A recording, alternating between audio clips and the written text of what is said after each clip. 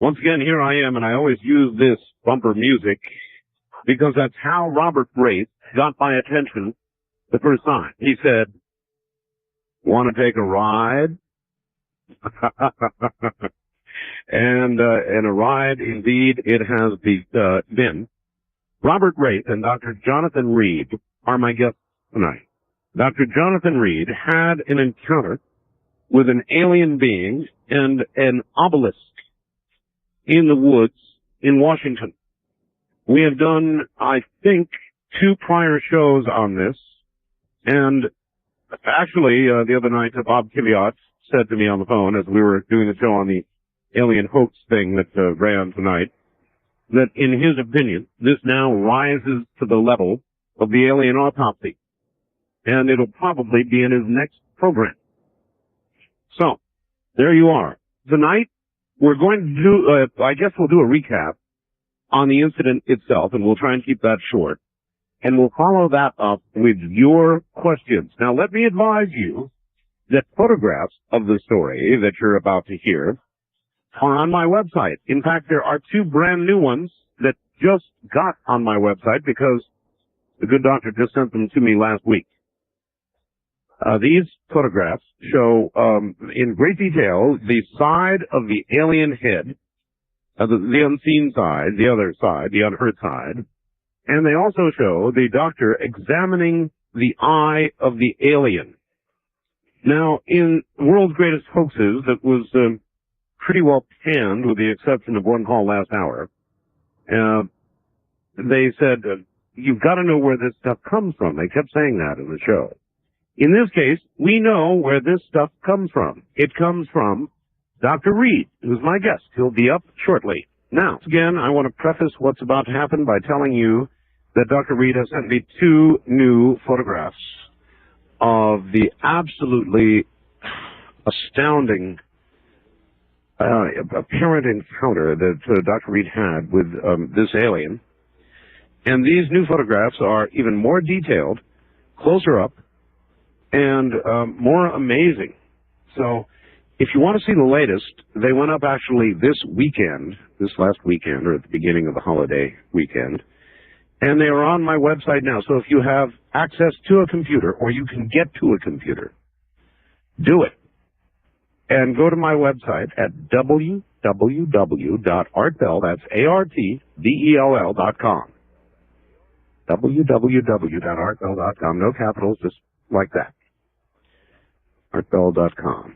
And you will see in the new section an announcement of the 2 latest photographs received. 2 new Jonathan Reed alien photos is what you want to click on and take a look. Now, Robert Wraith introduced me to Dr. Jonathan Reed.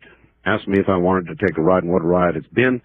Let me bring them on. Robert, are you there? I am here. And you are located where? In Seattle. Seattle, all right. And Dr. Jonathan Reed. Hello, Art. Hi there. How you doing? I'm just fine. You are located at you're at an undisclosed location. Under a rock. Under a rock somewhere, huh? You are a research psychologist, is that correct? Yes, I was. Doctor, it was brought to my attention in the last hour that you might be a research psychologist researching the public reaction to a hoax. Would you like to comment on that? Sure. If I was doing that and I could justify spending, 2 years of my life out of commission, so to speak, that would be an interesting way to go. But that's not true. Not true. Well, I had to ask, since the person brought it up. I thought it was a legitimate question. It was a good question. Both of you, Robert Wraith and Dr. Jonathan Reed, before we encapsulate the story for the audience that might not have heard it, first of all, did you both see the hoaxes, the hoax show tonight on Fox? Well, I saw it. Yes, I saw it. Oh, you both saw it? Yes. Might I get your reactions? Well, my reaction is I wasn't too impressed with it. It seems like debunking is becoming a cottage industry. It just seems that people are writing books about it now, they're making money off of it, and that's what it's all about. I didn't find that anything in there really worked for me as far as being a smoking gun at all. And the alien autopsy footage, that whole tent thing, I've never seen it. Yep. I've never heard about it. You know, Bob Kiviat did mention it on the show. How do I know exactly and truly what relationship it had with the actual alien autopsy that we all viewed and the one that we all know about? That's correct. Doctor? Yes, I found it fascinating from the standpoint that the only thing it proved to me was it's one more huge attempt of disinformation. I mean, it proves to me that the disinformation campaign has risen to such a height that Hollywood is behind it from the standpoint of it's making money for certain sources. Mm-hmm. And it's also creating, if nothing else, a balance. You know, on one side you have the believers and the people that bring up evidence and have stories of their own, and now you have the other side of the coin. So if nothing else, it's creating a balance. But I didn't think it caught my attention in the way I hoped it would. All right. Great. Then you heard Robert Kiviat on my show, obviously, last week, and then got to see the program as well. Yes. Right. All right. Let's do this. I almost feel like a police detective asking somebody to go over a story for the millionth time, Doctor, but if there's a way to encapsulate the story into 15 or 20 minutes, I sure would love to do that. Sure. Because obviously there are going to be some people who have not heard this story before. That's right. And well, just not yet. For their sake, let us tell the story and then go to the audience and see what kind of questions they have. Great. So thank you for this opportunity again, Art. You're welcome. And Robert, thank you for bringing the good doctor to me. Oh, you're very welcome, Art. So fire away, Doctor. What happened to you and when? Okay. Well, this all took place in October of 1996, and it was about 60 miles east of Seattle and about 15 miles northeast of Snoqualmie Pass in the state of Washington. Okay, that pins it down. Okay, I had taken my dog and myself, my dog's name is Susie, on a day hike, which we had done often. And Washington State is a beautifully picturesque state to be with your dog and in the wilderness and in the natural settings. It's just a beautiful state.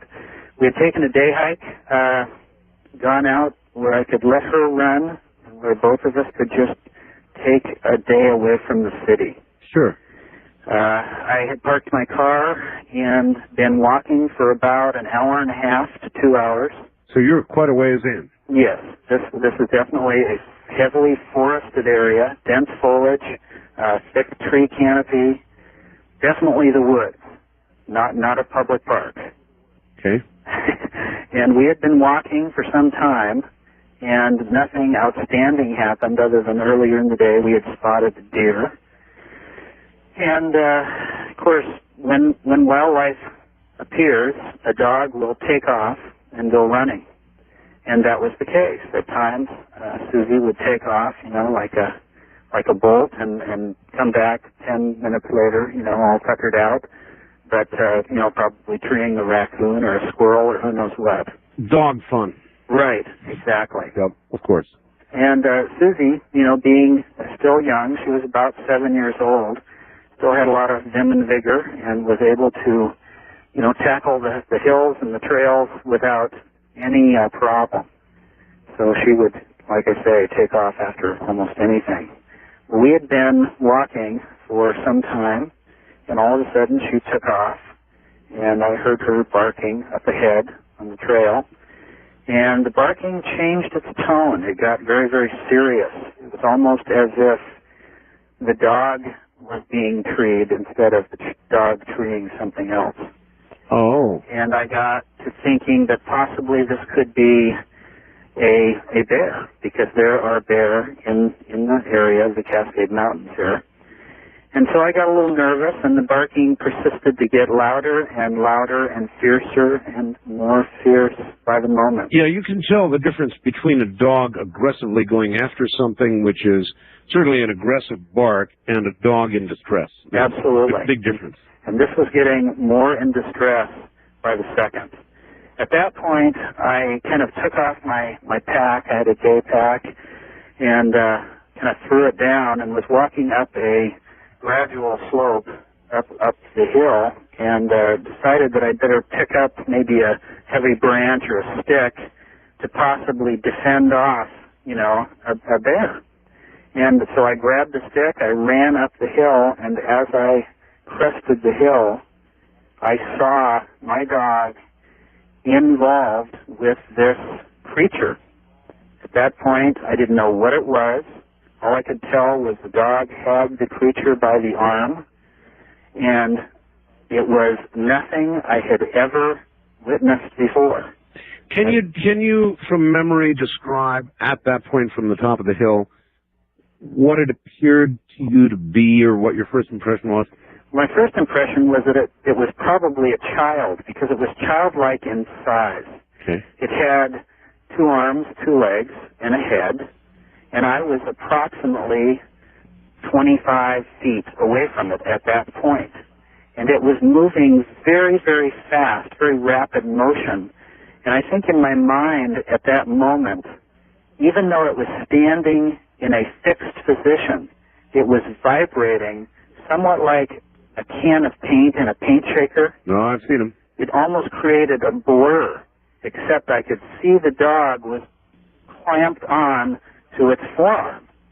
And either the dog was trying to get away or the creature was trying to get away. Now, here's something I had not asked you before. While the creature was moving in the manner you described, and the dog had hold of it, was the dog also moving in that manner, or did it not appear that way?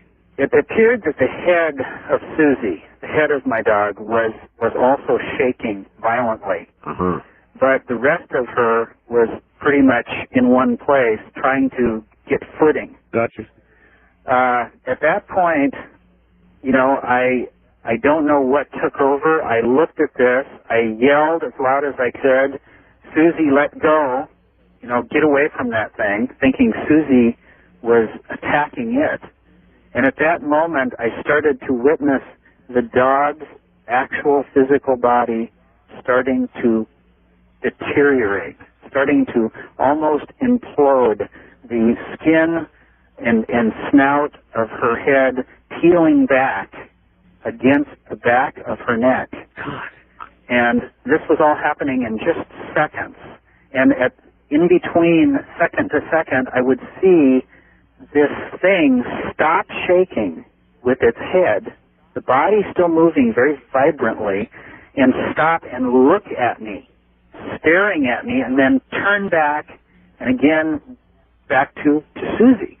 So at that point, I ran forward with my bat, my wooden bat, and jumped straight in front of it and clubbed it. And this all happened within about 20 to 30 seconds.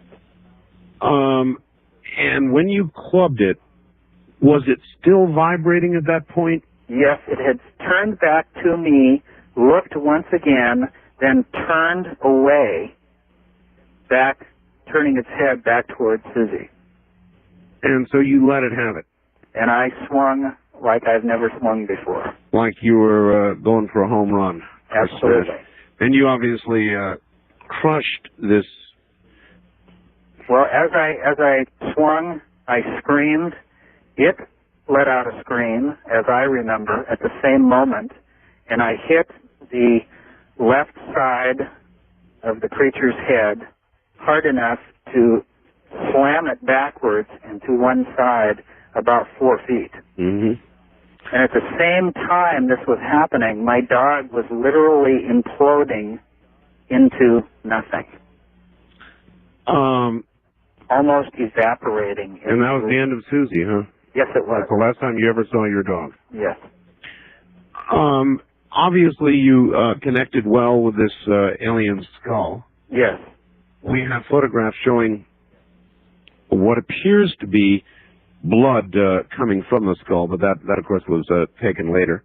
It is blood. It is blood. Yes, it is. Is it blood was it red? It was dark red, very, very similar to human blood. Okay, so now we've got dog imploded. We've got alien on the ground and apparently dead. Did you conclude? I'm sure you were in a state of shock by this time, but did you conclude you had killed this creature? I at that moment didn't assume anything. My logic was fairly gone at that point. I was an emotional wreck. My dog was gone. I wasn't sure what had happened to Susie. I even remember standing up calling her as if maybe I had imagined that moment. But later on found next to where she was a light dusting of what looked like a white ash material. In other words, that was all that was left of Susie. Yes. All right, we'll pick it up at that point when we come back. My guests are Dr. Jonathan Reed, whose story you're hearing right now, and Robert Rape, who connected me with him. I'm Art Bell, and this is Coast to Coast AM. Back now to Dr. Jonathan Reed and Robert Rape. Gentlemen, welcome back. And Doctor, let us continue. At this point, your dog is dead, or at least disappeared. The alien or creature is lying on the ground with a big hole in the side of its head and bleeding red, dark red blood. And what do you do? At that point, I took a hard look at what was laying on the ground and determined that it wasn't any child. And my mind started wandering. It started thinking, what is this thing? What have I done? Where is my dog? And things became very, very disoriented. I was very, very violently sick by thinking, what had I just killed? Yes. Was this some other kind of human? Was this an experiment? Was this some bioengineering event? A lot of different criteria went through my mind at that time. But I was violently ill. I was also throwing up and... Yeah, as a matter of fact, we played the tape of that earlier. It's on your videotape. Of course, we pulled the audio from it. You were violently ill. There was no question about that. Robert, you were about to say something? Yes, also the atmosphere surrounding the whole situation was different. The air became very dense, and it was at first very hard for Jonathan to even move. The other thing was the creature let out a screech, which you could see the air bubbling around it as it did this. It was almost like it was visual, like the sound became visual, almost like you see mirages of heat separating off a surface in the sun. Right. It became almost a visual sound, if that's hard to explain. No, that's fine. I think I can grasp that. Time-wise, Doctor, at this point, how much time do you think passed before you began to regain your observation sense? Well, the best that I can comprehend is about 45 minutes to an hour. You just sat there? I sat there, I moved over, I got up, tried to walk, and couldn't, and fell back down to my knees, and was so emotionally distraught that I was moaning and sobbing at what had happened, especially to my dog. And that also is very apparent in the videotape that hardly anybody has seen, by the way, of course. Well, soon they will. Add that to the scream from the alien and all that, too. Took away from some of his faculties at the time. All right. So 45 minutes passes, and you're not really observing anything. You're in a state of shock. Right. And at that point, I started to try to pull myself together, walking away from this scene to focus on something else, anything else. And again, very, very seriously sick and very weak. And at this point, I started to hear something else, like a sound that I had never heard before, almost a harmonic type of vibration sound. And it just barely lifted on the wind. But at first I thought, maybe it's another hiker or a camper. Right. Maybe somebody can help me. Because at that point I knew I was so sick that I barely could stand for more than maybe a minute or two without falling down and sitting back down. So I tried to get some kind of vector on where the sound was coming from, but it was almost impossible.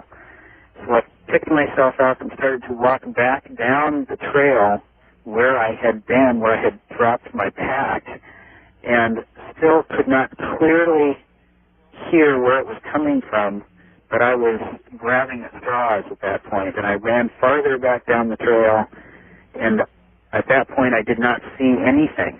So I kind of stopped, again, got sick, turned around, started to walk back toward my pack, and at that point, through the brush, approximately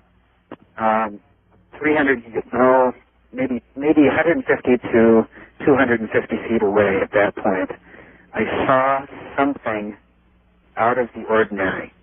When you're in the woods, you see brush, you see trees, you see rocks, you see ground cover. But what I saw was nothing that belonged there. This was a black shape, almost a diamond shape, like a marquee diamond. And for those who don't know, what we are about to dub the obelisk is also on my website to be viewed. You can see what the doctor is talking about right now if you get up there. Yeah, kind of like a diamond shape. I would certainly agree. I'm sitting here looking at it right now. It was approximately 8 or 9 feet long, about 2.5 feet in height, and about 4 feet wide. You do not believe this was a ship, do you? No, I don't. I never thought of it as a get-on-board craft. I think it had something to do with communication between the ET and something else, and I dubbed it the obelisk. You called it the obelisk. Somebody writes and simply asked, what is an obelisk? Why did you decide to call it that? Well, if you look up the definition of an obelisk, it's actually between Robert and I, we coined that term to give it a name. Sure. But if you look up the definition of it, it's an unknown rectangular or dimensional shape, a point of reference. Well, this sure fits that category. So at that time, I took a good look at it. I stumbled my way closer to it, and I did hear that the sound was coming from that source. As I walked up to it, I noticed that it was not sitting on the ground. It was actually above the ground. Hovering in the air. Some 3 to 3.5 feet above the air. That scale would be about right. Mm-hmm. It was not moving.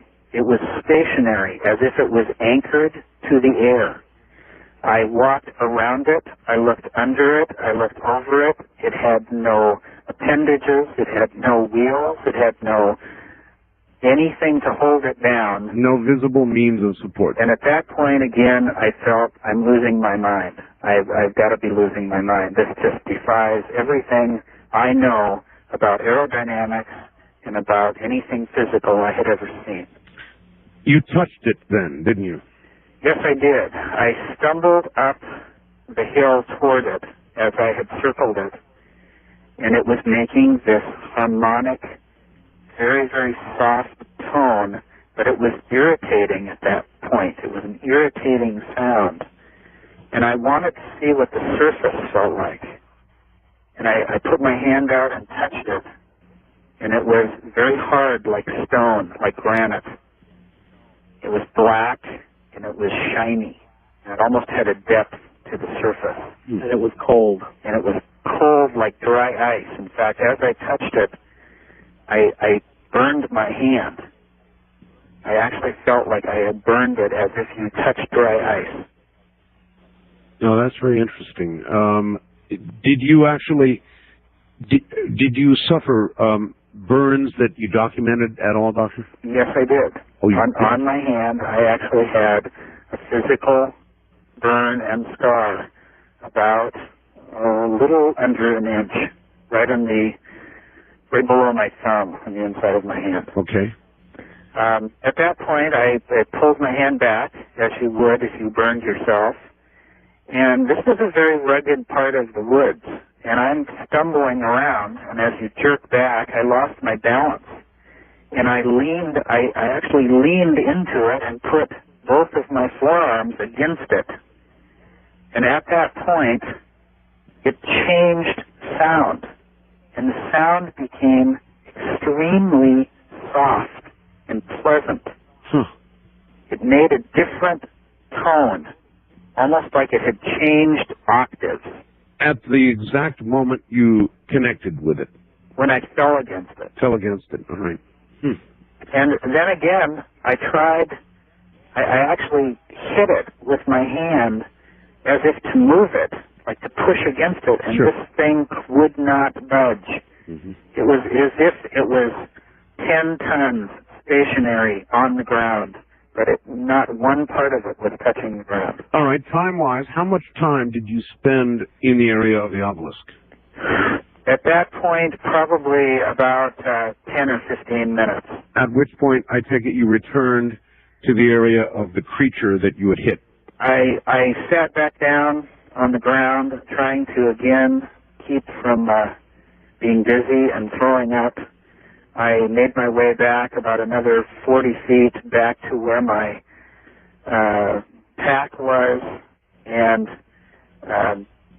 grabbed in my pack. I did have some water. I took some water.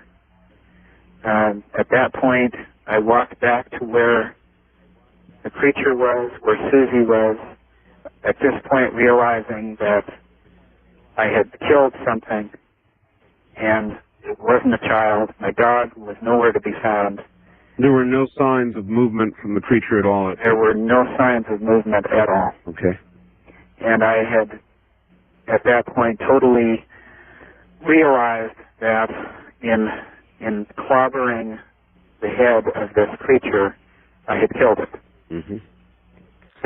Now I started to think about, what am I going to do? Nobody's going to believe me. Or maybe you're going to be charged with murder. Exactly. And all of these things went spinning in my head, and I had already been spinning with all that had happened, and tried to get enough strength up to say to myself, what am I going to do? And at that point, I started thinking, well, nobody's going to believe this, nobody's going to see this. But I remembered that I had my cameras with me. I had a video camera with me, and I had a 35mm camera with me. And I thought... And this was because you did a lot of hunting of animals with cameras. Is that correct? I didn't do a lot of it, but I did some of it. I mean, our wilderness area is so pristine and so beautiful that you occasionally will run across 2 or 3 deer. I've seen raccoons. I've seen all kinds of creatures in the woods. So that's why you had the cameras? Yes. All right. So you had the presence of mind to get your cameras out, and what did you take photographs of? I started taking photographs of everything. I started at the point of where Susie had fallen, where the creature had died, taking pictures of the body, the head, the entire scene. So there's a whole lot I have not seen yet in terms of photography. You have pictures of the alien in the woods and the area where Susie had been. Well, a lot of the evidence and the photographic evidence that I had at that point, that I had taken in the woods, is gone. Is gone. I do not have all of it. What happened to it? It was either stolen or taken from me by other means. Well, you sure had enough. I mean, what I've got here is astounding. I had 3 rolls of film with me, 35mm film, when I was in the woods. And out of the woods scene, I don't have very much of the alien, but I do have quite a bit of the obelisk. Okay, and I have 2 of the obelisk pictures, photographs up on my website now. People really should look at these. And by the way, there has been some, armchair quarterbacking going on regarding the obelisk. I think somebody put one up on a website and said, see, look, it's the same one, but it actually went up on the website after your photograph, so that doesn't count. Mm-hmm. With regard to the alien, people have complained that all they see is the head and the arms, and they don't see. But we're getting ahead of ourselves. Anyway, you packed up. You had to sort of what a heat. What do you call that? A thermal blanket? Well, I had a thermal blanket in my pack for safety's sake. When you hike in the woods, you never know what's going to happen. You could fall, you could break your leg, you may be there for days. So you take, some basic rations with you, and one of those is the thermal blanket. It's a very lightweight, almost a mylar-based piece of material that's reflective and totally will block the wind and will keep you alive in the case of an emergency. Well, I had that with me. At that point, I had taken every picture I could take. I had exhausted that.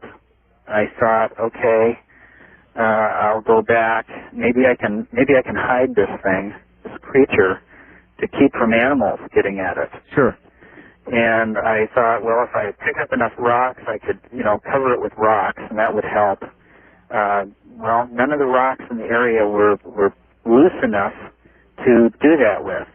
Then I thought about, well, I've got the thermal blanket. Maybe I can wrap it up in the thermal blanket, put it against the hillside, and cover it with branches. So I started to do that. I laid the thermal blanket out, and even though I didn't want to, I rolled this creature into this thermal blanket. And as I rolled it up like a burrito, and it was surprisingly light. It weighed only about 50 pounds total in weight. Okay. The creature was only 53 inches tall. So very light, very thin. And I rolled it up and I moved it, and I realized this thing was so light, and I started looking for a place to put it. And as I grabbed it in one arm, I grabbed my pack with the other, and I started walking down the trail to find a place to hide this thing. You were moving back toward the direction you had originally come from. Yes, it was time to go home. Sure. And again, I was feeling sick. I was feeling dehydrated. I had exhausted my water supply, and I was approximately 1.5 hours from my car. But I figured I will find a place somewhere. Along the way. Sure. So that later I can bring someone back who can help me, and I can show this thing to. Makes sense, sure. Because this was something to be seen. This was something like I had never seen before. I was never a believer of UFOs or aliens or conspiracies. I was a disbeliever. But this changed my mind.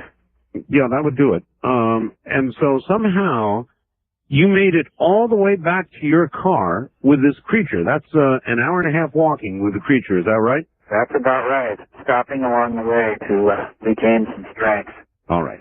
Hold it right there. I thought we could do this a little faster, but obviously we've got to get it all in. We're most of the way there. There is more to tell, and then we're going to let you ask questions. All right. We are intentionally now leaving some details that we gave you before out in the interest of time, and even doing that, we have not unwound the story in the time I wanted. So, Dr. Reed, here you are.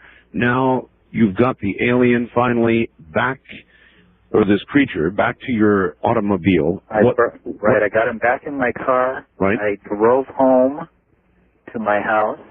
It was about an hour and 15 minutes away. That must have been some drive. Yes. Stopping a couple of times to regenerate myself from being sick, relieve myself. Right. And back in the car, home I went, pulling into my carport, to make a long story short, and looking back in the rearview mirror, seeing what I had in the back end, which reiterated the fact that this was a reality. At that point, I got out, I went in the house, I thought about calling my girlfriend, tried to call her, she wasn't home, left a message, called my best friend, he wasn't home, left a message, decided, what am I going to do with this thing? And so I eventually went back up to the car, took it out of the back of my Jeep, took it into the garage, and put it in my freezer. In your freezer? Yes. Okay. Where would you put it? I guess if you want to preserve something that's dead, you put it in a freezer. I guess that's right. I don't mean that sarcastically. No. It's a fair question. Really, where would you put it? It's going to deteriorate. I didn't want to bring it in the house. I didn't want to look at it. I hear that. And he thought of burying it, but at that time he couldn't bring himself to do it. You did think of burying it? Oh, yes. I wanted to get rid of this. I didn't want to have anything to do with this. Boy, I'm not sure I'd want to have it sitting in there on top of my TV dinners and pizzas, but I guess. And again, to make the long story short, about 3.5 days later, I went back out to the freezer, hearing a noise which I thought might have been rats or the compressor going out. And I looked around, and no, the compressor was working, and everything seemed okay. But I heard what sounded like a scratching sound coming from what I thought was behind the freezer, but then I realized, no, I don't think it's behind the freezer. And I thought, okay, well, I'll just open the lid. And all of a sudden I realized that my extraterrestrial was no longer dead or never had been. At this point it was moving and turned its head and moved its arm, and I screamed. It screamed. I slammed the lid and ran to the house. You actually have that scream on tape, don't you? Yes. Would you be willing one last time for us, please? There are a number of people who would like to hear that too. Maybe play it. Can you play that for us? Yeah, just let me get it in the machine. Okay. While he's doing that, it's important to note that Jonathan freaked out pretty bad when he saw that he was alive. It wasn't anything. He didn't just scream. I mean, he really lost it. Yeah, listen to me. I'm telling you, I would be surprised to live through that if it happened to me. I think I would have a heart attack right on the spot, and I think a lot of people would. So I do have it queued up. Okay. This is the sound of the freezer basically opening and the creature screaming and slamming the freezer down. This was done at a later time. All right.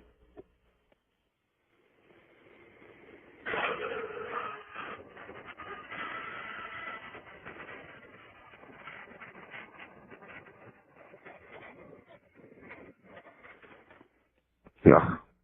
That's it. I don't know how you lived through that. God. All right.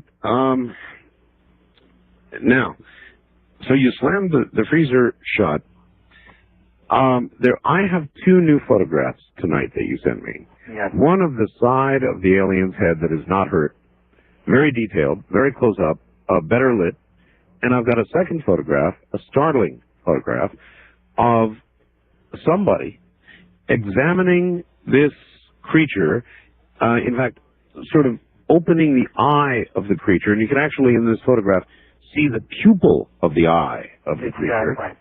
And when was that taken, under what circumstances, and whose hands are those? Well, prior to what we took to calling the alien Freddy, Freezer Freddy.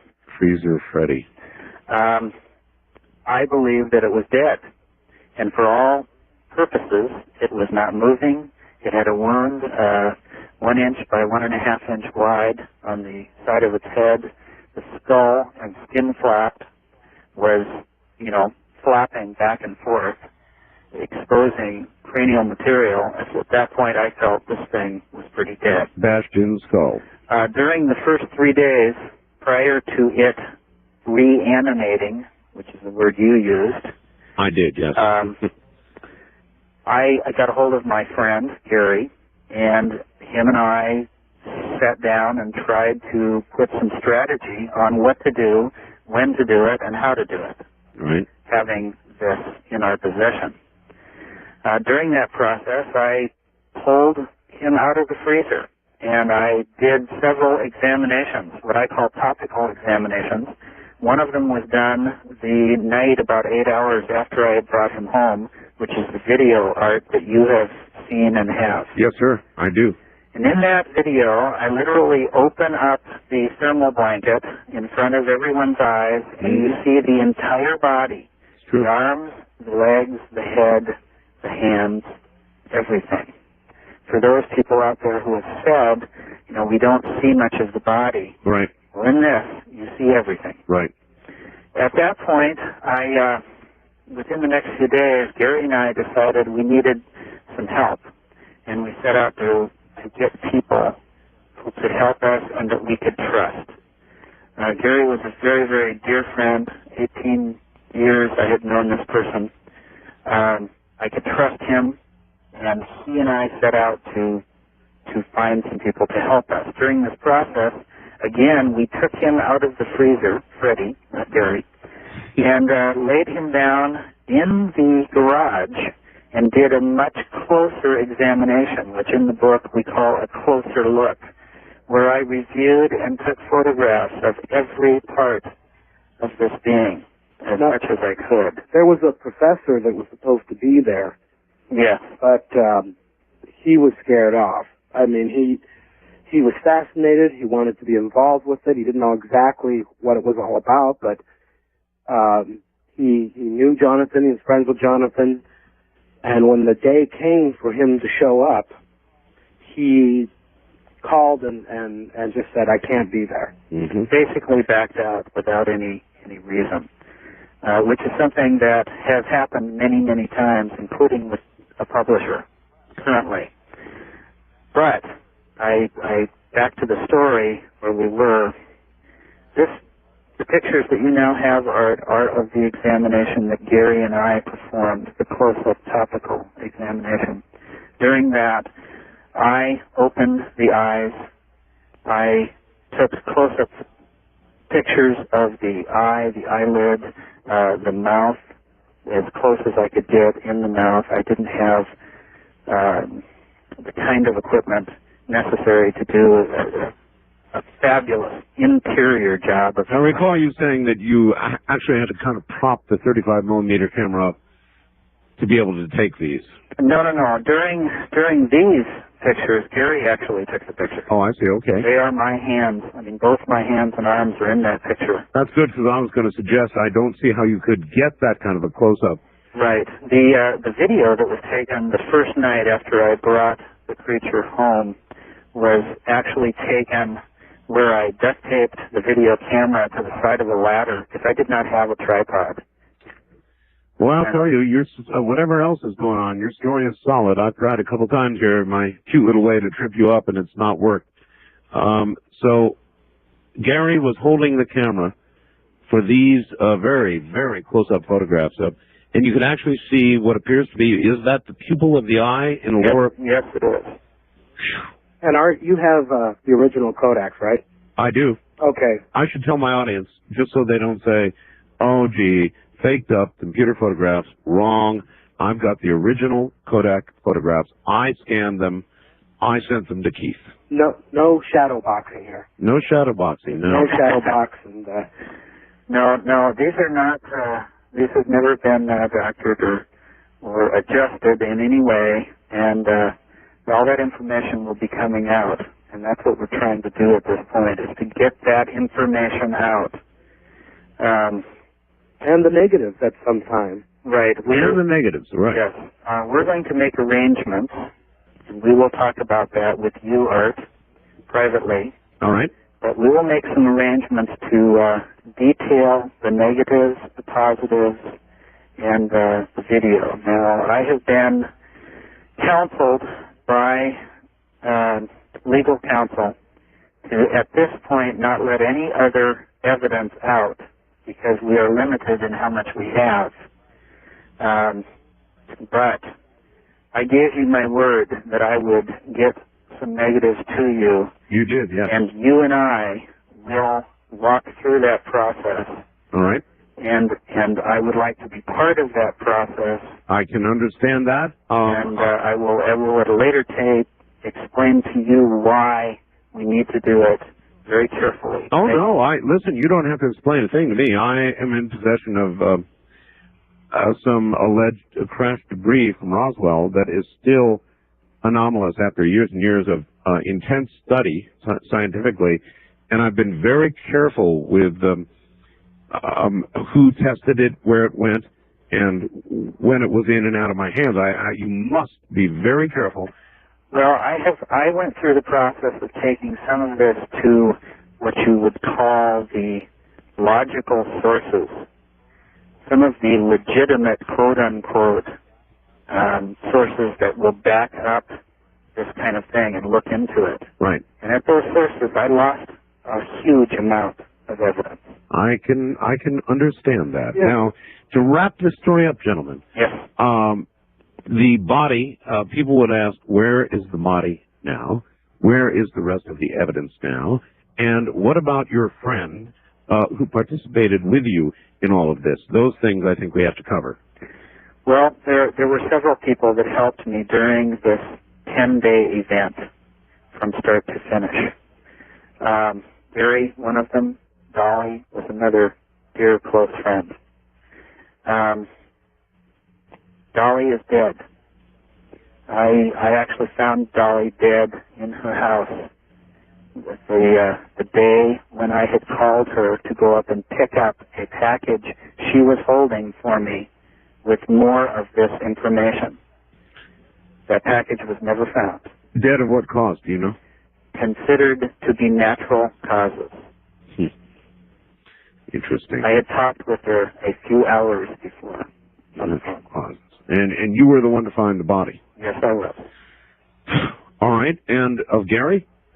Gary is not around.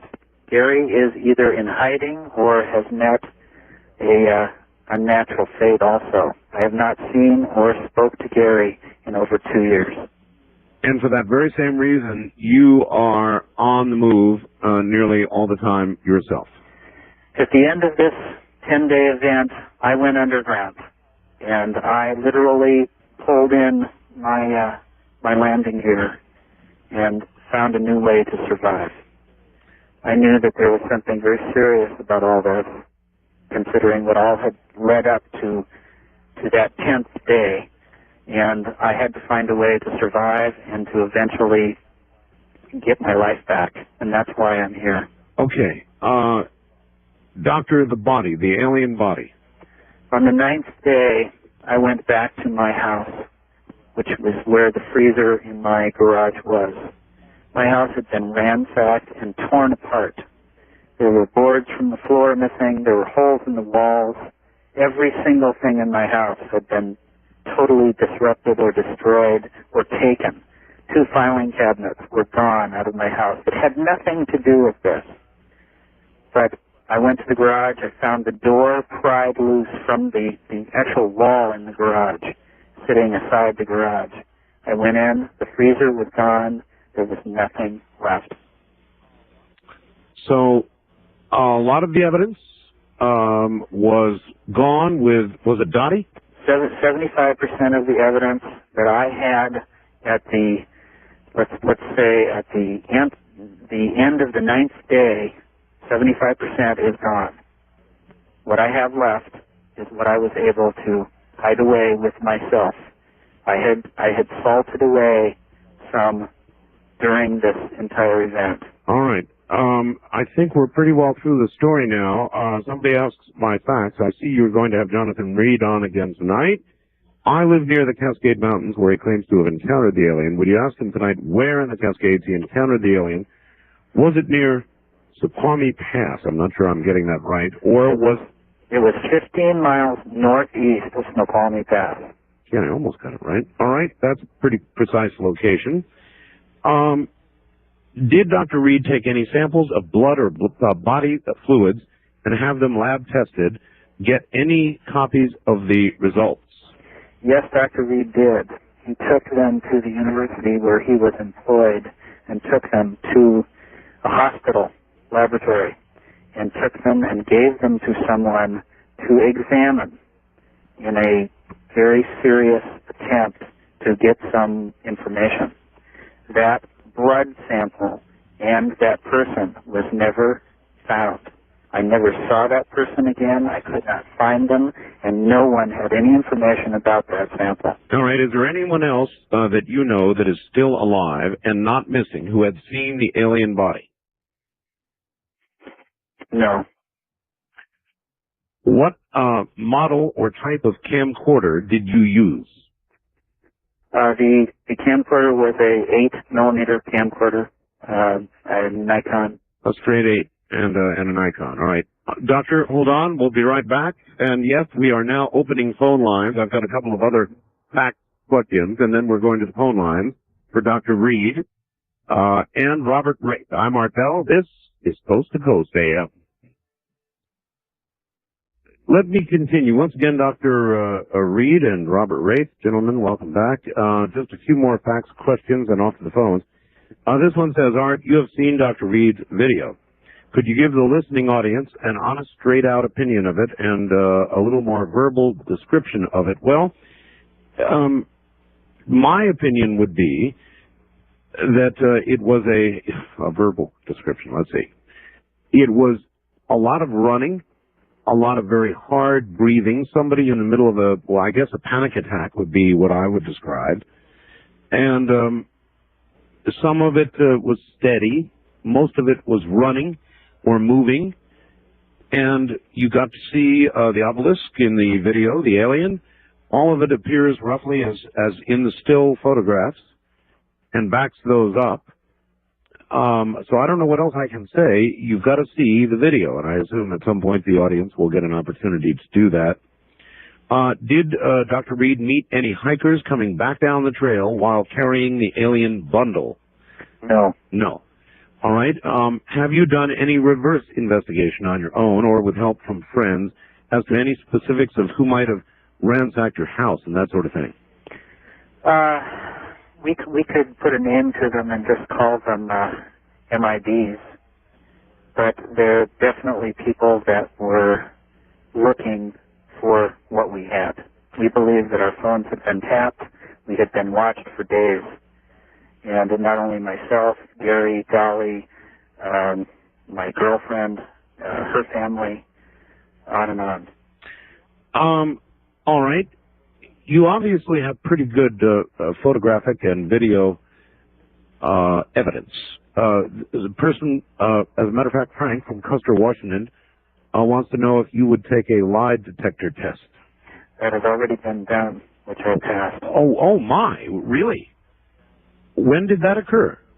That was done approximately 3 months after this event. I'll be damned. And you passed the test, and I assume the results of that are going to be in the book. Robert? Yes. Yes. Okay. Okay. And finally, today, what is Dr. Reed's assessment of the public's acceptance or denial of his alien interaction contact story? What do you think the public thinks, Doctor, is what they're asking, I guess. Well, by information since we've been on your show, the response has been probably 85% positive, that they do understand that these events happen, that once in a while somebody is able to chronicle something, and that it will stand on its own. All right, let us begin to go to the phones. First time caller line, you're on the air with Dr. Jonathan Reed and Robert Wraith. Hello. Hello. Yes, sir. Where are you? My name's Randy. I'm calling from Phoenix. Okay, Randy. Hi, Dr. Reed. How you doing? Good, thank you. One of my questions was, I have a couple questions. Was the being wearing any type of clothing or a uniform or anything like that? Yes, it was. It had a suit which we refer to as the skin suit, which is a very tight-fitting, material-based suit, almost like spandex, black in color, gloves attached to the arms. Okay. I haven't had access to anything, and I haven't seen pictures or anything. Compared to the alien autopsy, were there any similarities? Not in my mind. No, not at all? Not at all. Okay. My other question was, you're going to go public with this. What venue are you going to use to get this to the public? Were you going to go use the media or newspapers? Or? Well, we're attempting to use every venue possible that's committed to getting a positive statement out. We're not looking to make this fear-based. This is not about fear, it's about hope. It's about the new future that all of us have to embrace. The information that I have that is in the book, when people read it, will give them a great deal more to think about than what's been said at this time. Mm-hmm. There are events that are taking place in and around this show, Art's show, that are only starting now to happen that are chronicled in the book. Art, you have the last chapter. There is a section in the last chapter that talks about answers that people need to know. And it's a list. All right. In other words, answers to most frequently asked questions, that kind of deal? Well, answers to things that are involved in our lives with extraterrestrial beings. We talk about Mars, our moon, Egypt, the Middle East, weather control, the AIDS virus, Earth evolution, DNA, star communications, time shifting, space dimensional travel, MIBs, world economic crash, cold tech, extraterrestrial visitors, new documentation, the Earth, the Sun, the Bible, life force, and UFOs in general. Holy smokes. Yes. So you get to a lot of it. All right. East of the Rockies, you are on the air with Dr. Jonathan Reed and Robert Wraith. Hello. Hello, Art. How are you? I'm fine. Where are you, sir? I'm in Lubbock, Texas. All right. Listening to KFYO. By the way, on the first part of your show, Art, you mentioned a call about the melanoma thing. Yes. There's something I saw in a documentary about a year and a half ago you might be interested in. I can't tell you the doctor. I can barely remember where the location might be, but what he was doing is he was applying chemotherapy to the melanoma and then applying a small amount of electricity through the tumor with 2 electrodes. Okay, well, I appreciate it, but right now we're... That's something you might want to check on. Thank you very much. Dr. Reed, part of your story I'm having a real hard time believing, and I'll just be blunt, but I'm not trying to be disrespectful in any way. No problem. But in the situation with the creature in the freezer, yes. You had mentioned how you were so distressed about maybe having killed a conscious entity, and then when you discovered that it was actually alive, I never ever heard you say on your own volition that you were mostly relieved about the fact you hadn't killed the creature. And Art, in one of his interviews, kind of hit on that subject, and you gave some sort of an explanation which I really couldn't quite accept. Part of the reason being, when you slammed the door down, the creature quit screaming, and I don't think that would be logical. It sounded almost to me like it was produced.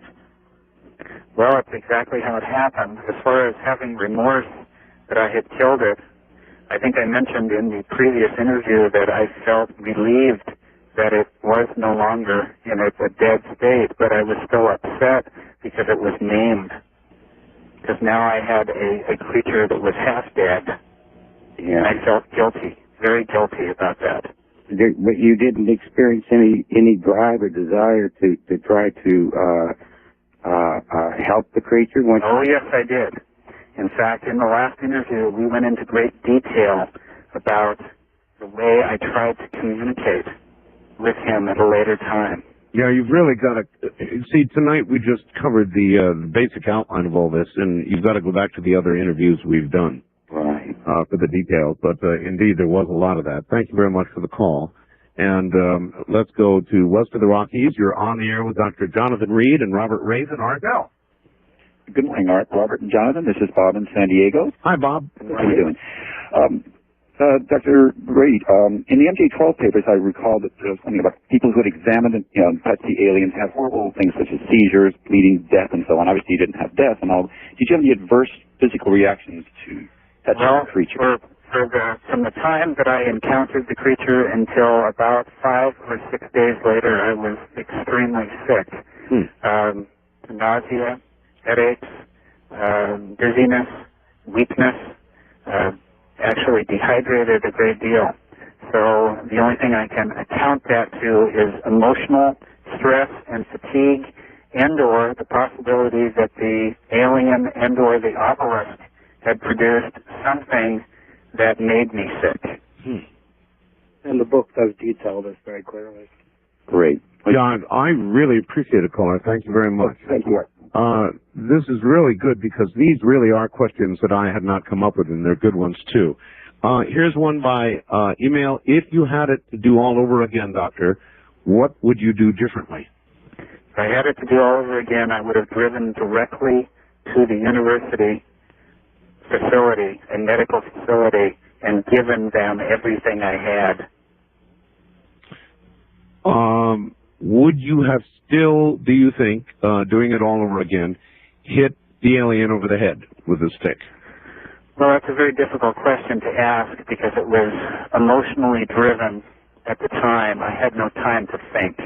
I was thinking about defending my dog.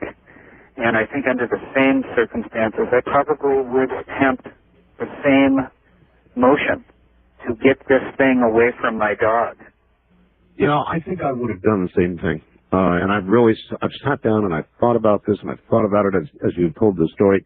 And there's not much I would have done differently at all.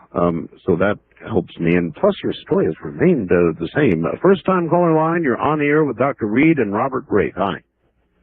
Hello? Hello? Yes, turn your radio off, please. Yeah. Turn it off. Yeah. Very important. Okay. Yeah. Where are you, sir? I'm from Phoenix. This is Joe. Hi, Joe. Do you have a question? Yeah. Did you get a chance to get a collection of maybe the dust that I know you mentioned that the dog was turned to like kind of a dust. No, at that point I was not thinking clearly enough to be collecting anything except trying to collect myself. I'm surprised that I was able to actually get out of the lake at all. And I'm kind of excited I got on. My brother also has a question. If I can get him really quick. Yeah, if you can get him really quick. Sure. Art, and one thing we were talking about also earlier was that all this information is not only in the book, but there is so much more that we've chronicled. I'm sure there is. Caller, hello. Oh, hello? Yes, Hey, do you have a question? Oh, yeah. When Dr. Reed, when your house was ransacked, didn't any of your neighbors see who did it? All right, good question. Were there any witnesses to the ransacking? Well, the house itself sat in a wooded area, and there are very large lots. Yes, I had some very close neighbors that had seen some very large vans pull up and go in and out of the house. Would these neighbors be willing to come forward, do you think? Well, there's a problem with that, and not everybody wants to have their name put over the air. Tell me about it. Tell me about it. I know better than anybody about that. All right, here's somebody who asks by email, what happened to the obelisk? And, of course, we didn't cover that. When you left the area with the alien body, the obelisk was still there, correct? Yes, it was still exactly in the same place that it was the entire time that I was there. The next day, yes, my friend Gary and I, after talking at great length, decided to go back up there and see what other evidence we could find, and possibly even try to drag it out of there, which is an incredibly stupid statement, knowing that it was not going to be moved. But we were grabbing at straws at that point. So we went back, drove all the way back up there, hiked in, and there was not one thing out of place in the entire area. There was not a stone, not a stick, not a fern. Even ferns that I had brushed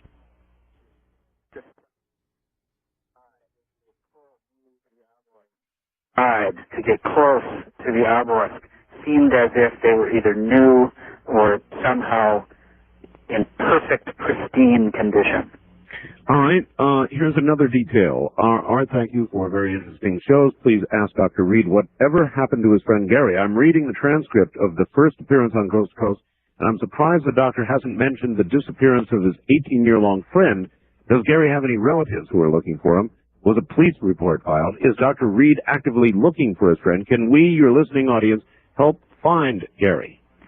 Yes, your listening audience can help find Gary, if Gary wants to be found. That's a good question. I have not heard from him nor seen of him at all. His family did not live in the area. I had spoke with his parents after this event. He has never shown up there in any way, shape, or form, nor contacted them. Art, we now have a new way of contacting us. We do have email. Oh, you have an email address? Yes, we do. All right. What is it? And that's www.drreedlink@aol.com. And that's DRREEDLINK@AOL.com. And if anyone... Well, no, that's not that wouldn't be an email address. That would be a World Wide Web address. I'm sorry. Let's take off the www. So it would just be... It is an email address. Dr. Reed Link. That's DRREEDLINK at AOL.com. Correct. Is that all lowercase? Yes. Okay. Dr. Reed Link at AOL.com. Well, you're going to get a lot of email. That's what we're hoping. You're hoping for it, huh? Yeah, absolutely. I want this information out. I want people to know what this is about. I want people to help me find Gary if he's available. And if he's not, I want to know that too. But the last time I saw Gary was the 9th day of the event. What's happened to your career, Doctor? My career is in the toilet. I am no longer able to work as I was in developmental psychology. I have no credibility as in licensing. My entire life as in credentials have been erased. Oh, brother. So I have literally started over from the ground up. I want my life back. Well, I can understand that. And, Robert, I guess that's where you come in, huh? Yes, Trying to document all of this and get the word out. absolutely. When I met with Jonathan, it was quite an experience, let me tell you. Did you believe this when you first heard it? When he first started, I thought, I have a nutcase on my hands. But I gave him the chance, much like you give people the chance on your show. Mm-hmm. I said, okay, I'm going to hear this out. As the night progressed, and it was a long night, let me tell you, I bet it was. I became convinced. And he showed me the photographs, and he showed me some other documentation. All right. That we have no doubt even not yet seen. All right. Gentlemen, hold on. We'll be right back. This is Coast to Coast AM. In the meantime, let me bring my guests back. Gentlemen, you're both back on the air. Robert Wraith and Dr. Jonathan Reed. This is the first time that the public has really had an opportunity to ask you questions. I have no idea what's coming, so let's get to it. First time caller line, you're on the air with Robert Wraith and Dr. Jonathan Reed. Hi. Hi, my name is Steve. Steve, you're going to have to yell at us. Okay. Where are you? I am from Oregon, the great state just below Washington. Okay. First off, I'd like to say I have great respect for Dr. Reed and what he's doing. Thank you. Whether these things are actually what happened or not, just the fact that you're going out and you're telling the story of what you know to be true is absolutely great, and I applaud you for that. Thank you very much. My question, or I should say questions, are concerning, one, the pictures that I am looking at on Art's website right now. The first one that I can see is of the alien, and he has a green colorization, and his eye is actually somewhat open. Would you care to comment on the circumstances that you were in? Okay, those were taken early on, prior to the last two photographs that Art put up. They were taken with a different type of film, an ectochrome-based film, which is a slide film that has tendency to have a greenish or bluish tint to it. The latter film was taken with a negative film, which is more of a red tone-based film. As far as his eyes being open, they were always open a little bit. There was always a slit in his eyes. But the newer photographs that Art put up during the examination, where I actually pulled the eyelid open, where you can see the pupil is exposed. Mm-hmm. All right. And my second question is about the actual expression that I see on the alien's face has seemed to change somewhat. It appears on the second one that was posted that the lips seem to be a bit flatter as opposed to the earlier one. Okay, well, I can almost jump in on that one. There was an examination done, which is shown in detail on the tape, and obviously one part of that examination was the opening of the mouth, and that might well account for that, Doctor. Right. Well, our skin is pliable, even though the face and skin texture of Freddie was somewhat tough, like almost like a pig skin or a hide to it. As you moved it, it would not necessarily go back in place exactly like it was prior, just like our skin. Exactly. So that would account for the slight change. And in fact, I would be surprised if there was not a change after an examination where you literally pried the mouth open. Right. All right. Very good. East of the Rockies, you're on the air with Robert Wraith and Dr. Jonathan Reed. Hello. Yes, hello. Where are you? I'm in Louisville, Kentucky. Okay, you two will have to yell at us. Okay, is that better? That's better. All right. My first question is, I'm just wondering what the book is going to be called when it comes out. Well, the official name at this time of the book is Link, an Extraterrestrial Odyssey. Okay. And my second question is, since the last show that you did, has anybody been trying to, say, stalk you or trying to find out more information about this? Well, from one source or another, we have gotten some people that are non-believers, but that's to be expected. In fact, if I didn't get that, I would be surprised. But as far as people directly running me off the road like they had been in previous months, no. Now, Robert experienced something. Yes, I've been followed, and I've had some problems, but I'm still alive. I'm not dead or missing. But then again, I've been on our bell, so that may account for the fact that I'm still here. Now, we have also salted a lot of this information around the world at this point, so that if anything does happen to me personally, or Robert, or anybody else connected with this will come out. In fact, the best source for that is Mr. Art Bell. Okay, thank you. That's all I want to know. All right, there you are. About the book, and the people are wondering when it's going to come out. Sure. I have talked to some publishers that they seem fascinated and interested, and suddenly they back off and no. Apparently, we're not going to go into names and who, when, and where exactly, but some have even, a couple have even been threatened. So they just backed off. Oh, you mean the publishers have been threatened? Yes. Oh my. This is a very controversial book. This has information that some people don't want out. Well, that's obvious if you look at the actions that have been taken to keep it from getting out with respect to the larger portion of the evidence. What happened to that? And the people who had it, to your friend, to your house, the whole thing. All right.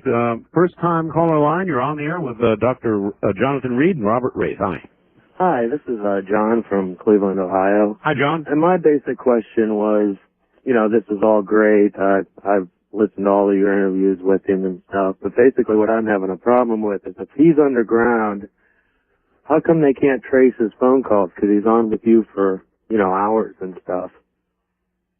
Is there something I'm missing here? All right, would you like to answer that? Well, ask it again, caller, please. Basically, how can he spend hours on the phone talking to you and not be tracked? Okay, my first answer would be, look, if the government wanted to track him, I presume they could do that. If it's a matter of my keeping faith, I don't, I keep my word. And yeah, I understand that. So otherwise, could they tap the line and find out where he is this very moment? I would presume so. Except for the fact that where I am at this very moment, I won't be 3 hours from now. Caller? Yeah, but if they were, sort of if they were after him, as bad as he said, other people disappearing. Well, here's the other aspect. You would think they'd be after him. Yeah, once this whole thing is public the way it is, I mean, pictures on the website now for how long? For a couple of months at least. Mm-hmm. There is safety in being public. And that's exactly what we want to do. This is the point I brought up earlier, because I've been on Art Bell. But the fact is, if the government wanted me right now, they could get me. They've obviously followed me. I've made that statement. Right now, it's just fear-based tactics. And you know what? I'm not going to back down. I'm not going to back down. What would you do, caller? I have no idea, but I'm just thinking, you know, if they wanted him, if they took it, you know, if they took him out, you know, in 6 months, this is all going to be forgotten. Whether there's going to be nothing to prove one way or another. Well, that's why thank you. That's why we've got a lot of stuff on the website right now. There's already a manuscript. I assume it's in hands other than mine. It is, right? Correct. Thank goodness. And there's one other point I'd like to make. Sure. This is a perfect time. This isn't about just me anymore. This is about everyone who's listening to my voice. It's about Art Bell. It's about people who respect Art Bell's show and the availability for people to come on, tell their story without the fear of being, you know, threatened. This is a wonderful forum. We need more forums like this. But there's one thing that nobody knows, and I'm going to tell you now. There was a piece of hard evidence that I had in my possession that has been examined and safely stored and is now out of this country. Oh, my. That piece of evidence will be made available in the near future. Would you care to say what it consists of? Robert? Should we? I think we could mention it, yes. Go ahead. We believe it's a controller device, something that links the alien to the obelisk.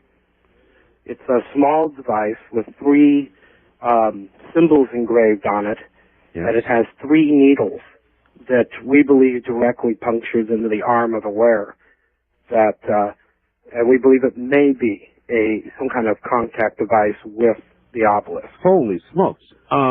Doctor, when and where did you recover this? This is new information, so it requires a couple of questions. I picked that up when I rolled up the extraterrestrial in the thermal blanket. It was laying about 2 or 3 feet away from his body. At that point, I had no idea what it was. I just grabbed it, threw it in the thermal blanket. Oh, my God. So you've got... and somehow you have managed to preserve that. You've done. Well, I have managed to preserve that the same way that I've managed to stay out of sight. I had some help. I'll say this. If, as the caller says, the government could take us out and it'd all be forgotten, I'll tell you something. If we are taken out, it will not be forgotten. There are photographs, there's videos, there are other people, there's Art Bell, and there's this device. If something happens to us, okay, it will come out. And sooner or later, the world's going to know. We're getting into some pretty serious territory here. You took a lie detector test. You passed it. You provided extensive photographic documentation, which, by the way, nobody has torn apart yet, and a lot of people have tried, except for some silly people that I dismiss, you know, the usual pixel counters. And now you're telling me you've got physical evidence documented and safely stashed away in another country. This is getting more serious by the moment.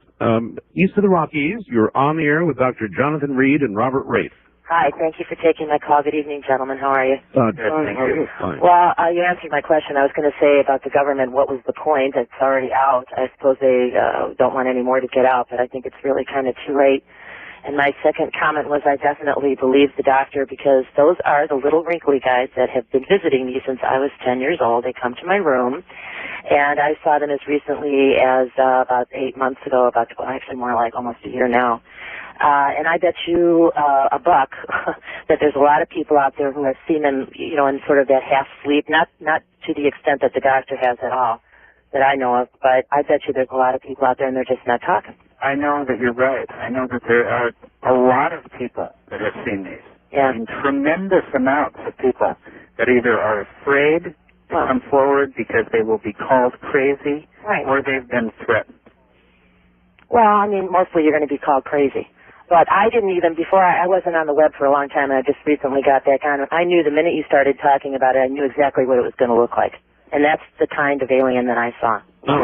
We need people like you to come forward, you know, whether it's on radio shows like this or, you know, get behind this thing. Oh, I'm behind it. Call some publishers and tell them to get on the ball to help us get this thing out. Well, I sketched that one night. I had 3 encounters with 3 different things, and I sketched them. I called Art one night, and I said I was going to fax them, but I don't have a fax machine. And I sat here for months and months thinking, what fax person am I going to bring these pictures to? That's true. All right. Thank you very much. This is getting more and more serious by the moment, and I guess the most serious job for you now is trying to get this published, correct? Exactly. And again, Art, the 10th chapter, the last chapter of our book, details exactly what I have been doing and where I have been and how I have kept out of harm's way with this information the last 2 years. If you look at the psychology, the way things are working, people have been pumped, with fear for a long time. Don't say anything. They'll think this. Don't say anything. That will happen to you. This will happen to you. When you have debunkers talking, like happened tonight on television, they used, and if this was in a court of law, we look at our law fearfully as power. People use these things as tools to terrify and manipulate individuals and keep them away from coming out with their story. And that's how it works. There are all kinds of people out there. Some of the debunkers, I'm sure, are more than likely working for other sources whose very design is to stop people like Jonathan and myself from coming out with any information. Well, there are a couple things going around that are said to prove that this is all false. One is that apparently on a website, I think that Norio Hayakawa maintains, there was an obelisk put there, but that was put there again after your photographs were posted on my site, and I think that Norio has made a statement about that. And then there are other people who say, no, I've seen that obelisk somewhere else. Well, to me, that's like saying, oh my God, look, another flying saucer photograph. That proves that flying saucers are fake. If, in fact, there is another obelisk picture somewhere, that goes more toward verifying things than it does toward tearing them apart. Right. There's one other fact, too, that I just want to say. People have, incredibly come forward and said a lot of information, pro and con, which is good. This is about information. This is about education. I want people to know what happened. They can choose for themselves whether to believe it or not after they see it. But before they see it, it's very difficult to make that statement. That's true. All I'm trying to do is get this information out, get it to the public, have some kind of preservation of my own life, get myself to where I don't have to be in fear. This has been very difficult. It has been a very difficult existence. This is no fun. And other people know that. We don't want to ram this down anybody's throat. We want people, individuals, to make up their own mind when they see it. There are too many processes out there that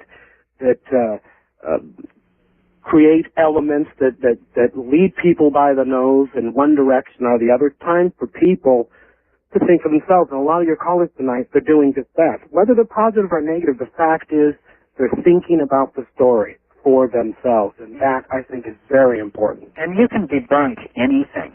You can, if you stand at one point and look at something in only one direction. Oh, that's a great point. You can tear it apart. Well, we had the ideal example of that earlier in the evening on Fox. Right, we did. One of the things that people keep saying is they say, well, these pictures are too clear. I know. I know. People aren't satisfied. And I'll tell you something.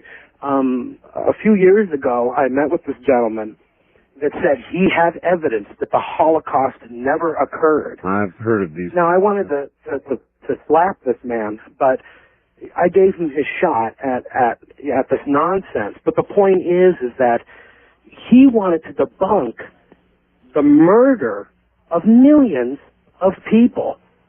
People are out there to do this. That's what it's all about. People can come up with evidence on anything to debunk anything. And again, that Fox show tonight was a perfect example of that. If this ET came up and bit you, Art, in the butt, you could still turn around a day later and say it didn't happen. I would never know the truth. You're right. West of the Rockies, you are on the air with Dr. Reed and Robert Wraith. Hello. Hello. Hi, where are you, sir? Hi, I'm in near Boise, Idaho. Okay. Hi, it's a pleasure to talk to you, Dr. Reed. Thank you. I think what you're doing is a great service for the United States and the world. I wanted to know if what the hands and the feet look like, and if when the alien talked to you, what did it communicate to you, if anything? All right, let's deal with one at a time. These are good questions. The hands and the feet, Doctor. Well, the hands and the feet of Freddie were contained in what we called the skin suit. This was basically a one piece where the gloves and the arms were covered with a fabric similar to like a spandex material, a black material that basically defied everything I've ever seen. In the last radio show that we had, we talked about the fact that I cut it. I tried to cut it with an X-Acto knife to actually remove it. And couldn't cut it. Actually, Doctor, there's more to it. Hold on, we're at a break point. Caller, hold on. We'll bring you right back. This is Coast to Coast AM. The caller is asking about the hands and the feet, most specifically. Okay, they were encapsulated in this fabric, this black skin suit fabric. The fingers were in 3-fingered gloves. So each hand looked like it had a big mitten on it with 3 fingers. Right. But actually, when you felt the fingers through the material, there were 5 fingers on each hand. Right. Exactly right. And when you tried to cut into this... When I tried to cut into the material on the surface at the neck, I made an incision about 3 or 4 inches, and within a second, it started to adhere itself together, almost like a zipper closing. Caller? That's incredible. It was incredible. Just as my own experience, I can tell you that I've seen craft up close, and it's I can see why people won't believe it. I know. Because it changed my life forever, and I know. Exactly. I know this to be true, and I'd have to say, in honesty, that, if I didn't see it and experience it for myself... You'd probably say baloney, huh? I would, and the stuff that I've seen was like magic. All right, well, I'm in a similar circumstance. I have also seen a craft. It changed my life. There's no way it cannot. I saw a craft up close and personal, a story I've told many times and I won't retell here. But once you have seen something like that for yourself, you don't have a lot of choices left in life. I mean, you have seen this. You either have to believe that our government has a lot of stuff we don't know about, which is possible, but I don't know about anti-gravity, or you have seen something from elsewhere. One of the two. First-time caller line, you're on the air with Robert Wraith and Dr. Jonathan Reed. Hi. Good afternoon. All right, thanks for taking my call. This is Dave from Toronto. Toronto? It can't possibly be afternoon in Toronto. Oh, I'm sorry. Good morning. Jeez, Hi, Dave. Early morning. right. Quick comment for Dr. Reed, actually. I hate to sound like a skeptic, but one point that I'm really having a problem trying to understand is when you said when you smashed this thing in the head with a baseball bat, you were not 100% sure it was not a child. You only determined it was not a child until you smashed it in the head. Well, so what I guess I'm trying to say is isn't that something you should have been 100% sure about before you smashed it in the head? Two things, caller. One, it was a stick or a branch the size of a baseball bat is the way I recall the doctor having said it. Okay. Not an actual baseball bat. Okay, well, thanks for clearing that up. But and then the second part was? Shouldn't you have been 100% sure what you were smashing before you did it? Well, I think at the moment I wasn't being completely rational. I was being extremely emotional and physical. and I had just witnessed my dog's head literally ripped from its skull. At that moment, I was kind of defending myself and or what was going on. But you're right. If I had a moment to think, is this a child, I would have probably stopped. Oh, of course. But at that moment, if I had of, maybe I would have been next. Okay, and one more question. What time of evening did this happen? It happened at 2:55 in the afternoon. Oh, in the afternoon. Okay, thank you very much. Thank All right, thank you very much, caller. And somebody asks, what press, other than my program, have you gone to? Have you taken this evidence to any mainstream press? We have talked with several different organizations around the world, but nothing has been picked up. There is going to be an article in an exclusive article written by Christopher Montgomery in an upcoming issue of one of the U.S.-based extraterrestrial magazines. Oh, no kidding. And that's due to come out next month. This is the beginning. That's why I was saying we are asking for everyone's help. I am looking for printers, publishers, agents, anyone who would like to see this information out. Give me a call. Here's another one that people have said that I'll hit you with. I interviewed Travis Walton. They made a movie about what happened to Travis Walton, a very famous abduction case. The movie was called Fire in the Sky. Mm-hmm. And I interviewed Travis and his boss, and they all took lie detector tests with regard to the abduction case of Travis Walton. The reason I mention this is because the alien depicted in Fire in the Sky bears a remarkable resemblance to the alien in the photos on my website that you, Doctor, took. Now, people try to cite this as, well, somehow he got hold of the prop or something like that. I don't look at it that way. I tend to look at it as, well, maybe that's how they describe the alien. Well, you know. And if there are real aliens, and this was one, then why should we be surprised that it looks like another description? I recently saw the film. Oh, you did? Yeah, Fire in the Sky. Right.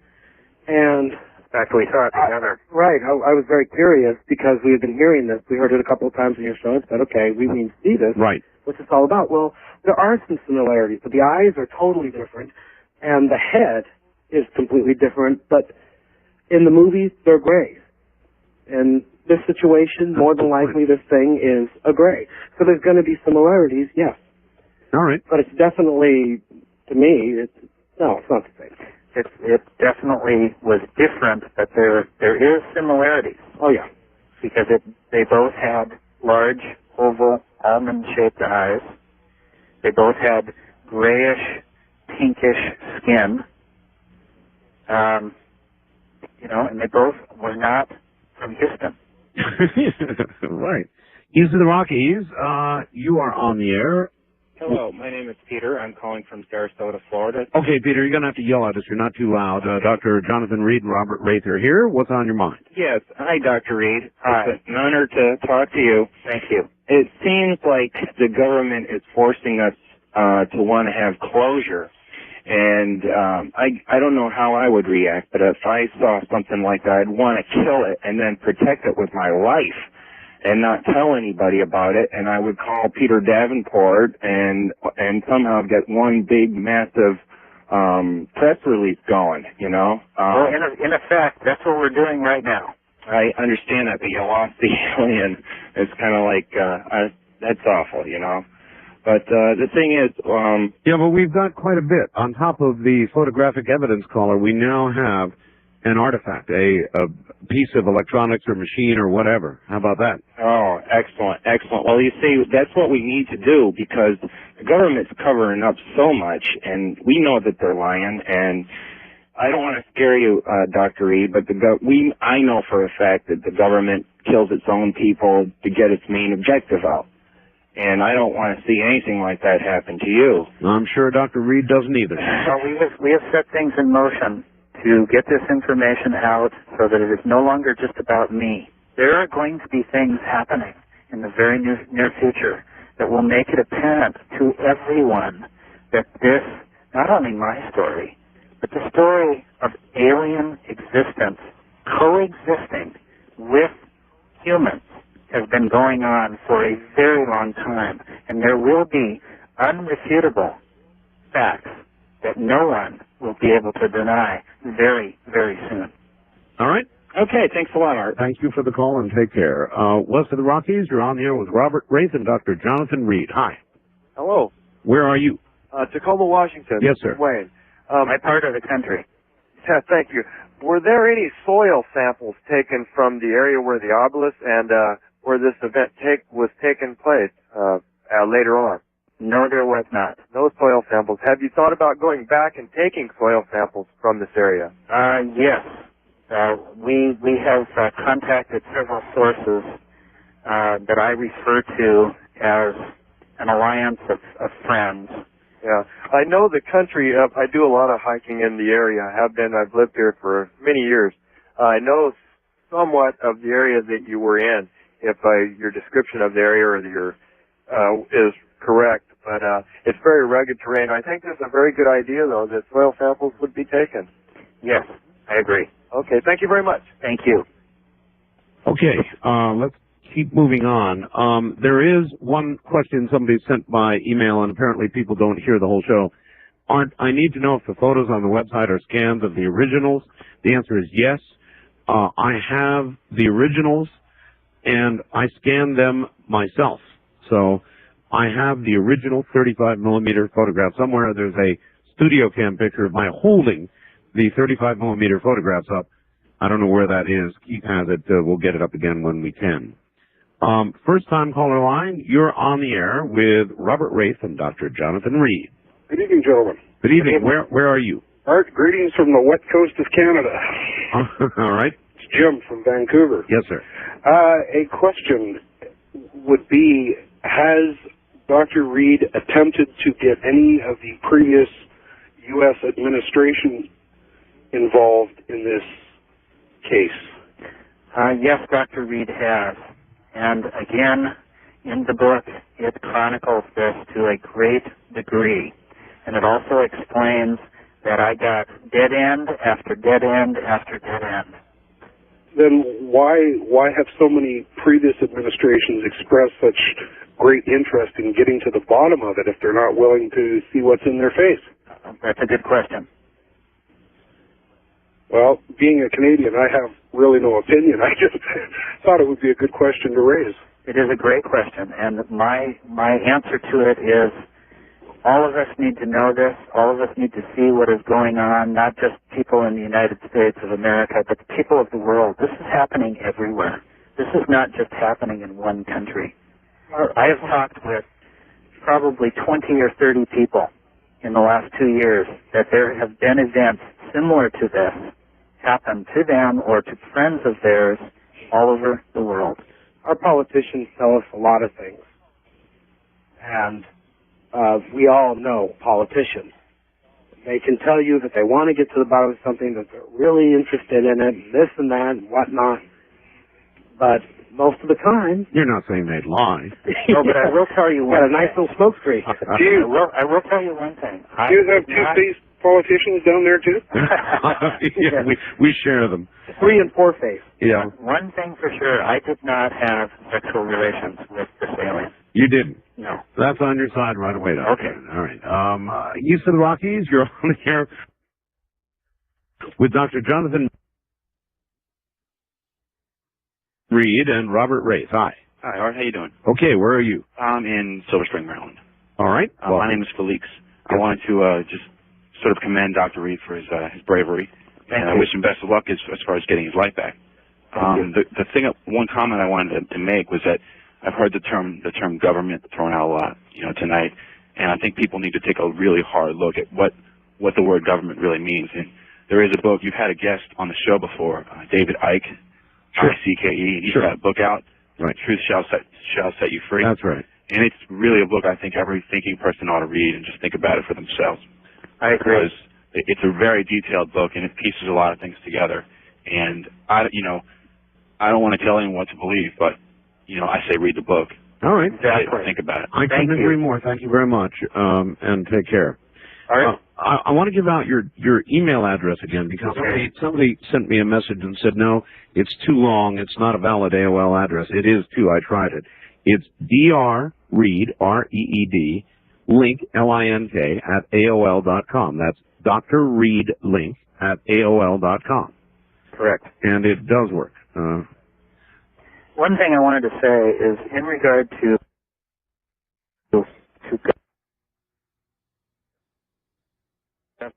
governments, I'm not saying that it's the entire government. I'm saying that it's a sub-government. A lot of people say that. And I believe there may well be a hand behind the hand, which is what you're saying, essentially. Yes. West of the Rockies, you're on the air with Dr. Jonathan Reed and Robert Ray. Hi. Hi, gentlemen. Hi, Art. It's Mark McCandlish. How are you? Mark McCandlish. Yes, sir. Author of, illustrator of the one incredible sighting that I had. Actually, I had two, but the most incredible sighting. And, Mark, would you please tell the audience that we worked a long time on that, didn't we? Yeah, we did. We went through all the different angles that you saw this thing at, how high you thought it was, what the various angles of the vehicle were, terrain, what the lighting was, terrain, light sources, everything, and spent a lot of time trying to figure out exactly how big it was, and I'm not sure that we ever actually came to a specific conclusion about that, but... Well, we did. I mean, in the sense that you hit it right on the head in your photograph illustration. I really appreciate it. Well, actually, that's part of why I'm calling. I wondered if these two gentlemen, because they did lose a lot of information, had any need for composite illustrations of some of the events that took place during these 9 days of terror, so to speak, that they went through. That's a wonderful, wonderful idea. This gentleman, this is a Mark McCandlish illustrates aeronautical things, and would be able to illustrate anything that you feel you need to get probably in your book or whatever that is now lost. Okay, I think that's a very good idea, and we definitely would like to talk to you more. Good. Well, then, I suppose I can set up some line of communication through Art. No, why don't you just email them directly? Right. Okay. I can give them a phone number. We will. All right, Dr. Reed link at AOL.com. Yes, I have a tape running, so so I got the information. I did have one question, though, and that was I wasn't sure because I didn't hear the previous broadcast, the previous story. Was there some point at which the creature in the freezer was actually determined to be dead? I know that it had been screaming and so forth, but was there a time when it was actually believed to be dead? It's really a good question. Actually, it was believed to be dead when he put it in there the first time. Right. But after opening the freezer and screaming, I don't know about after that. Well, I thought I heard him say that they took it out and did a closer examination with video and cameras, and I wondered if at that point it was thought to be dead. No, that was prior to it showing me that it was still alive. Okay. One other question I did have for you was because I'm a dog owner and I have great sympathy for your loss as far as your dog was concerned. One of the things that I didn't hear you mention, which made me kind of wonder, was at the point at which you determined that the dog was being physically harmed by this entity, you didn't mention anything about the dog making any noise or shrieking or crying out or anything. You said that you ran up and you hit this thing. And so I kind of wondered if that was just something that you overlooked or you didn't mention. Well, no, he did mention he was hearing that noise well before he arrived on the scene. Yeah, he said he was hearing the dog in terrible distress. I thought mostly that he had said that it was barking more angrily or something. During the actual physical tearing apart of the animal, there was a sound that no one should ever hear. Yeah. I can sympathize. From the dog or from the dog? Oh, okay. Now I understand. Such dying agony. There was no question what was, the dog was in terrible pain. Sure.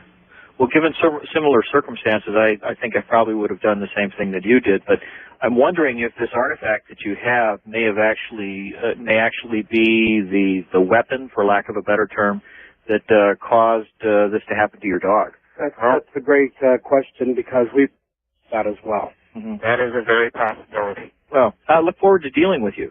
All right, Mark. Thank you. Send us an email. Thank you. Dr. Reed and Robert, hold on. We'll be right back and do one more hour of caller questions about all of this.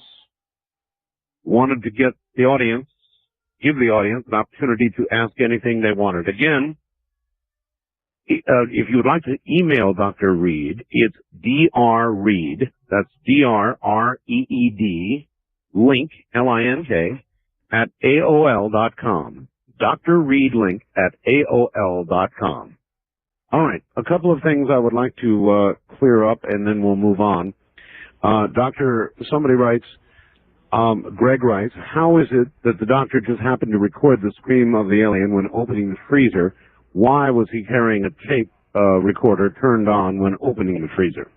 That was not the first time that I had gone out to the freezer. This was much later when I made that recording. Oh, I see. All right. That answers that. We asked you what kind of cameras you had, and some people thought they heard you say you had a Nikon, was it Nikon? Yes. A Nikon camcorder, and you didn't say that. You said you had an 8mm camcorder? It's an 8mm, straight 8, but it is made by Nikon. It is? Yes, it is. A lot of people have said they weren't aware that Nikon ever made that. It's an older machine. A straight 8, not the... Not the high 8. High 8, right. And the 35mm camera was an older Nikon camera. Okay, good enough. Cleared that up. Great optics. Yeah, indeed. Obviously, pictures are good. East of the Rockies, you're on the air with Dr. Reed and Robert Reed. Hi. Yeah, hi, this is John in Houston. Hi, John. Yeah, I heard the first interview that they had with you, and if I can remember correctly, you didn't get followed around and your house didn't get ransacked until after you had made your call to the UFO people. Do you think there's any connection with that, or how do you believe that they even found out? Yeah, that's a pretty good question. Okay. It's a great question. Number one, if you've noticed in any of our interviews, we're not putting anyone down nor mentioning any specific groups directly because of litigation reasons, because of lawsuits. But not all of the quote-unquote legitimate UFO agencies are positive for the betterment of all our people. I can imagine that. Some of them, I believe, are sub-government controlled and or sponsored. I do believe that after we started making our inquiries, that's when these things started happening. And that's exactly right.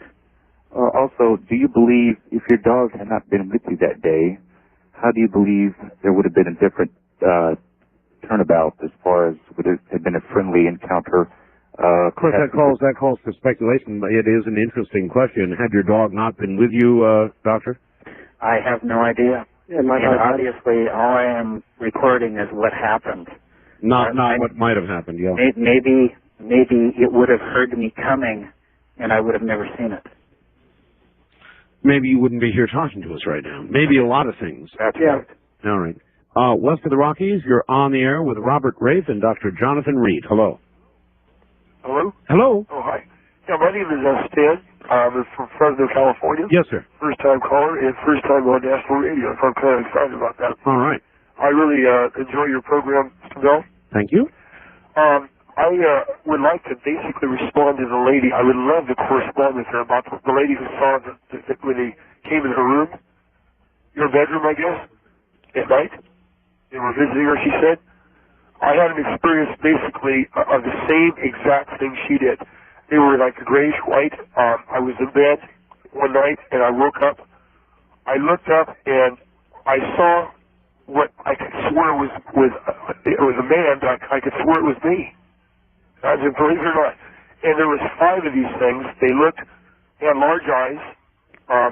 They were grayish white, and as I lifted up, set up in bed, one of them pointed towards me. Have you seen the photographs on the website, sir? No, I don't have a computer. Oh, okay. But the minute I set up, one of them pointed at me. There was about 5 of them, and I went, it just like it knocked me out. Well, listen, I appreciate your report, but we're trying to hold it open for questions for Dr. Reed. Sure, but I just wanted to report that that I did agree with the lady on the program that called in. I had the same experience.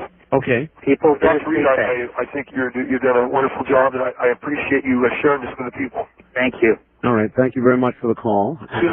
Art, if people want to go to your website or they, want to see the pictures or whatnot, most libraries now have computers. You can always go down to a local library. That's right. Sign up. And they can also get your After Dark. After Dark newsletter. That lags a little bit, but believe me, the photographs are going in there. I think we've already got one issue out with it. First time caller line, you're on the air with Robert Wraith and Dr. Jonathan Reed. Hi, this is Scarlett from Eagle Point, Oregon. Hello there. Hi, I have a couple of questions about the alien and then one about the lie detector test. All right. To tell whether a human being is dead or alive, you check for pulse and respirations, and I wondered if once you struck the alien in the woods and you got your wits about you, if you checked for pulse and respirations, and did you check when you did the examination? That's my first question. Yes, I did. What did you get? As far as I could tell, there was no breathing recognized and no pulse that I could find. Now, again, I was feeling through this material, the skin suit. But as far as the alien breathing that I could notice, I saw no sign of life. Okay. Did you notice any sign of gender, whether it was male or female? You've been calling it Freddie. Yes, we affectionately call it Freddie just because of something that my friend Gary recognized. And it explains that in the book in great detail. But in examining Freddie, I could find no sign of female or male genitalia at all. Oh, well, what did your friend find? Well, he didn't find anything either. It was just a name that we coined to call him. Okay. And I wanted to ask about the hair. In the photo on the Internet, it almost looked like the alien has a mohawk, but it doesn't look quite like hair. Okay. Was there hair down the center of the head? That's a good question. What do we see back there? No, there is no hair on the body at all that I could find. As far as the photographs that Art recently put up on the web, all it is skin, wrinkles, some folds, some basically veins. Other than that, the skin was very much like a pig skin or a leathery material, very old in texture and feel. Did it feel rubbery-like, or did it feel like human skin? It was much denser than the skin on our face, much more leathery is the best word I can use. Okay. Hard. And then I have a question about the lie detector test. Yes. I wondered where you had the test taken, who took the test, and how that came about. I had that done through people that I have called the Alliance of Source, and it was done through a university criminology department, and I set that up myself. All right. Will that be in the book? Eventually. Okay. Okay, well, thank you very much. I'm anxious. Do you happen to know if and when the film will be released for us to purchase and where we can get You, it? of course, she's referring to the video that I have. Again, as soon as possible. Now, I will say one thing. In upcoming months, there are people currently working on bringing this information out to the public, and I think we are actually going to do some presentations. God help us. All right. Very good. I'll look forward to that. So it would be a matter of, you think, months? Within the next few months. Next few months. All right. East of the Rockies, you're on the air with Dr. Jonathan Reed and Robert Wraith. Hi. Hello there. Hello. Yes, hello. Okay, you have me, right? I have you, yes. My name is Tom. Tom, where are you? Poughkeepsie, New York. Poughkeepsie, all right? Familiar with Poughkeepsie? Yes, I am. Well, you answered some of the questions I have here about the vital signs. Vital signs. Yes. And did he take measurements? Yes, they I did. usually do, autopsies and...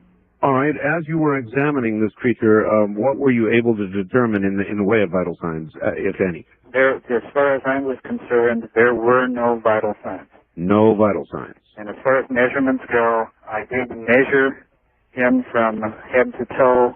It was 53 inches. And I did weigh him, and it was 51 pounds. Okay, Robert, I take it you've got all this in the book, right? Yes, it is. All right, good. West of the Rockies, you're on the air with Dr. Jonathan Reed and Robert Raith. Hi. Hi, my name's Mike. I'm from Salem, Oregon. Hi, Mike. And I'm just kind of curious. Now, when he hit the dog, or when the dog was getting attacked by this creature, now, how is it that you were able to strike him with a stick without him getting you, too? Well, I think it might have been just luck. Luck? Luck. Yeah, I was just kind of curious about that because I mean, did he use some kind of a weapon on the dog? I don't know for sure. You don't know for sure? He described what was happening to the dog. Now, what happened to the dog was literally it imploded into itself. As incredible as that sounds, as if you could open a drain in the side of the dog and the body literally circularly went into that hole until there was nothing left. Wow. Hey Art. Yes.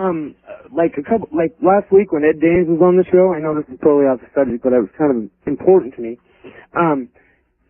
There was a basketball game on KEX, and they didn't play the first part of the show, so I missed it. And he did the Nostradamus thing, the 7th month of '99. Yes. What was that he said that was coming from the sky?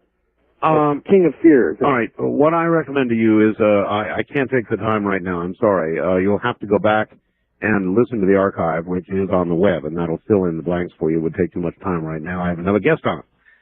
First time caller line. You're on the air with Dr. Reed and Robert Raith. Hi. Hello. Hello. Mary from Buffalo, New York. Hello, Mary. Hi. I have 3 revelations, very short. Number 1, the description of it appearing like a gray. Perhaps it is like us humans here, like we have all different races. So them being slightly different, some I've heard 5 fingers, some I've heard 3 fingers or 4. So they are like us, like they have different races on their planet. Entirely possible. Very Number possible. 2, the obelisk, I thought of it as being a teleportation device from another dimension. Exactly. Really? Okay, I think great. you're closer to it than Great. A lot of people early on thought it was a ship, and I think we don't think it's a ship. No, we don't. All right, number 3, having no genitals, perhaps they are cloned. They don't have sex like we procreate. They are cloned. That's a possibility. Okay, thank you. Thank you. All right, thank you. Bye-bye. Have a good day. East of the Rockies, you're on the air with Dr. Jonathan Reed and Robert Raith. Hi. Hi. My name is George from San Angelo, Texas. Yes, George. And the question I would have, other than it screaming at one time, did the creature communicate anything, either verbally or telepathically to you at any time when you were trying to communicate with it? Yes, it did. At a later time, and again, it's chronicled in the book, I made an attempt to go to the garage, go to the freezer, open the door of the freezer where no sound was made, but it was moving. It actually got out of the freezer by itself, sat in front of the freezer, and took some water from a bowl with its fingers up to its mouth. Wow. Was it a verbal communication or telepathic? Well, I don't think there was no words communicated, but there was a scream communicated and a second scream attempted when I put my hands to my ears, because the scream was not a typical scream. It was a shriek that would throw you against the wall practically. And when the second time that started to happen, I threw my hands over my ears and yelled, "No!" And it didn't make a sound. Did you get any distinct impression or like a feeling of sorts? Maybe it was, of something that may have been said or a feeling that you had? Well, I had a lot of feelings, and there were a lot of mixed emotions dealing with this thing. In other words, like something maybe it was directing to you, trying to give you an impression about something? Possibly. Okay, and then, by the way, Art, it's very good to have you back, and thanks for the opportunity. Okay, thank you very much for the call. Good question. Yeah, they were. West of the Rockies, you're on the air with Dr. Jonathan Reed and Robert Raith. Hi. Hello. Hello. Dr. Reed. Where are you, sir? Well, I'm stationed at Port Orland, California. All right. which is right across the way from you, Art. But right now I'm up in Castle Rock, Colorado. Okay. Dr. Reed. Yes. Did you ever get any fluid samples from Freddie, like a blood or excrement or anything like that? Yes, we did, and as I explained earlier, I did take that into a medical facility and was told within a day that they had never received it, and they had no idea what I was talking about. Do you yourself know, by chance, could you compare it to like our blood or human blood? The material that I took was cranial fluid, which is a combination of, if it was a human, it's a combination of water, and also blood. And that's what it looked like to me. Now, the color was a little bit lighter than the color of human blood, a little bit more transparent, but it's very similar. So I believe that it had an oxygen-based blood. Okay. Well, I guess that about does it for me. All right, caller. Thank you very much. Somebody writes, I have thoroughly enjoyed all the broadcasts with Dr. Reed and Robert Reid. However, I have a problem with them calling the objects pictured on your site an obelisk. The obelisk is a well-known geometric structure, the most well-known probably being the Washington Monument. That's an obelisk. I would think you'd more correctly call it a tetrahedron. And that probably is true, but it's just a name that you gave it, isn't it? Correct. In other words, it is not a scientific conclusion. It's what you decided to call it. It was better than calling it a pinto. Yeah, that's right. The name obelisk also gives you a feeling. Yeah, that's why it's called obelisk. Yeah. All right. First time caller line. You're on the air with Dr. Jonathan Reed and Robert Reid. Hi. Hi, this is Ken. I'm calling from Vancouver, listening on C-Fun. Yes, sir. A couple of nights ago, you had Dames on. Yep. Who remote viewed the pictures and said they were hoaxes. Yes, I wonder, Dr. Reed, if you happen to hear that. Yes, I did, through another source. And he talked about a black box and that he saw this picture being taken in a black box with black background. Yes, that's what I was told. The only thing I have to say to that is the negatives will stand on their own. That's true. And no matter what anybody says, I know what I saw and I know what I photographed. And it's all there. And I don't want to throw any mud at anyone. You know, I'm not here to good do enough. that. Good enough. Yes. Art? Yes.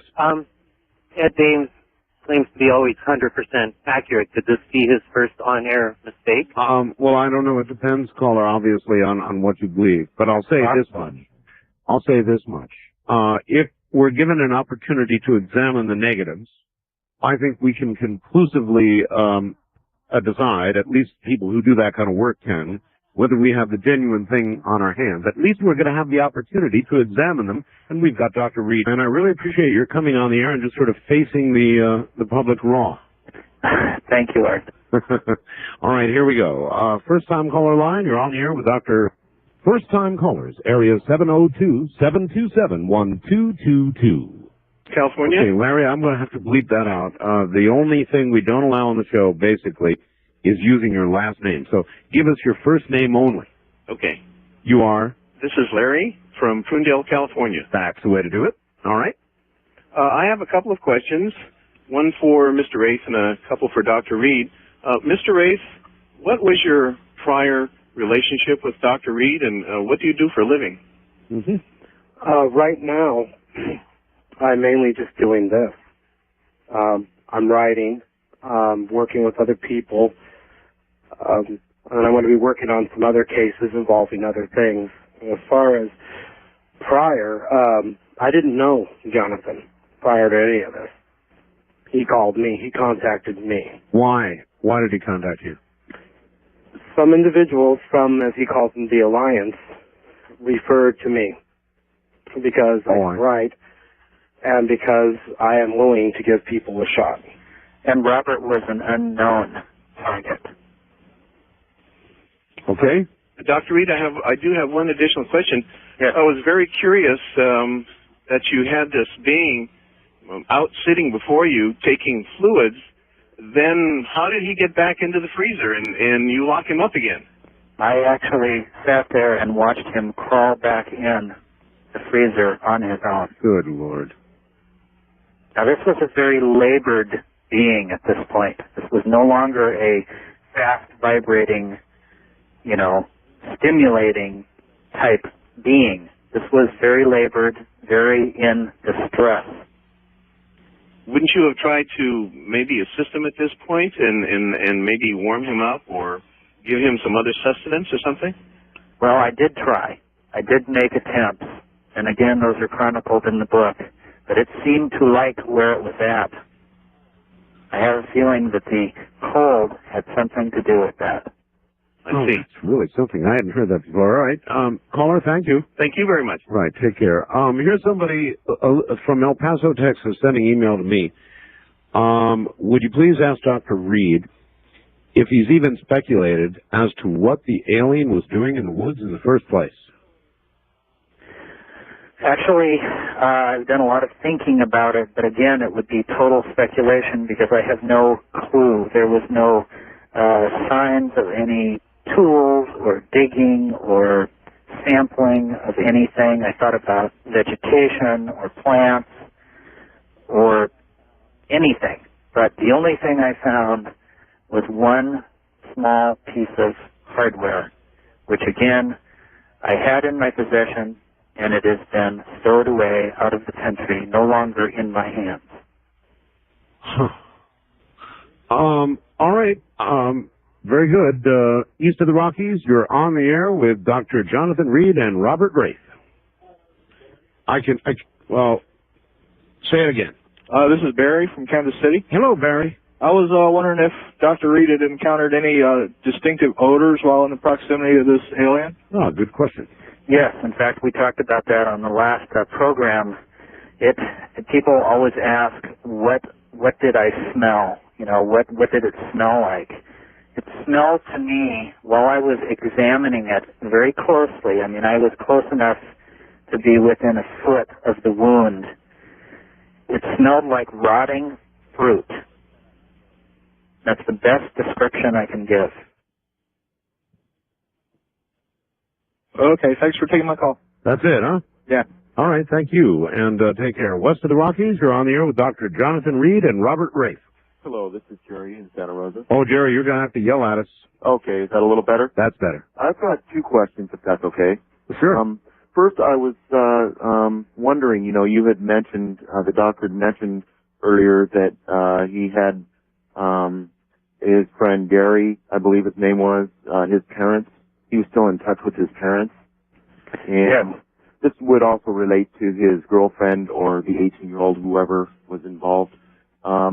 There must be some other people that are wondering about their disappearance, so there should probably be a missing persons report filed with the police department, wouldn't there? There have been. Okay. Are you going to include copies of that or anything in your book? No, I'm not, because these people are innocent bystanders that are left. And my life and my significant other's life were totally torn apart because of this event. I lost my relationship because of this event. I lost my best friend because of this event. And I am not going to throw their names into the hat to again be torn apart. I kind of wish I was your friend because I'd throw my name in. That's what I would do for a true friend of mine. Second question I had was, why do you, if you fear this whole incident, I did hear the first airing that you had on this, and you said that you spent a lot of time dodging people that were out after you, and you spent much time in fear, intense fear, in fact, you had said. Why now do you want to write a book about this? Wouldn't you just want to get away from it? Well, I've tried to get away from it for 2 years, and I've learned a lot of things in those 2 years that I never knew before. And I think a lot of those things that I've experienced and that I've learned, other people would like to know also. Yeah, there's no question about that. There will inevitably be people who will accuse you of financial motivations. And I suppose there are some. In other words, you don't have much of a life now otherwise, do you? That's exactly right. And I have a right to earn a living too, as Bob Kvyat does, as Robert Wraith does, as Art Bell does. Right. Right. No, you're exactly correct. First time caller line, you're on the air with Dr. Jonathan Reed and Robert Wraith. Hello. Hello. Where are you? Portland, Oregon. My Okay. name is Ray. Yes, Ray. I had a quick question. He said that Gary disappeared, Mr. Reed. Yes. And your other friend Dolly had passed away. Yes. My question was, has anything happened to your immediate family, or strange things, maybe MIBs or just strange things happening to them or other family members, Well, aunts, uncles? Actually, there have been several different incidents, but nothing with any deaths or missing people other than the two I mentioned. And also in your first interview, yes, you said the alien shaked. Was it a fast shake? Or, I mean, like it was like you couldn't even see it, or it was shaking as if the same visual shaking as a paint can in a paint shaker, where you almost can't see it, but yet you can see the outline of it. More of a vibration than a shake, almost. do you think the shaking was is the cause of? You think it was like in some type of warp or trance, in some type of deal where it made your dog do this? I actually don't have a clue to that. Okay. Because it never did it again. Okay, sir. Thank you very much. A lot of people are concerned about your being they're surprised that you were able to strike the alien. After its movement, it's in the middle of an encounter with a dog, and here you were able to walk up to it and hit it. Do you have any thoughts on that? Well, the only thing I can say, and people tend to forget that in describing the story, which is in great detail, we've done again, it takes a long time to set the scene so people can understand what happened. But in truth, the whole event took place in 15 to 20 seconds. Right. From seeing the being with my dog, destroying the dog, and lunging forward and striking it. You're right. People get it out of perspective. They listen to it over a period of hours, and I guess you tend to think, how do you know the guy had lots of time to think? Well, he didn't. 15 to 20 seconds for the whole thing from the time he came over the hill. Exactly. All right. East of the Rockies, you're on the air with Dr. Reed and Robert Wraith. Hi. Yes, hello. My name's Frank. I'm calling from Niagara Falls, New York. Hello, Frank. How you doing? Fine. One question. I seem to notice the story remains fairly consistent between the interviews. The only question that I had was concerning the visit to his house. His house was ransacked and the evidence was taken. The first time he mentioned that he drove by and actually saw the vans and people carrying stuff. This time he said that it was the neighbors that had saw it. He didn't say that he had directly witnessed it. I wonder if he could comment on that. Okay, Doctor. That was in reference to the question that was asked whether the neighbors had seen anything. And yes, they had seen the vans also. Did you see them yourself? Yes, I did. I drove right by them. How many of them were there? 3. 3? And roughly how many individuals? What I saw was probably between maybe 4 and 6 at the most, but I was driving by at a pretty good clip. I can understand that. Were they dressed in any sort of manner? Did they have suits on, or no? Basically like moving men. Okay. Oh, really? Like moving men. That's very interesting. All right, caller. Like a jumpsuit. Yeah, I've got you. All right, caller. Thank you. Thank you very much. And take care. West of the Rockies, you're on the air with Dr. Jonathan Reed and Robert Wraith. Hi. Good evening, Art. Good evening, Dr. Reed. Hello. This is Elizabeth from KNYE Peninsula, Alaska. Beautiful part of the country. I'm sorry? It's a beautiful part of the country. Yes, and we have about 6 feet of snow on the ground right now. And another storm came through last night, so I have to dig out before I get to go anywhere. My question is, I was wondering, I've heard about, you're concerned as far as the government is obviously getting into your business here. Have you tried contacting any of the, say, congressmen or officials who are interested in exposing this and have had difficulty on their own doing so, such as Whitley Strieber is mentioned in his books? Well, politics is a very different type of bedfellow. Everybody seems to have an agenda of their own. And again, in the book, we do talk about different sources that we went through and did talk to. But basically, what would happen is we would not get the time of day. Even from the ones who have expressed interest previously? We may not have hit on those at that time. Okay, well, that was my question. Thank you. Well, there you go. You've got your answer. Thank you very much. Jonathan didn't have a list of interested congressmen. I wish I would have. When he was going out and talking to these people, and even those that are interested, there's still, there's a gray area there. Sure. No, I can easily understand that. First time caller line, you're on there with Robert Wraith and Dr. Jonathan Reed. Yes, good evening. This is Frank calling from New York City. Hi, Frank. Hi. My question is, I want to know, do you have any idea possibly what the government, or whoever these people are that retrieved, who took the bean from your premises, what they may be doing or storing? Well, first of all, I don't know that, in fact, they did take him.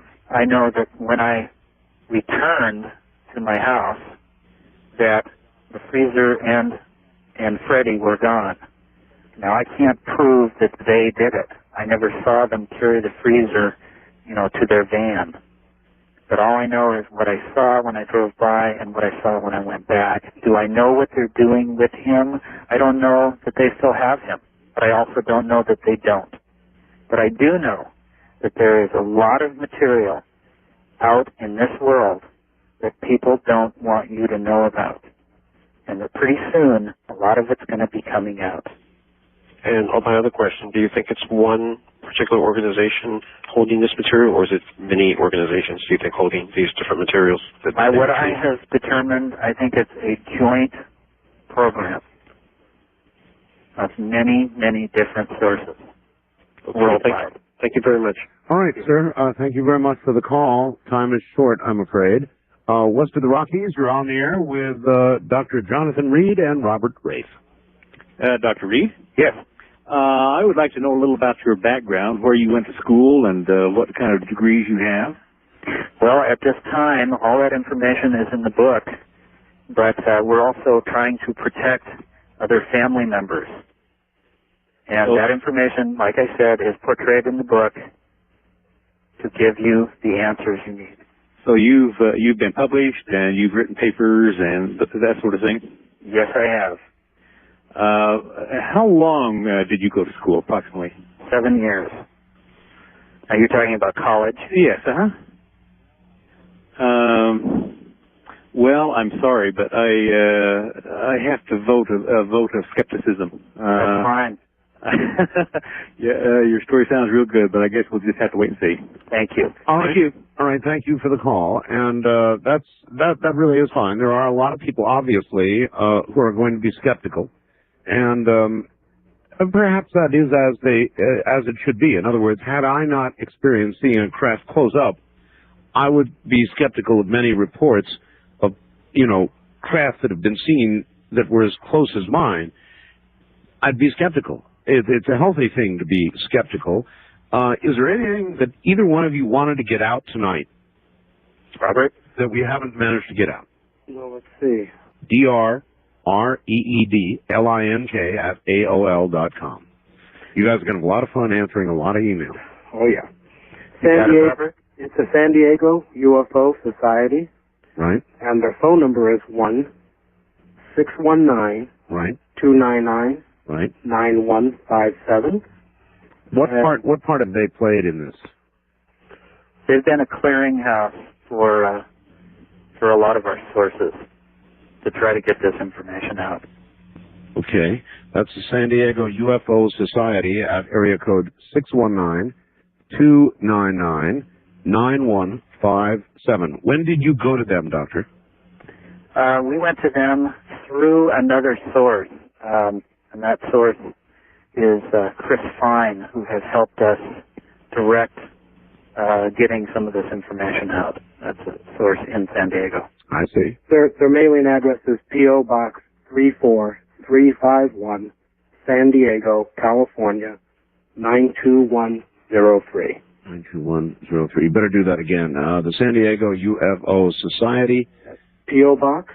P.O. Box. 34351. 351 Right. San Diego, California, 92103. And what would they, if somebody were to write to them, what would one expect? Well, they can write about inquiries. They can write about help us getting this information out. I'm willing to talk to literary agents and/or publishers and/or printers to get this out. Well, you'll get plenty of that now. You know, there's a lot of information here. This isn't about just the photographs. This is about getting the information out, letting people decide for themselves. You know, by reading the story, by listening to you, Art, who have given us a wonderful forum to get some of this information out. Well, I felt that it was important to have you two on one last time to face the audience and answer the tough questions, and so that's what we have done. Thank you, Art. And thank you, Art, very much. And we certainly appreciate your audience. Good night, and to both of you, be safe. Thank you, sir. Take care. Happy New Year. Yeah, Happy New Year to you too. And so there you have it, folks. That's it. You've just heard the story again, and you've heard kind of a grilling of Dr. Reed throughout the night, and I don't know what else I can do. That's what a forum like this should do. And so I thought one more night, mainly with phone calls, was in order, and I think it was. So as usual, I leave it to you. Look at the photographs. They're on my website at www.artbell.com. Send email to Dr. Reed. Consider the story and make up your own mind. You're adults. From the high desert, I'm Art Bell. Good night. From the high desert and the great American Southwest, I bid you all good evening, good morning, good afternoon, wherever you may be around the world. Each and every time zone covered by this program, Midnight in the Desert. I'm Art Bell. Great to be here again tonight, folks. 2 rules for my show: no bad language. No bad language. Don't need it. And only 1 call per show. Now, I want to start out tonight. Actually, we're going to do a lot tonight, but I'm going to start out by feeding the great conspiracy machine out there. Do you remember I said there's something strange going on about September? Right? All right. If you're near your computer or your smartphone, do me a favor now, right now. Just go to Google and type 9-23-15 into Google. By the way, I will credit my associate producer, John, and Dr. J, actually, with this. And this will freak you out. There's no 2 ways about it. Now, as you may know, CERN is getting ready to do an experiment, possibly on that date, according to some, which could be to create a black hole, or it could be to create a black hole and a wormhole. We're not sure. Either way, most physicists will admit that there is some universal risk to what they might be doing. Not much, maybe, but some universal risk. So by now you've probably Googled 9-23-15, and you see all the Armageddon, end of world, end of times like articles that are written in there. Now I've got another job for you, and this one may freak you out completely. If you have Google Maps or you have Google Earth, I don't care which, try this. Go to Google Maps or to Google Earth, and in the search box, type in 9-23-15. You got that? 9-23-15. Either into Google Earth or Google Maps. And I will wait a moment so that you have an opportunity to be properly freaked out. What's going to come up, it just doesn't seem right, but what's going to come up is going to be, if you're on a map, you're going to see the location of, guess what, CERN in Switzerland. If you go to Google Earth and you put in that date, I mean, it shouldn't want dates at all. But anyway, if you put in that date into the search place where you ought to put, longitude and latitude, it's going to come up with a picture of CERN, the CERN labs in Switzerland. And if that's not enough for you, a ham radio friend today told me that right, I guess, on the front lawn of the CERN facility, they have a big statue. And that statue is Sheba the Destroyer. What kind of statue is that to have in front of, in front of CERN? Sheba the Destroyer. My goodness. So anyway, you can have a little fun or fear over all of this. It is freaky. There's no two ways about it. Sheba the Destroyer. So the internet is, as I told you, going absolutely berserko over September. And now, tonight, perhaps you see why. All right, well, also going berserk, and mostly down, are the world's stock markets. And it's serious enough that I thought we should have somebody who knows what the hell they're doing in this area on, and that would be Gerald Celente. Gerald is a pioneer trend strategist, founded the Trends Research Institute in 1980. He is author of the national bestseller Trends 2000 and Trend Tracking, Far Better Than Megatrends, Warner Books, and publisher of the internationally distributed quarterly Trends Journal. For more than 3 decades, Celente has built his reputation as a fearless teller of the truth. We can use those, right? An accurate forecaster and an analyst whose expertise crosses many arenas, from economics to politics, health, science, and more. Good, we can ask him about Trump. More important, Celente is pure political atheist. Is there such a thing? Unencumbered by political dogma, rigid ideology, or conventional wisdom, Celente, whose motto is think for yourself, observes and analyzes the current events forming future trends, seeing them for what they are, not as what he would like them to be. He'll be with us for this hour, and then we're going to talk to Peter Robbins about the Rendlesham Forest UFO incident. So everybody sit tight. Coming up in a moment, Gerald Celente. A little rock, if you will, actually disco to take us into a break, and then Gerald's up while the markets are down.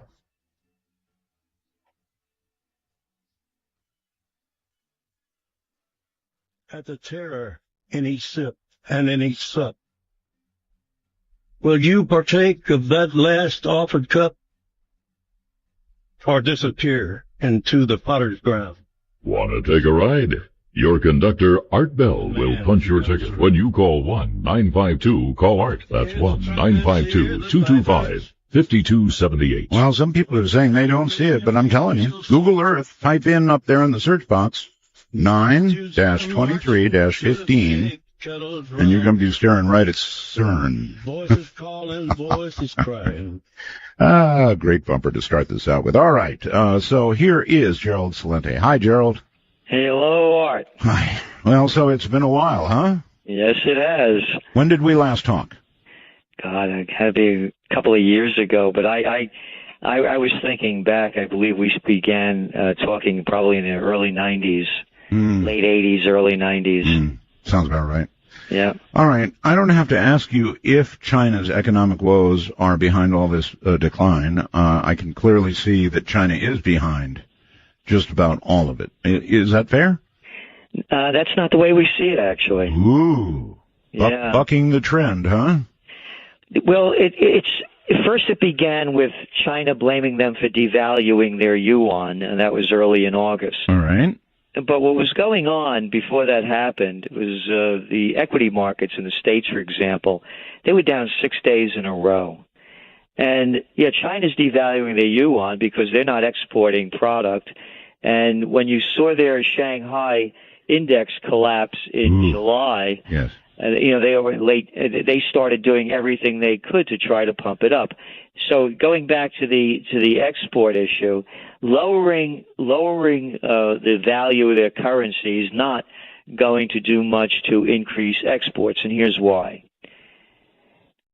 There's a global depression going on.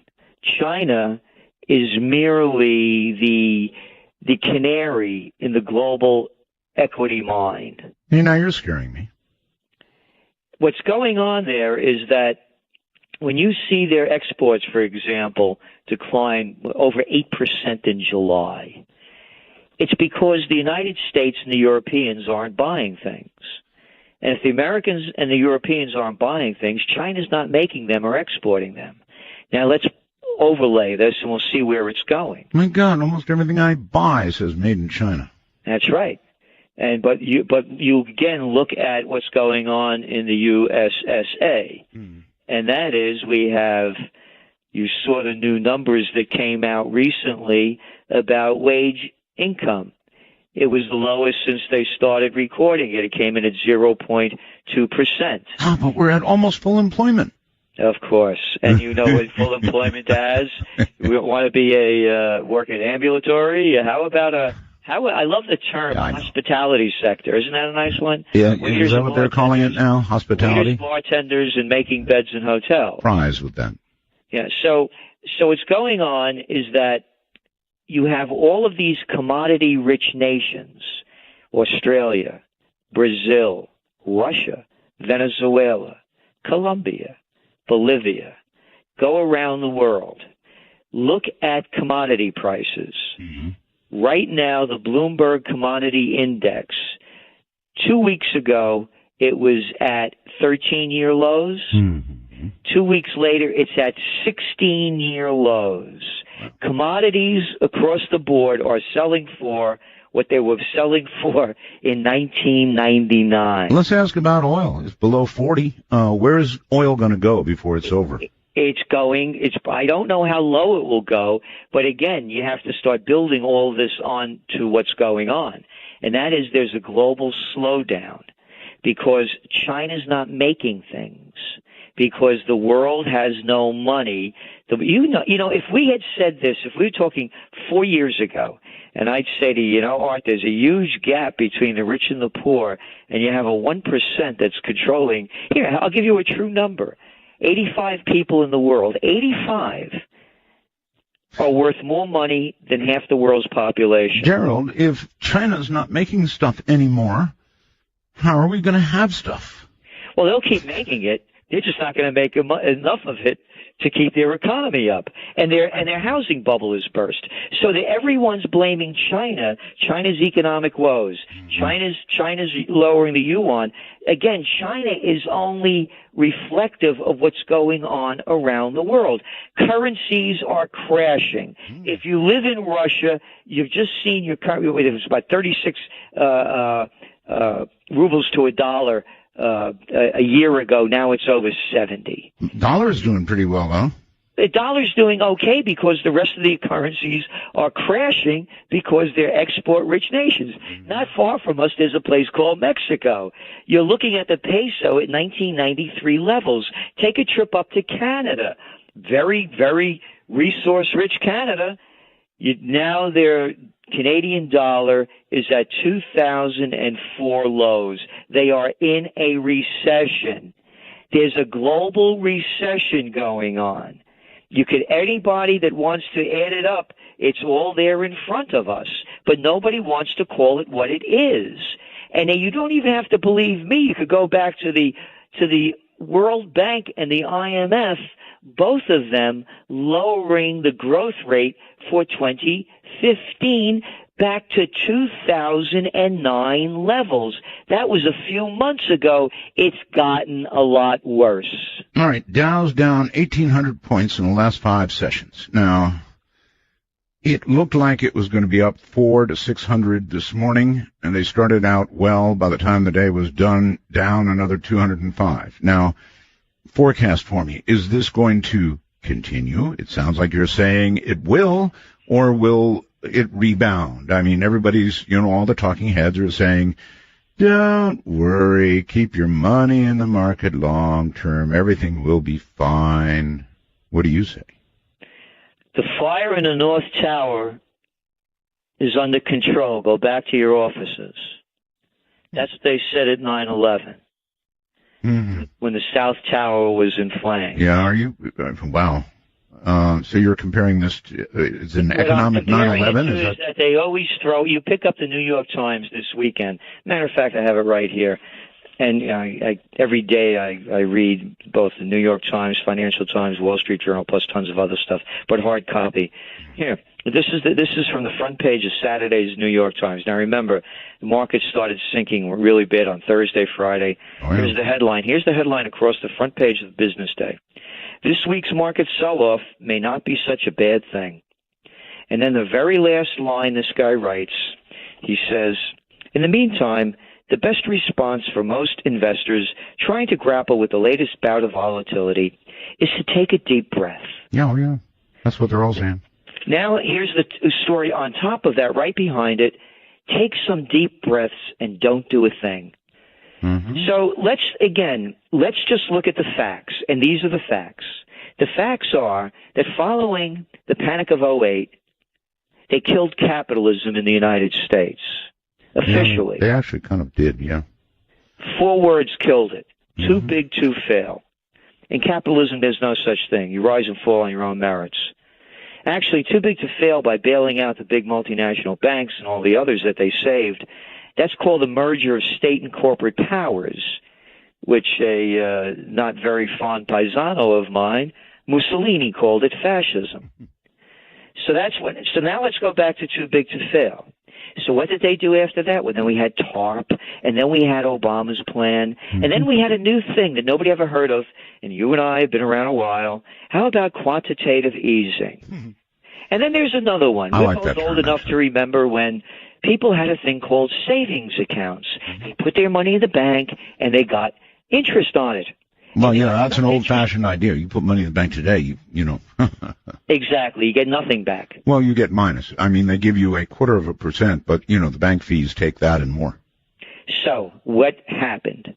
All of this cheap money created the bubbles for the equity market. These are facts. This isn't speculation. It's not a conspiracy theory. It's a fact that you're looking at merger and acquisition activity because you're borrowing money for nothing at levels now that are surpassing all-time records if they stay on track for the rest of this year. You're looking at the stock buybacks that major companies borrow money for nothing, they buy back their stock, and they drive up the prices. They didn't only do it in America. They have a different name over there in Japan.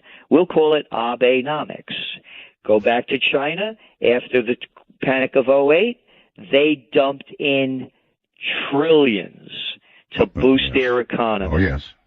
You look what's happening over there in Europe with Draghi. Oh, by the way, Mario Draghi, former head of the Goldman Sachs gang's European division, is now, of course, the president of the European Central Bank. Mark Carney over in the UK, formerly in Canada, former Goldman Sachs guy. Robert Rubin, the guy that worked under Clinton, that deregulated the Glass-Steagall Act, that prevented banks from becoming the casinos that gamble. They weren't allowed to become commercial banks and investment banks. They gamblers. Rubin, Goldman Sachs. The man that officially killed capitalism with too big to fail, Henry Paulson, former CEO of Goldman Sachs. So it's bankism. It's not capitalism. It's gone. Going back to what's going on around the world. Well, wait a minute. Before you get there, having described all of that, Jerry, we had not done what they did, and by that I mean not allowing these institutions to go like dominoes, which they could have. Even you must admit that. They could have gone down like dominoes. If they hadn't come in with all this money and all this help, and I know the effect that it has, and I know how you feel about it, but what would have been the bottom pain involved? It would have been pretty severe, wouldn't it? No. You would have had the too big to fails would have failed, Yes. and others would have picked up the slack. There would have been a period of decline, and then a normal growth that would have followed. Well, yeah, but that period of decline that you're moving over quickly would have been pretty damn steep and painful, and it would have been a lot longer climb back. For the financial people, but not for the rest of us. Because when you look at real median household income, when adjusted for inflation, I know. we are back to 1990 levels. I'm very well aware. Mm-hmm. So it only helped those, again, that have profited from the boosting of the equity markets, which are very different from the real world. And you saw, and it is the other thing when I talk about, it's almost a neo-feudal society where you have different rules for the economic elite and the political nobility. And again, I'm not making this up. What did they convicted? They didn't accuse. They convicted 6 banks of felony charges for rigging the LIBOR rates, the currency rates that trade at $5.3 trillion a day, and for rigging the LIBOR, the interest rates. Right. How many people went to jail, Art? No, nobody. You can't send a corporation to jail. You can't send the people that rigged the markets that gave the orders to do it. You can't send them to jail either. No. But you don't go over that yellow line. I know. You're going 5 miles over the speed limit. Where'd you come from? Go straight to jail without passing go. I know. Get out of your car. Let me see your license and registration. Yeah. Put your hands on the roof. When they say get out of the car, you know you're in trouble. And then when they take you to jail, by the way, now under Obama they passed that law where they could, do anything they want to you. Anal searches, heavy cavities. That's what's happened, again, in this country. I'm not making that up. And so what I'm saying is, with this decline of what used to be capitalism and a move toward a different system, a lot's changed with it. So going back to the economy, we are in, you asked me, will it continue? On August 6th, we do, as part of the subscription for the Trends Journal, we do Trends in the News broadcasts each Monday through Friday. On August 6th, I began it, and it's on YouTube. People can go there. We posted that one up there. I began it by saying, I usually don't make these kind of forecasts and put a time limit on it, but I'm forecasting that we're going to have a global equity meltdown before the end of the year. And I paused and I said, and sooner rather than later. I've been in this business since 1980. I have never seen a summer like this. The summers are usually quiet.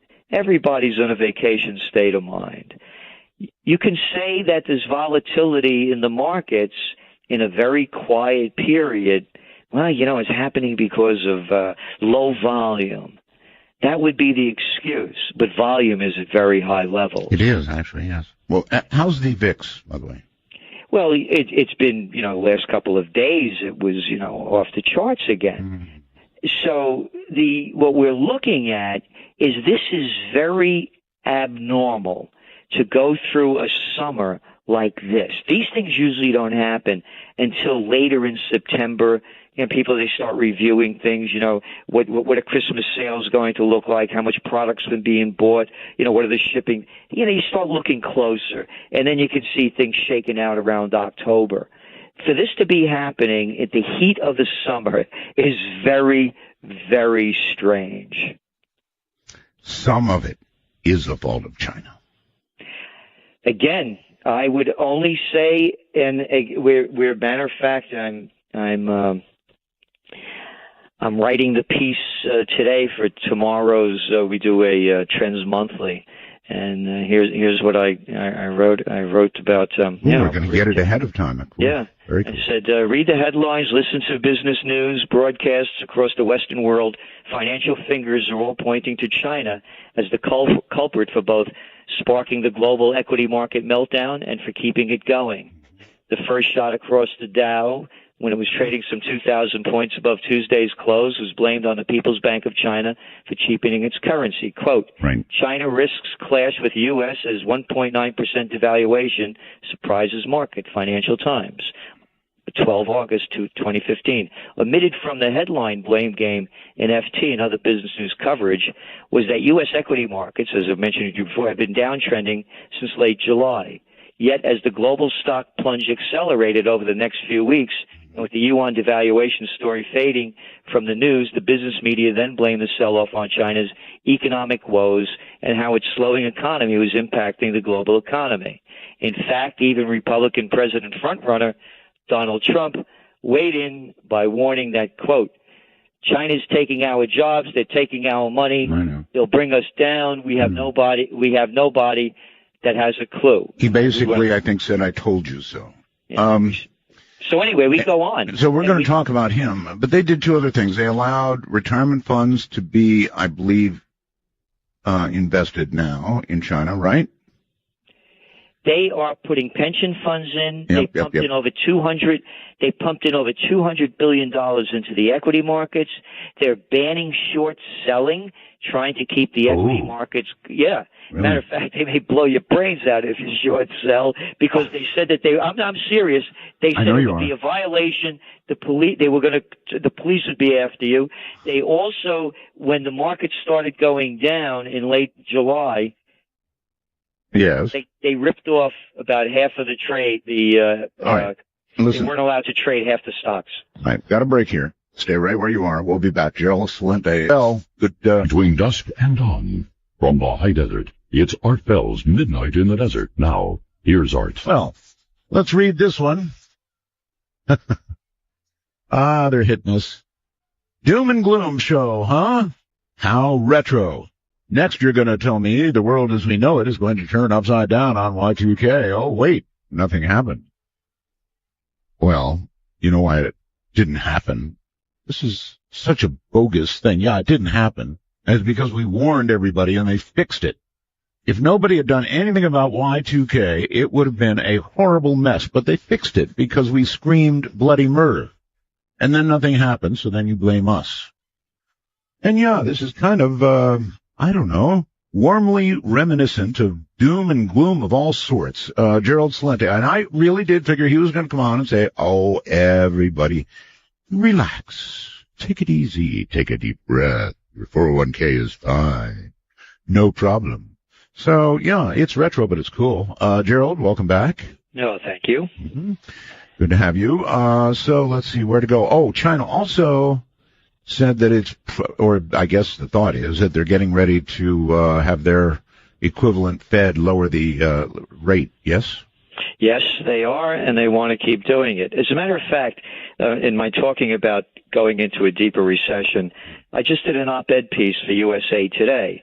So if anyone goes to the USA Today website and hits opinion, it says right there, world sinks deep into recession, opposing view, and it's my piece about how I see things going. And yes, China they're lowering their interest rates, they're lowering their reserve ratios, they're doing everything they can to try to pump the market up. Sure. And it's not working. And here's the thing about this, by the way. Actually, they're following our model. They're following our model to an extent, but these guys are rookies. They're new at it. And when this thing was collapsing, I mean, the commentary was scathing about how they were handling this. And then, of course, Christine Lagarde, the head of the IMF, came out and said, well, it's perfectly fine for them to be doing these things. And I started thinking to myself, oh, yeah, it's okay to rig the markets. We have a plunge protection team sitting right there in Wall Street, right on the floor for the Federal Reserve. Yeah, let's rig the markets. If things get too bad, then we're going to calm things down so we can control it. I mean, let's not call this capitalism. It's like going to the casino. The house is losing, and they change the rules. Yeah. Usually, when this begins to happen, gold immediately shoots up in price. Now, strangely, over the last couple of days, it didn't really look today, but over the last couple of days during the big dives, gold's frankly stayed kind of stable. How come? Yeah, well, I'm a bit puzzled by it too. Oh. And again, being not a conspiracy theory, but as I mentioned to you before, you're seeing a sell-off. You're seeing the Brazilian real, for example. It's down 36% against the dollar in a year. You're looking at the Australian dollar down 20%, across the board numbers like that. Now, let's suppose you live in Brazil, and you're looking at your currency devaluing like crazy, inflation skyrocketing, and gold is based in dollars. So as your currency is declining and you're owning gold, wouldn't you like that? My belief is that considering the facts, and the fact is convicted of felonies for rigging LIBOR and Forex, it is not in the bank's interest. It's certainly not in the government's interests of any of these big nations or the declining ones to see gold prices skyrocket as their currencies are plummeting. Here's my forecast. We have said from the beginning that the bottom of gold is around 1,000 to 1,150. And that's when gold began to tumble back in late 2011. Right. We're also saying that when it goes up, it's going to skyrocket up. It doesn't pay to take gold out of the ground after $1,000 an ounce. It starts. It's not like being in the oil industry where you have to keep pumping this stuff out because you got to keep things going and you're flooding the marketplace with it. This is a different buy. And also, we're in a period now where your biggest consumers among them were China and India. And now as all of these economies are going down, so too are the purchases of gold. So our forecast is that gold may have a little rough period now, but when we see it go up, it's going to spike up, and we are forecasting it's going to go well above where it was in 2011 when it was, I think it was about $1,927. We think it's going to go well past 2,000, because 2,000, by the way, when it hit 850 back in 1980, adjusting for inflation, it should be at about $2,200. Wow. All right. Let's cover. There is a very serious migrant crisis overseas. People are getting out of the way of these guys dressed in black, and they're doing it in droves and droves, and they're headed toward Italy, and maybe even the guys in black are headed toward Italy. I mean, what's going on from that point of view? Actually, I just got back from, I was in Italy. I was also in other parts of Europe. And throughout Italy, everywhere you see, there are migrants. Yep. It's more than just the guys in black. It's the guys dropping the bombs. You go back to, look what's going on in Macedonia. And again, just reading the information and taking it for what it is. And they're saying that most of them are, and everybody sees, and these are kids. These are families. These aren't, I understand. Yeah. And where are they coming from? Iraq. Hey, how about that war in Iraq, huh? Afghanistan. It's only the longest war in American history. Hey, how about Syria? Assad has to go. So the countries that have destabilized all these areas, the people are flooding out of. Now go over to Libya. When Gaddafi was in, he made a deal with Italy and the others that he'll keep people from flowing out of Tripoli. They're not going to get out through, but he got paid for it. Gaddafi has to go. So they got rid of Gaddafi. Now that whole area is in turmoil. Right. Where are they coming from? They're coming from Mali. They're coming from Eritrea. They're coming from Somalia and Sudan. They call it migration there. I mentioned before about declining economies. They're coming from Ghana. They're coming from Angola. They're coming from Nigeria. All these resource-rich nations are now going bust. Now go south of the border. By the way, as long as we're jumping around, how is Greece doing? They're doing lousy, and they're going to keep doing terrible because this is the other thing. They call it austerity measures, and it goes back to what I was talking about at the very beginning, which is too big to fail.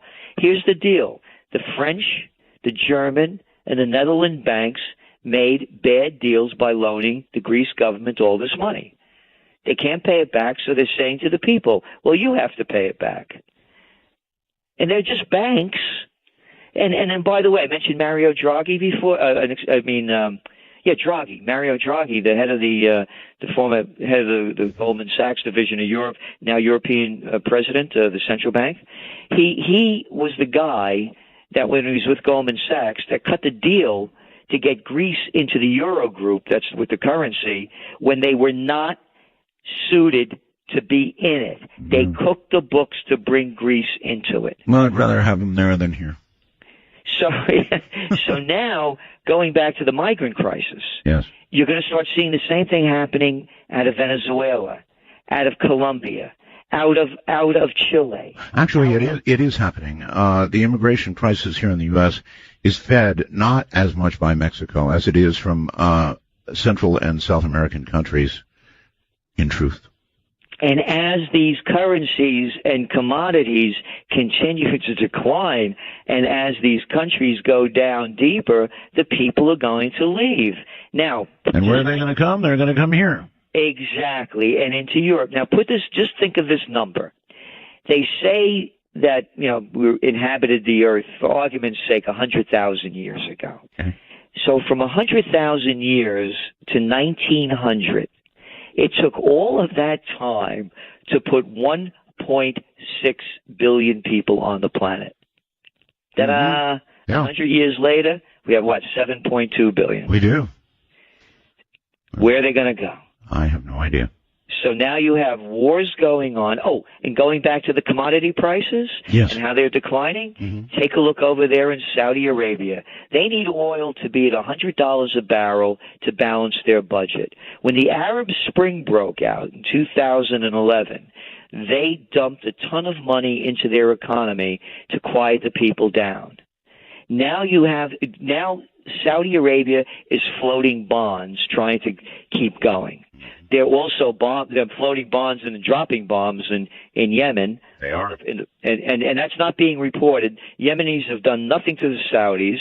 They want to put back the government that they were imposed upon them. And the United States is involved in this too. I'm mentioning this because you have 4 million Yemenis living in Saudi Arabia. There's a humanitarian crisis going on that's not being reported there. They also work in the oil fields. You're going to start seeing destabilization from all of this declining oil, from all of these oil-rich Arab nations. And I love it. They call it a kingdom, an emir. Yeah, you know what happened, Art? Once upon a time, a princess kissed a frog, and the frog became a king. How about calling them dictators set up by the English after World War II? Hear, hear. Well, there's one thing, Gerald. You and I are old. Soon we will die. It will not be our problem. It will be the problem of our children. And boy, are they going to have a big one. I think it's, as I look at it, I think of it as when you think of the founding fathers and and you look at the age of them, they weren't kids. Right. And I think it's really up to us that have been around a while. I was thinking, how long I've known you, and I mentioned I've been in the business since 1980. Sure. What I knew in 1980, what I knew in 1990, I look back and I say, I didn't really know that much. And as I keep getting older and keep learning more, I believe I know more. And so I believe it's up to us. It's called wisdom. Yeah, I know. But they don't like to say that in America because the elderly aren't looked upon very fondly here. By the way, every day I thank the ancestors for my being, my breath, my body, my brain, my blood, and my bones. Very Eastern of you.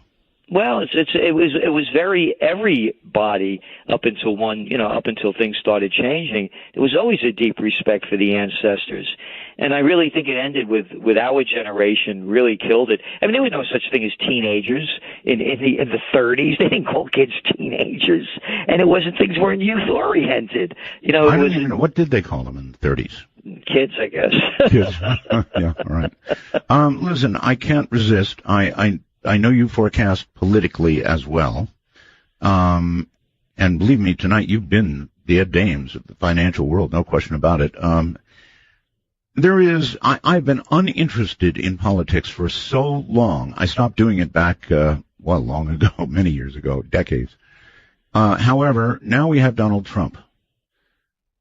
And love him or hate him, which is what most people do, one or the other, he is interesting. And he's interesting to watch, and the Republican Party is kind of fun to watch too, because I don't know, it's like they're a worm being attacked and they're wiggling all around, and I wonder how this is going to all shake out. You're a trends guy. What do you say?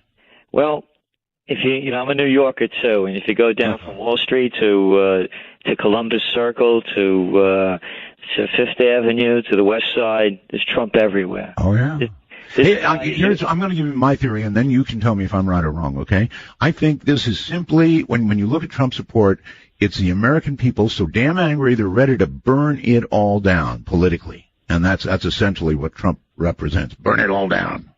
That's part of it. The other part of it is he knows what he's doing. I began my career, by the way. I used to run political campaigns in Westchester County in New York, which was at that time the richest county in the U.S., and I was the assistant to the Secretary of the New York State Senate at 23.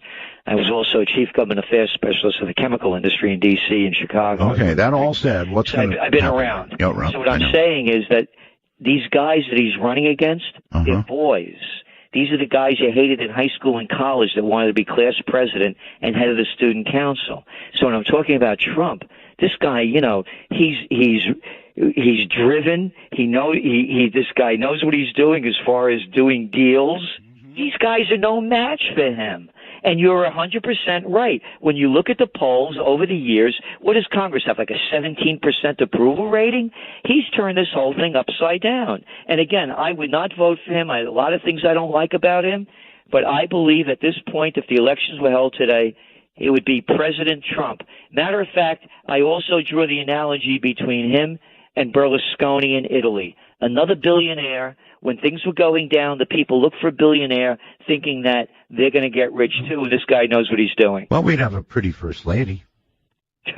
Yeah. Well. So, what would he be like if he actually got what I guess his wish is, and he became president? What do you think he'd be like? Just what you see, and I believe he'd be tyrant Trump. Tyrant Trump? He'd be just like a Berlusconi. Look, I mean, he's talking about bringing guys in like Icahn. Oh, yeah. Carl Icahn. Carl. Mm-hmm. Yeah, wonderful. Put him in China. I think he wants to put him in charge of China and Japan, actually. Yeah. I mean, another deal maker. These guys make deals. They don't build. It's not a manufacturing-driven country anymore. When you look at where the money is. Yeah, but he might make good deals. He may make good deals, and that's going to be his card that he's dealing. And again, our Spring Trends Journal, the cover was Cowards, Liars, Freaks, and Fools. Welcome to the presidential reality show.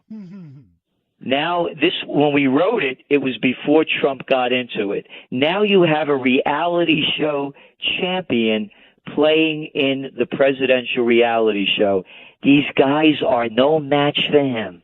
No, they aren't. I mean, he says that Bush is boring, and frankly, compared to Trump, Bush is boring.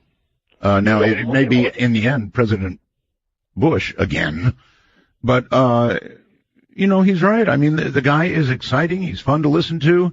It's fun to imagine somebody with those kind of cojones running things for a change. And so, what a phenomenon. Yeah, and as I said, if the election were held now, he would win. It's difficult to say what's going to happen between now and, I mean, look how early they're starting this thing in 2016, November. But as the cards are playing now, he has no competition. These guys, I mentioned to you I worked up in the Senate. It was the worst job I ever had.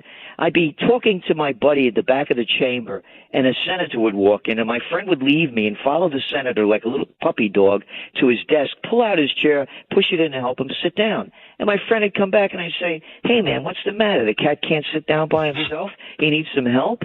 And they say, Gerald, if you have that kind of attitude, you're not going to get very far over here. I said, you got it right, man. I'm not going to suck up to get my way up. That's what these parties are. These are boys. All right, listen, we're coming to the end of this program. I want to give you a chance to promo whatever you want to promo.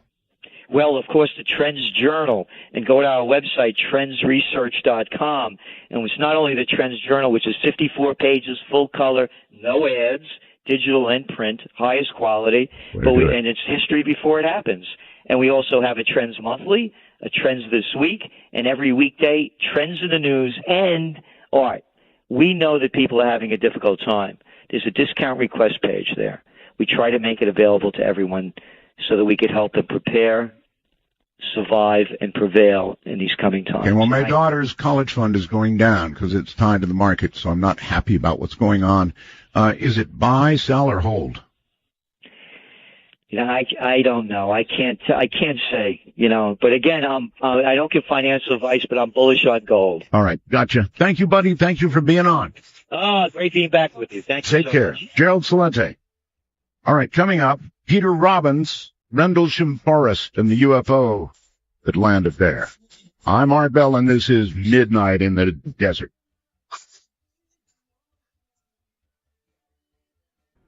From the Kingdom of High in the high desert, this is Midnight in the Desert with Art Bell. Please ring Art's bell at 1-952-225-5278. That's 1-952-CALL-ART. All right, switching gears now. You know about Rendlesham, right? No? Well, it's one of the best-known UFO incidents in world history. I guess right up there with what happened in Roswell. Peter Robbins is an investigative writer specializing in the subject of UFOs. He has been involved in the field more than 35 years as a writer, researcher, investigator, lecturer, activist, and author. A regular fixture on radio shows in the U.S. and U.K., Peter has appeared as a guest on and been consultant to numerous TV programs and documentaries, spoken on UFOs-related subjects for local, regional, national, and international conferences, public service groups, assorted schools, universities, business libraries, and scientific organizations. Peter is the co-author of the British bestseller Left at Eastgate. That was a good one. A first-hand account of the Rendlesham Forest UFO incident. Its cover-up and investigation, as well as the author of Deliberate Deception, a case of disinformation in the UFO research community. No. Disinformation in ufology? It can't be. Peter Robbins, welcome. Hey, stranger, long time no speak. It's been a while, hasn't it? It has. I saw you just had a sort of a problem there with your Skype before we connected. Indeed. We'll hope it doesn't return. Well, if it does, I went through this once before last week, Peter, where it was like dying and coming back, dying and coming back. No. Yeah, so if that happens, I will. My number. Yes, I'll give you a landline call. All right, so it is great hearing your voice again, and a lot of people, frankly and honestly, don't know what Rendlesham Forest is all about. Sure. Been a long time. Give us a brief description of actually what you know of that happened. Okay.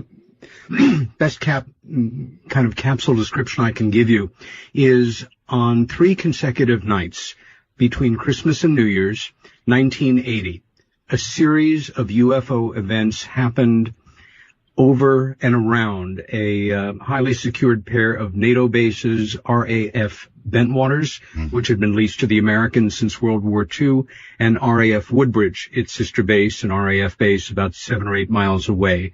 The bases are located in Suffolk, East Anglia, which is about 70 miles or so northeast of London to locate it in the southeast of England.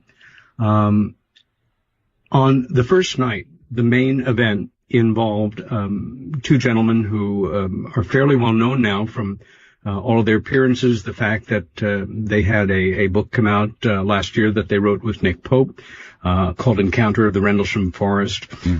John Burroughs was an airman first class and member of the law enforcement police. Jim Pennison was a sergeant and a member of the security specialist, the security police on base. John observed a light go down in the woods from the east gate of RAF Woodbridge. It did not indicate a crash. There was no ground concussion, explosion, fire. It was a very tense moment. In the Cold War, he radioed in for permission to investigate. Sergeant Pennison came along with Airman Cabanasac. Cabanasac was also a security cop, and he drove Jim and John into the forest to the degree that the vehicle could travel. They moved in on foot and encountered a machine of undetermined origin. Okay, so we have 3 guys now who have gone toward this thing that didn't look like a crash, but a landing instead. Yeah. Into the forest they go. They get up to it, and they find what? Well, Cabanasac stays with the vehicle. He's watching them from a distance. I see. It's in various treatments. They're the ones to have on the show to confirm it, but tapering up triangular-looking craft with the appearance of black glass, They observe, Jim observes that there are markings, symbols, hieroglyphs, whatever you want to call them. The two of them have missing time. They're not, everything is not accounted for, but the machine leaves impressions in the soil, which are documented the next day. Plaster casts are taken. Wait a minute. Hold on. Yeah. We've got these witnesses staring at this damn thing, right? Yeah. Okay, so they have missing time, which means maybe they don't remember, but before we talk about impressions, we've got to talk about liftoff. I mean, does it take off? What happens? Well, number one, Jim, in 2010 stated publicly something that he has felt privately for 30-odd years, which was when he touched one of the markings on the craft, a code downloaded into his head, which he believes is a message from the intelligences who were responsible for the event. I respectfully disagree with him on that. He feels that time travelers from the future contacted him at that moment with a message for humanity. And what is that message?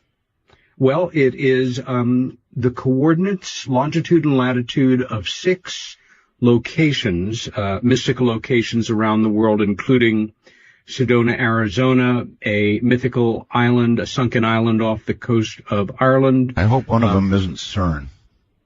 No, I don't think so. A temple in China, a temple in Greece, and 2 other locations, and a kind of stilted message that, with respect, sounds for me like kind of clips out of a science fiction movie dialogue. Nick Pope, who wrote the book with them, ponders whether or not it's a message within a message, and perhaps that will be broken someday, and within that, and something about the longitude and latitudes. I have my problems with this aspect of the story. I do too. And I'm just hearing it. I haven't actually heard this before. I've heard about the sighting. I've heard the witness reports, but I've never heard this, they put a message in my head thing. Oh, yes. And in fact, if you Google allegedly also a binary coded message, which Jim writes in their book, 24 hours later, he remembered all the thousands of ones and zeros. And I'm not being facetious here. I mean, autistic people can hold extraordinary numbers in their head, not that he's autistic, right, but just that the human mind's amazing. It is. You know, but that he remembered all of them, wrote them out in 16 pages of notebook paper, got them right, and experts have been working with them. And who am I to say it's wrong? Although, again, I think, with respect, that this is something that was put in his head to create the impression, to create a bit of a shiny object and a sideshow, to take the attention away from the more stoic, boring... All right, well, I hate to ask this, but I'm going to ask it. Yeah. Is it something that he said on the spot happened, or is this something that he mentioned much later? We get 2 things on that. Nick, who is the lead writer on the book, says it's a secret he kept for 30 years, but then we learn that he talked about it in hypnotic regression as early as 1994, and John Burroughs says that he never told him about it until October of 1997, which is 29 years and 9 months later. Yeah, I say this because, look, we're humans. We tend to, when we tell a story again and again, sometimes we embellish some aspect of it, because we always feel like we have to, every time we do an interview or write another book, we have to add something special. I'm not saying that's the case here. I'm just saying that's human. In Jim's defense, I don't think it is the case. I really feel that Jim received some kind of programming. All these guys were messed with, to use Charles Halt's term. They were all worked over in terms of stuff put in their heads after they were witnesses. What was done to them was unconscionable, frankly. And I think Jim was made to believe that this had happened. And I think it was a contingency plan. There are probably many in place for taking attention away off of, gosh, if we ever have a really full-scale UFO military situation, we've got to have things that will fuse it, confuse it, stir the pot.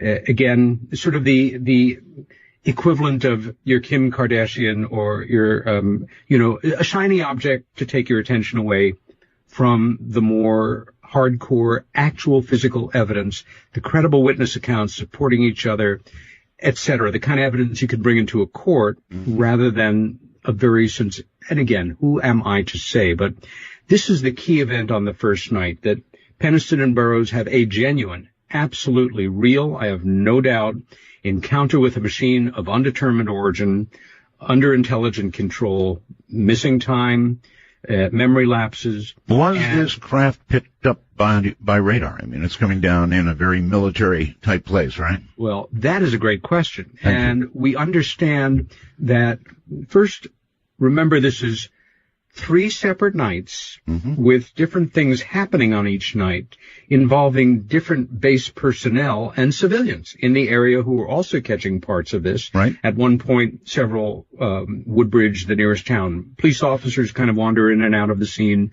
Right. So it's a bit of a chessboard here. And yes, there are radar reports confirmed from this period of time from, a number of military and civilian radar operators in the area. Good. Glad to hear you've got that. Now, you said that it landed. There were impressions in the ground. You haven't told me much other than what apparently was a sort of a mind wipe, except for what they downloaded to him. So how much witness testimony is there on the ground of, oh my God, I saw it? Well, number one, you've got John and Jim. You've got Ed Kavanasak, who was watching it from a distance. The lights were seen in the sky. Again, this one, we have the impressions in the soil. We have elevated beta and gamma radiation counts, even though it's so minuscule. Right. It's like 10 times the amount in the surrounding area. Right. The area is studied very carefully the next day.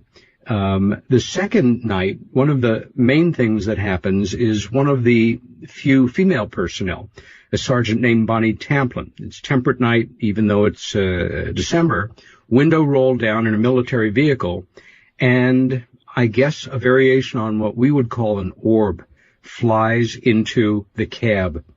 And she has a big problem with it. It shakes her up tremendously. She's taken off active duty. Lights are seen in the sky. But moving into the third night, we have, I guess, depending on your point of view, the 2 main events. Earlier on the third night, remember this is between Christmas and New Year's, there are parties going on off base, especially for the officers. And a Captain Bruce England, who is associated with the Deputy Base Commander, Lieutenant Colonel Charles I. Halt, approaches Mr. Halt at a party, and he says they're back. Halt, who had been skeptical but open to Peniston and Burroughs' account, decides to leave the party, gets into his field clothes, pulled together a contingent of, I believe, 6 individuals. They head out into the forest with night scope and other equipment.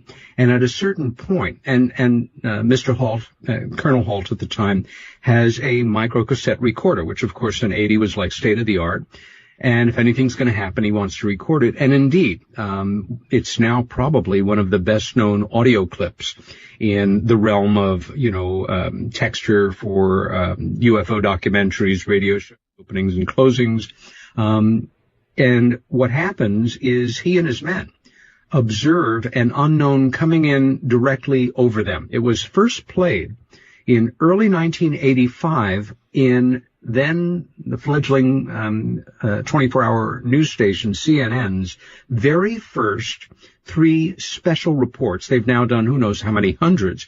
But Ted Turner, who of course owned it, he authorized Chuck DeCaro, a great tech and military reporter who you may be aware had quite a brush with death earlier this year. He and his wife were accosted, and he had to kill the guy who was attacking him. Chuck is one of the best newsmen I've ever met, and he is recovering, but he was badly injured. Anyway, he as well. was dispatched? He was dispatched, the Rendlesham. The bad guy was. Oh, no, Chuck. No, I know the bad guy was dispatched. Chuck was authorized to do what amounted to a mini documentary for CNN. Okay, that all right. aired in Hold it early right there. 85. Hold it right The there. only reason I bring it up is because that's where the tape All right. of Colonel Halt recording this thing All right, going Peter, over Peter, hold on. You got a break? Yep. All right, good. Stand by. Okay. Once you get Peter started, it takes more to stop him. Anyway, we're going to take a break. Midnight in the Desert. I'm Art Bell. Some velvet morning bring. I'm gonna open up your gate. You're gonna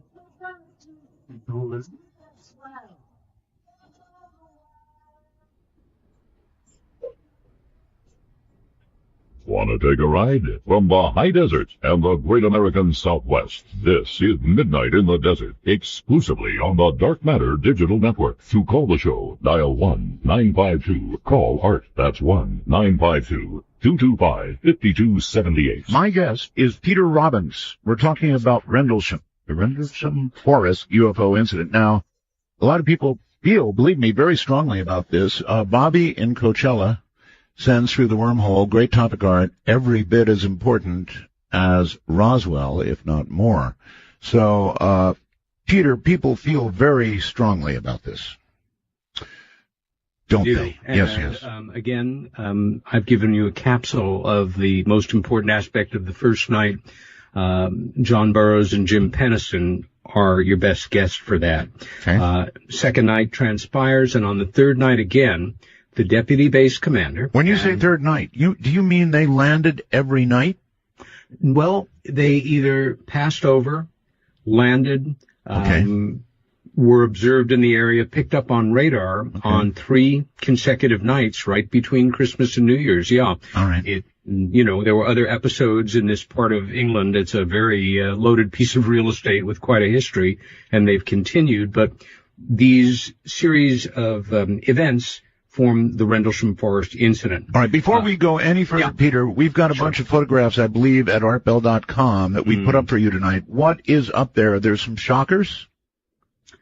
I sent over a bunch of photographs to your amazing producer, Redacted, and I'm not sure which ones you're referring to. No, I'm asking you, are there shockers in those photos? Oh, as far as I'm concerned, in terms of new evidence, which we'll get to shortly, yes, one remarkable series of photographs which do constitute genuine new evidence for sure. Okay, well that's really big stuff. So people will be going to the website, artbell.com. When they get there, what are they looking for? Well, we have a number of documents up. We have a series of photographs that might as well do it now. Yes. My co-author, Larry Warren, a great guy who has been a dear friend of mine through the course of now 28 years. And we don't have anybody in terms of being a whistleblower, standing up for what's right, taking a tremendous amount of heat for 35 years, and a lot of that on his own before other witnesses came forward. To cut to the chase, on the morning of the event that he was involved in, which was the second event on the third night, he had picked up a new Instamatic camera and, 110 film. Some of your listeners may be too young to know about analog photography, but in the old days, we would buy a roll of chemical film and you'd run it through a camera to see how it worked. And he was doing that day. And at a certain point, they were heading back. Big stuff. So people will be going to the website, artbell.com. When they get there, what are they looking for? Well, we have a number of documents up. We have a series of photographs that, might as well do it now. Yes. My co-author, Larry Warren, a great guy who has been a dear friend of mine through the course of now 28 years. And we don't have anybody in terms of being a whistleblower, standing up for what's right, taking a tremendous amount of heat for 35 years, and a lot of that on his own before other witnesses came forward. To cut to the chase, on the morning of the event that he was involved in, which was the second event on the third night, he had picked up a new Instamatic camera. And, 110 film, some of your listeners may be too young to know about analog photography. Mm-hmm. But in the old days, we would buy a roll of chemical film, and you'd run it through a camera to see how it worked. And he was doing that day. And at a certain point, they were heading back to base. He and some guys had been into Ipswich, the nearest small city. And they stopped, and he took a snapshot of an A-10 fighter aircraft landing in the distance. Right. It is a really pretty mundane snapshot. And I had seen it, more than a quarter century ago among many dozens of pictures he took at that time. And Larry, over the time that we've been on Facebook, as we are, every couple of weeks or month or two, he'd post a bunch of service-related snapshots. Well, last August, he posted this picture art. And one of our buddies in England pointed out, could have been a crack in the emulsion or dust on the original photo, that there was a dot in the sky above the A-10. And another friend of ours, Robert Martins, blew it up, quite a bit of optical knowledge, and what he saw in the enlargement absolutely made my jaw drop. I couldn't believe what I was looking at. For decades, Larry has described the craft that he and the men with him faced on the ground in a farmer's field called Capel Green in the Rendlesham Forest on the third night. And there's a very particular aspect of the configuration. If you do what you do or what I do, you have hundreds and hundreds of people giving you this is what the craft looked like kind of reports over the years, and most of them don't stick in your mind. But there was a structural detail where on the bottom, at each edge, it kind of hooked around. It was just sort of an elegant little detail. And he did his first drawing of it in 1982. In fact, in the home of Betty Andreasen. It ended up in the biggest tabloid in the world the following year when the story broke. And he did kind of a magic marker type drawing in 85. And he also did a drawing as if you were in the air looking down on the scene in Capel Green that showed part of that detail.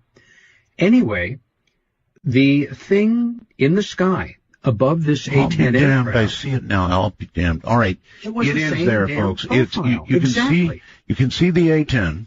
Yeah. And then you can see what appears to be a dot. But boy, oh boy, oh boy, oh boy, if you blow this up, as he has, what now, you have... the go-to guy on this for the past 30-odd years has been Bruce Maccabee, optical physicist, the absolutely most respected photo analyst in the history of UFO studies. I'll be darned. Retired now, writing books. Right. Let me tell everybody how to get there. When you go to my website, listen to me, when you go to my website, folks, artbell.com, right up at the top, you'll see a picture of Peter Robbins, who looks like some kind of Chicago mobster, actually. Thank you. Click on that, and then you'll get to these other photographs. Man, oh man, look at that, above that A-10. So if you want to see it start now. Okay, go ahead, Peter. Again, we don't have the negative. It may turn up someday. You know how these things are. But Bruce said, whatever it is, it's a real it's up there. This is, in the old days, if you tried to fake something, it wasn't the elegant details with Photoshop. The first thing we'd look for with a 10-power magnifying glass was the cutout edge of the paper where it had been glued down on the photograph. I mean, it was pretty rudimentary stuff. Whatever it is, it's the real deal. And then again, our friend Robert Martins in England did this graphic schematic accounting for distortion in the air and things. You see the drawings Larry did. You see the schematics. You see the shape of it. And this is not your standard UFO. And the last thing I include was a screen grab from March of something that looks like it came out of the same factory up on Alpha Centauri or wherever over Wisconsin, just, 6 months ago, whenever. This, for me, was just a reminder that real evidence, this is not a time-sensitive matter. Recently, I had the last bit of the original soil that I had taken from the site of Larry's event and had it, I sent it back to the original chemist who had done the work, who is a very distinguished scientist. I'm glad I still stay in touch with him. I'm going to see him this weekend at a big conference called Experiencers Speak in Portland, Maine. And Matthew Moniz, just when he got the old samples. I'm sorry, Peter. I got to do it to you again. I've got to break. I take it personally. Yeah. I'm sorry. Hold it right there, and we'll be back. We've got about a 7-minute break. Have some coffee. No, wait, don't. Just sit there. We'll get right back to you. I'm Art Bell. This is Midnight in the Desert.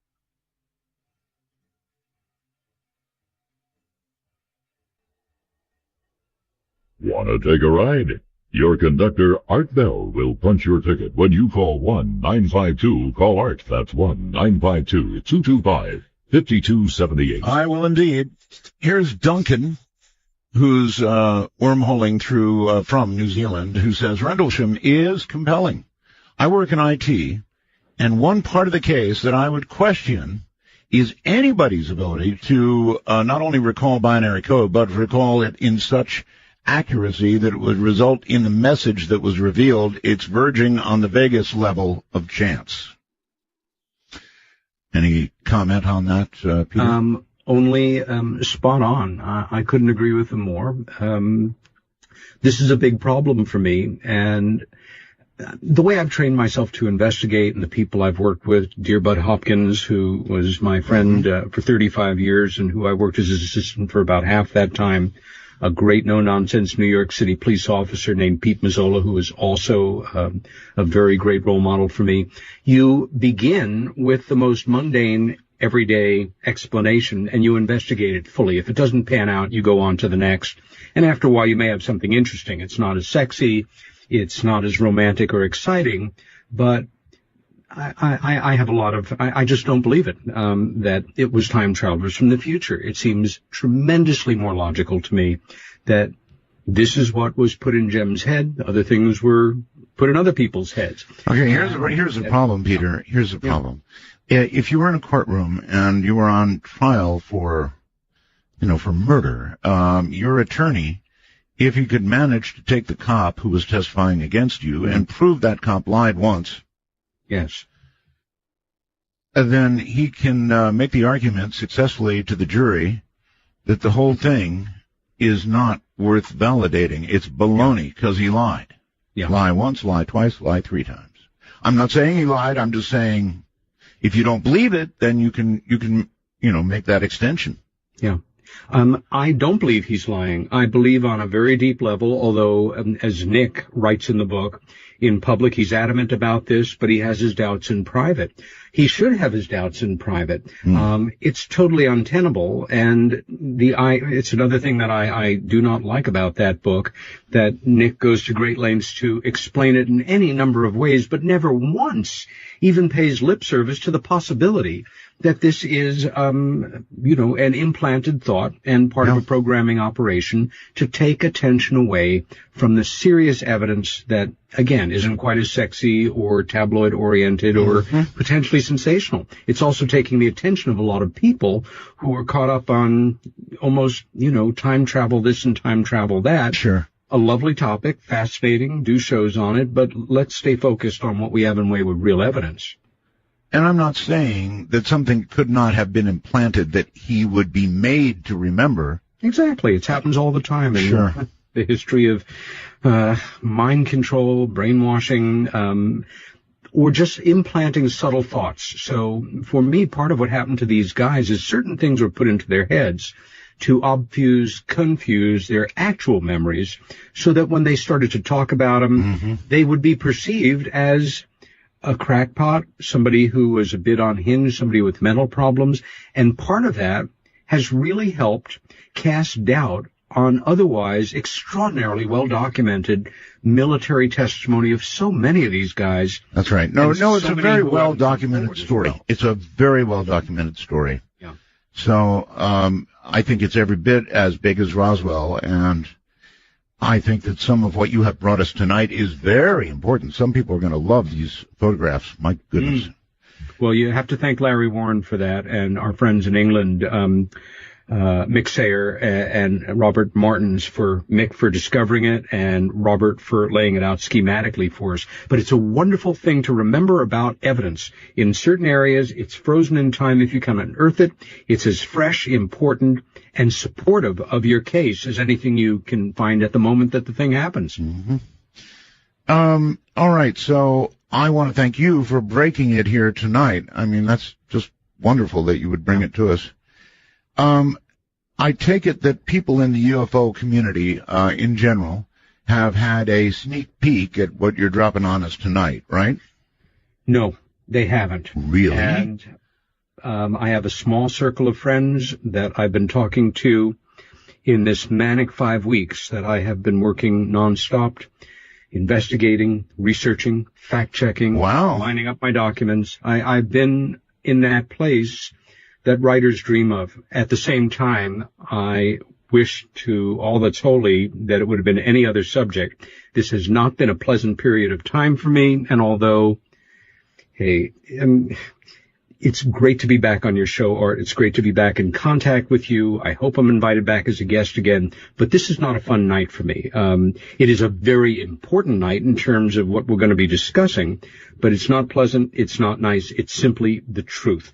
And I discussed this a little bit with a colleague on a small radio show the middle of August in Glasgow, so it didn't really get out there. I have only shared the working manuscript with a handful of people, including you, and I'm now working with my editor and publisher to tighten it up. And what we're going to talk about tonight is kind of rough stuff, but you know, we didn't get in this business. No, I'm set for rough stuff. When you say rough stuff, you mean? I mean naming names, saying things about people that are not nice, just true, documenting everything I say. Well, all right. Why do we need to do that? I mean, why? Okay, lay it out. Why do we need to? Yes, why? Well, I guess because it's an important truth for me, certainly, as somebody that's been involved on and off, but to a great degree in work on this particular case for 28 years. And, you know... All right, let's cut to the chase. You're in some kind of tangle with Pope, right, Nick Pope? Oh, it's minor compared to this. Nick, last year in his book, which really is his book, John and Jim, you know, are the secondary authors, even though it's their story. And the book is called Encounter in the Rendlesham Forest. Yes. In it, Nick, who had been a good friend, and I will always wish him well personally, but he pulled something that I found pretty abhorrent.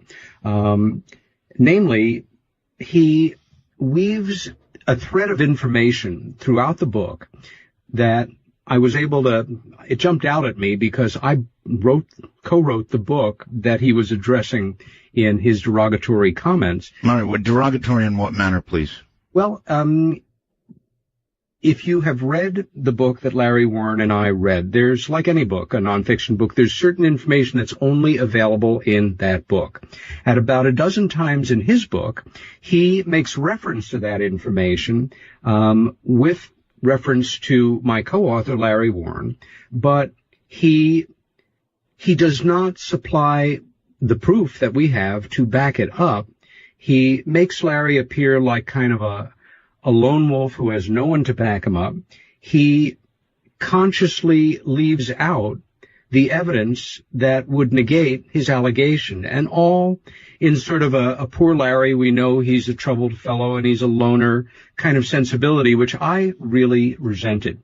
And what I was able to do was establish that he had the information, and in each case chose to either exclude it or distort it in a manner that, again, was deliberately deceptive. It really formed a pattern where everything that touched on our book, which was credited once, but cited 10 or 12 times. And Nick says that, no, it's all of the credits are in there, but they're not. For example, regarding the suicide of a man after this event, Nick refers to it as a rumor that nobody could back up. Well, Larry was one of the first two responders on the scene where this young man had blown his head off. And it kind of radicalized my co-author, to put it mildly. He knew this kid. He had had a great deal of trouble in the debriefing. And the person who picked up on it and kind of championed trying to get to the bottom of it was not Nick. Well, certainly he wasn't in the MOD at the time. But the deputy base commander, Charles I. Hall, dismisses it. But in fact, a former chief of staff of the Ministry of Defense, a legendary guy named Admiral Lord Peter Hill Norton, a tough son of a gun who thought most everybody in UFOs were bollocks, unless you were okay with Timothy Good, because Timothy Good, ace writer and researcher on UFOs in the UK, he not only respected, but he wrote the foreword to his, I guess, most popular and influential book, Above Top Secret. And Larry and I met with Hill Norton. He took Larry's case very seriously. It was Larry who broke the story to Hill Norton, again, a former chief of staff of the Ministry of Defense, that in 1980 we had nuclear ordnance at RAF Bentwaters.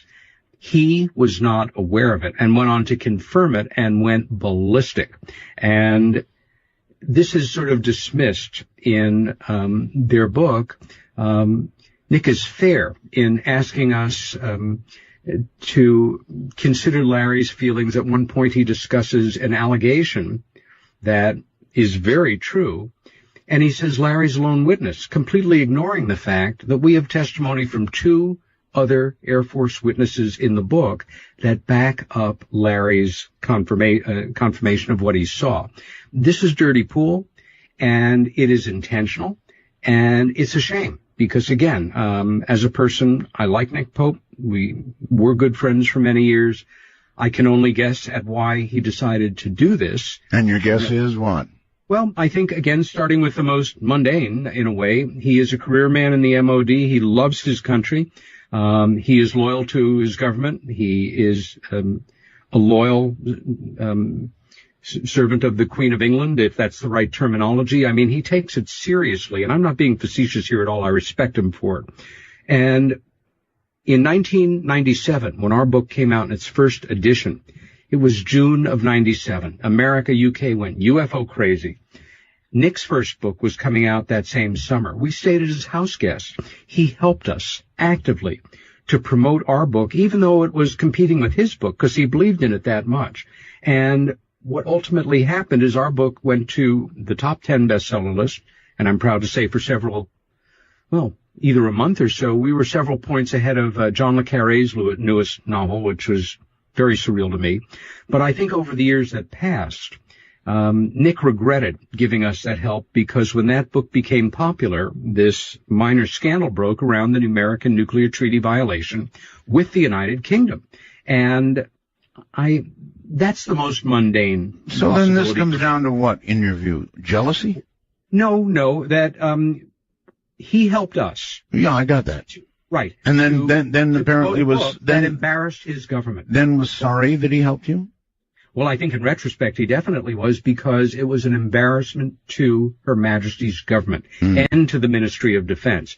And the one quote that I'd like to read tonight, and will take all of 20 seconds, is from the back of our first edition, so you and your listeners can understand how he felt about our book when it came out. Go ahead. This book is dynamite. Larry Warren and Peter Robbins have done an excellent job in blowing the lid off a UFO case that could be bigger and more sinister than Roswell. There is much in this book that will make you angry, and rightly so. It raises serious questions about just how far certain people will go to prevent the truth about UFOs ever becoming public. The book is meticulously researched, gripping, provocative, and will undoubtedly lead to some long overdue questions being asked at the highest levels. This is a sensational book, and no matter what the skeptics and debunkers may say, this story is not going away. Nick Pope, Ministry of Defense. Things change. Sorry about that. No problem. All right, so if we amp it up, though, maybe he was asked, maybe he was ordered. I don't know. You know, he's retired from the Ministry of Defense, but let's not be naive here. There are certain positions and organizations that you never fully leave. You're an asset in place, a member of the Old Boys Network, a friend of the family, you know, and you can be called upon for favors. I don't know. I'd settle for the most regulation thing, and I'm sorry that he felt compelled to do it, because it shattered. Well, obviously you're hurt. Do you want a debate with him over this? Oh, yes, I'd love to. You would. But he's turned down 10 opportunities so far. He won't face me simply because I went to a great deal of trouble to establish in each case evidence that proves, I think for any rational reader of deliberate deception, especially if they compare it to their reading of Encounter in the Rendlesham Forest, that he really has no defense, and it's embarrassing. All right. I'd love to be a guest. All right. I want to, if Nick will agree to it, I'd love to do it. But here's the thing that I want to lay on you, and you can go ahead and comment. Yep. Ufology has a lot of problems of the kind we're talking about right here. Yeah, I don't call myself a ufologist. With people just, well, whatever you call yourself, I don't care. Investigative writer. That's fine. All right. But among people with interest in ufology. Yeah. How's that? Lots and lots of friction like we're hearing described tonight. Yeah. And it doesn't lead anywhere good. It ends up damaging everything. Now, Rendlesham is absolutely one of the most important cases we could even talk about. There's no case more important that the research community has to work with. Absolutely true. So you're sort of damaging things when you do this, right? Yes and no. For anybody that knows me, and you've got people in your audience that know me. I'm sure. Yes.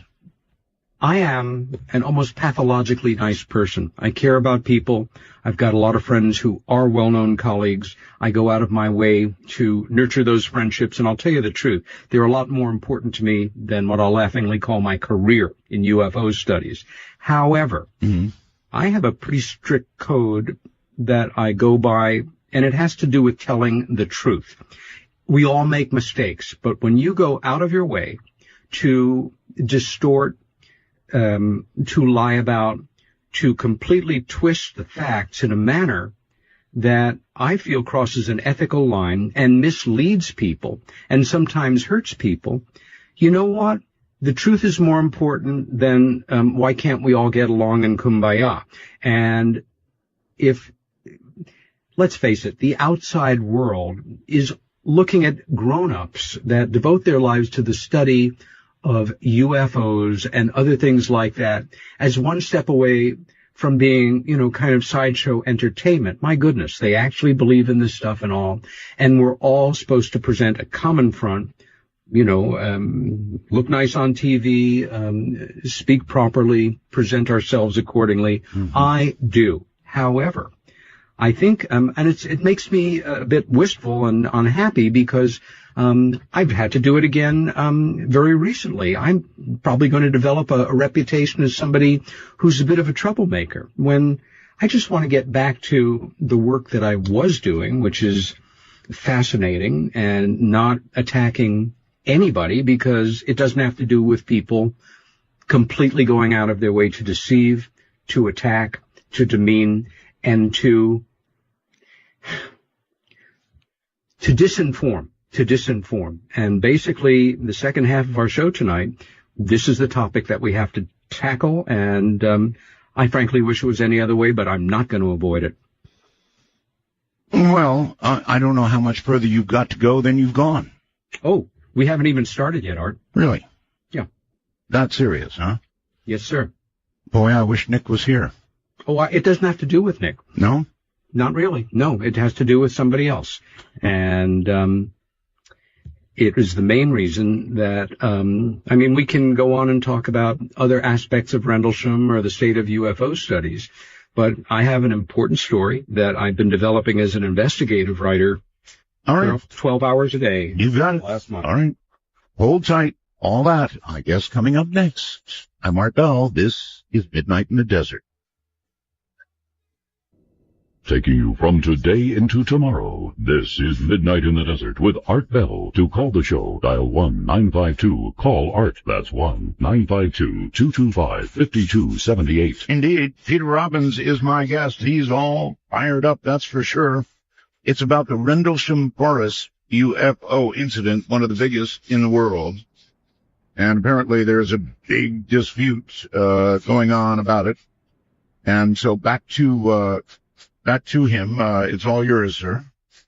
Yeah. Essentially, as in many major cases, there are disagreements. Colleagues come at it with different theories, agendas, what have you. Okay. But there are certain things that we can all agree are factual if they can establish themselves. And for me, I think in terms of courtroom quality evidence, obviously, and esoteric studies, we don't always have that luxury. But last month, something happened that did set me off, and I had a lot better things to do with my time, but life sometimes puts you in a spot where you've got to take an action that you'd rather not. Okay, what was it? Last month, the former deputy base commander of RAF Bentwaters, a now retired United States Army colonel named Charles I. Halt, gave a talk in Woodbridge, Suffolk, England, which is the town closest to where all these events happened. Right. And he had been invited back to speak about his experiences, and tickets were sold, and I was coming back the day that he spoke, which was on the 11th of July. I had just flown back to New York City from Roswell, where I had been for a week, and I had business there, so I didn't get to really look at the video of his presentation until about the 14th of the month. And to say it distressed me would be an understatement. It distressed you, why? Well, the first, I guess it was 2 hours or so, all the first part was what I would have hoped it would have been. You've got an officer, a commanding officer, who was not only involved in a command position, deputy base commander of a major air base at the time of an extraordinarily important UFO incursion, but got caught up as a witness as well, an actual eyewitness.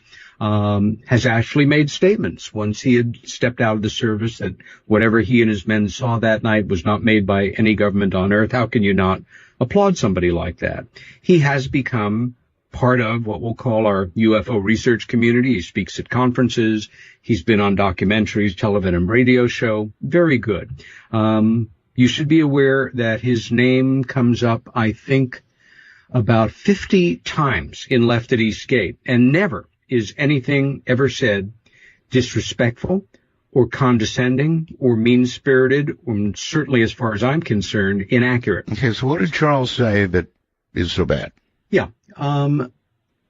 For the last half hour of his talk, he simply switched gears and he directed every comment, dozens and dozens of data points, at my co-author Larry Warren, at who is the whistleblower, who is the person that broke this case wide open, made the situation happen, that it went totally worldwide in October of 1983. Comments and anybody of can what, bear that right, out. Comments of what nature?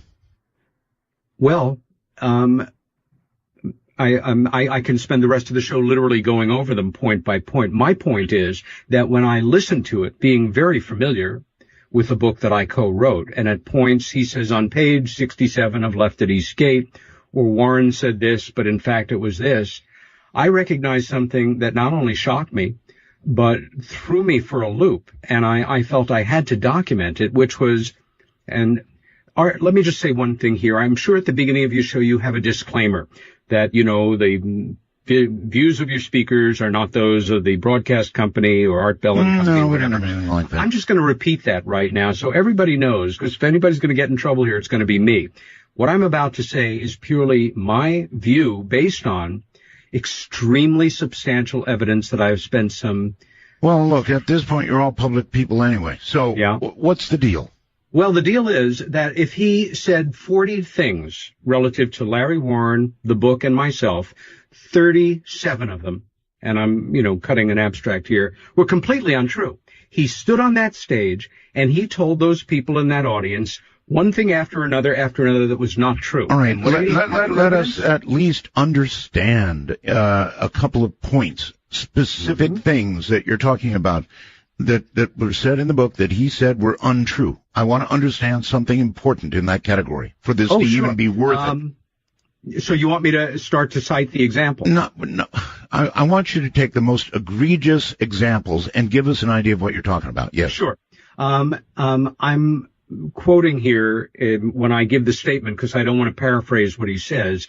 The sound quality wasn't great, but these are the statements and then my back response to it. Referring to Larry, he was unsuitable. He was literally booted out. Unsuitable? And in fact, unsuitable in what way? Well, exactly. Charles Halt wants you to think that he was literally booted out of the Air Force as unsuitable. In fact, not only was he not unsuitable, but he received a 3910 discharge, which means that the Air Force has broken its contract with the individual and is at fault. And so that individual has the right to leave the Air Force with 100% honorable discharge with no blemish against their name because the Air Force screwed up. I can tell you how that happened and what happened, but also would the Air Force have taken a gentleman, a security specialist who was undesirable and unsuitable, and 3 weeks after the event, make him part of a very small, highly select contingent that was flown to West Germany to meet the American hostages returning from Iran and supply them security, and also keep it absolutely top secret, because as you may remember, it was crucially important to the incoming Reagan government that that news be released immediately as the president was sworn in. That's right. In March, that same 3 months after the event, he was chosen to be honor guard for Wing Commander Gordon Williams' testimonial, secure general officers' parking, be part of his security detail, and his driver. Also, while he was in the 81st Tactical Security Corps, they received a group commendation. In no way was he unsuitable or undesirable. That's what this man wants you to think. I'd call that egregious. Moving on. Here he says, for those of you who have read Left at Eastgate, I'd like to give you some updates and some potential corrections that Mr. Warren and his co-author can put in their book. If you go to page 39, he said the base was on alert. The base was not on alert. We were at a party, a social event. There was no alert. Well, Charles Halt and some of the officers may have been at a party, and that's very nice. It was between Christmas and New Year's. But if you go to the international news section or the front page of any major American newspaper or European one, you will see what the crisis was, and it was major. The Soviets had massed a huge number of troops on their border with Poland because of the pro-democracy movement that was emanating out of the Gdansk shipyards. The fighter aircraft, the A-10s, the 48 A-10s that were stationed at RAF Bentwaters weren't there, Art.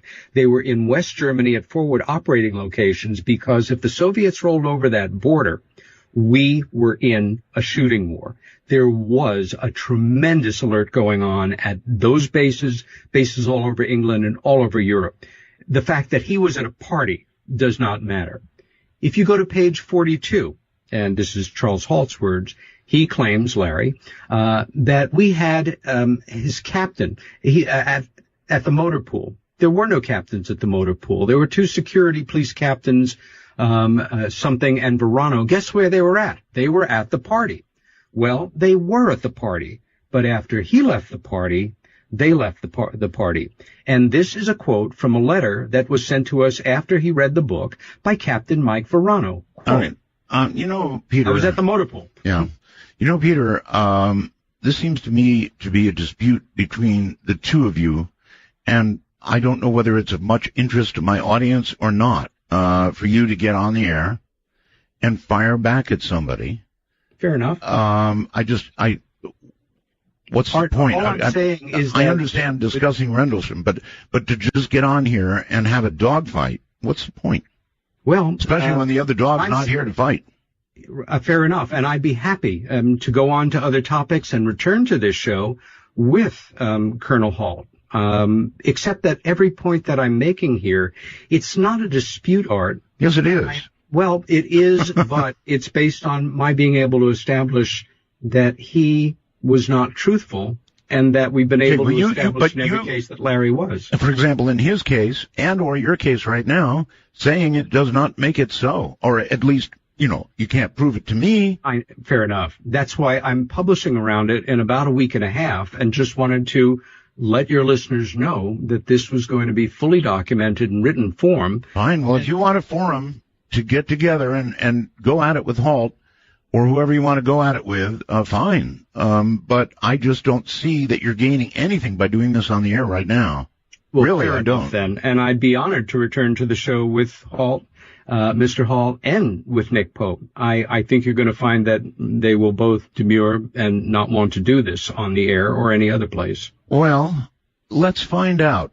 Yes, by all means. What the listeners think about this and whether they think it's a good idea, whether it's productive, or whether it's just going to harm everything that's already harmed enough, frankly, in this whole area. So what I would like to do is invite you all to call.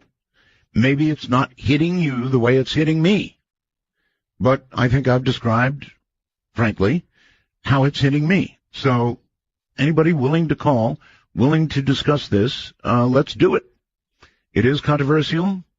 It's here's our number, area code 952-225-5278. I want to know how this is hitting all of you. Again, area 952-225-5278, and of course the Skypes, North America at MITD51, and outside of North America, the rest of the world, at MITD55. I'm going to break here, giving you an opportunity to chime in. Maybe these are critically important details to the whole thing, but I'm not sure displaying them in this manner is productive. You tell me.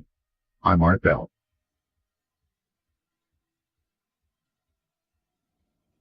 All right. So once again, for those of you who want to comment, I'm just giving you my perception.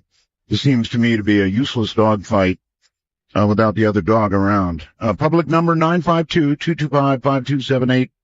Skype at MITD51 for North America and MITD55 for the rest of the world. And again, here is Peter Robbins. I'm sorry, Peter, but the way I read it, I feel used, kind of like you're using me to just sort of blast away here, and I don't like it. I appreciate that, and I'm sorry you feel that way, Art. Look, it's your show, and it's my first time back as a guest, but yeah. All right, hold on. I'm going to take some calls. I mean, let's see how the audience feels about it. Amy, on Skype, you're on the air. Hi, Art. Thanks for having me again on the show. Okay, back off a little bit. You're very loud, Amy. Back away a little bit. Sorry. Okay. About that. I just wanted to know how this dispute is so critical to the suggestion that Rendlesham could be bigger than the Roswell incident. Okay. It's a great question. I think the main thing that we're dealing with here is the seminal event that set the whole modern age of UFOs into motion. And I take Roswell very seriously. I have a lot of respect for the folks that have done the work on it. I was a consultant to the city for 2 years. But don't you feel that this dispute, airing it like this, just does the whole Rendlesham thing damage? No, but I would respect the fact that if other people do, then we should turn our remaining attention to other things. I mean, if you're arguing over the facts of the case... No, I'm sorry, I have to disagree with you there. These are not arguing over the facts of the case. It's he said, she said. Arguing over presenting information to an audience that's simply not true, repeatedly. Well, okay, but saying that and then just getting into a dogfight over it, that does compromise the case itself. I mean, I don't think so. I think it compromises the human beings that are involved in points of view on the case. Caller, what do you think? Well, I just want to know how it could be bigger than the Roswell incident. That's all I want to know. To finish the thought. All right. Go ahead. Answer that question. Why don't you, Peter? How could it be bigger than Roswell? Well, it's not bigger than the crash that set everything off. What it is it's 34 and a half years old rather than 68 years old. Almost all of the principals are alive, are there to be questioned, to give testimony. The evidence is multiple. It's not, I think we're comparing apples and oranges here. One is the seminal case in UFO history.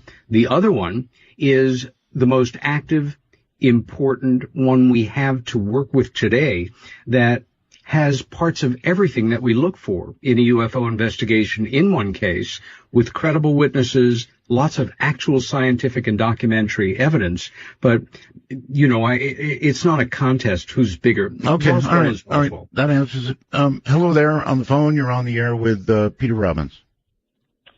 Hey, this is Tom from Florida. Yeah, I think personally it's more important to discuss the actual event for people who aren't aware of it as much as others. than to just talk about two different sides arguing about the subject. Because, I mean, it does sound like it's a very significant event. It's very interesting. Personally, I think there's two possibilities. That I don't think throwing out the whole time travel aspect is a good idea, because it's a very interesting one. And the other one could be maybe it was a secret military test to see how the base would react to an occurrence of that type. Interesting. You can't rule that out, or can you, Peter? Well, who are any of us to say what is or isn't when it comes down to it? For me, these are entry-level questions. They've been batted around for decades now. Entry-level? Well, in that, for those folks that have been looking at this case, examining it, reading about it, visiting the area, networking with other people, these things have all come up. For most people, the way to really begin to appreciate the depth of this case is to begin to read the available literature on it. There are a number of great documentaries on it. You can visit the area itself. If you download the free book that I put online last year, it has over 300 pages of data. Military documents, letters, memos, maps. You can become something of an authority and examine that data for yourselves. All right. Come to your best judgment. All right. Next on the phone, you're on the air. Oh, hello. Is this Art Bell? It is. Hi. Wow. You're not a mirage. You actually are the real thing, emerging from the desert. Yes, you're right. I'm the real thing. Well, I guess because I'm one of those people who are not familiar with this event. And very quickly, Mr. Robbins, you mentioned that Larry Warren is a whistleblower. And yes. If he is a whistleblower, what did he state or do or say that would cause such consternation amongst the military? That's a great question. And I apologize to everybody who is not familiar with this. What I should do is, now that folks know that I have an issue with this and that I will be responding to it in print, we'll be out in a week or so. I'll send you folks the link and you can put it online and read it for yourself. Yeah, let's take these questions.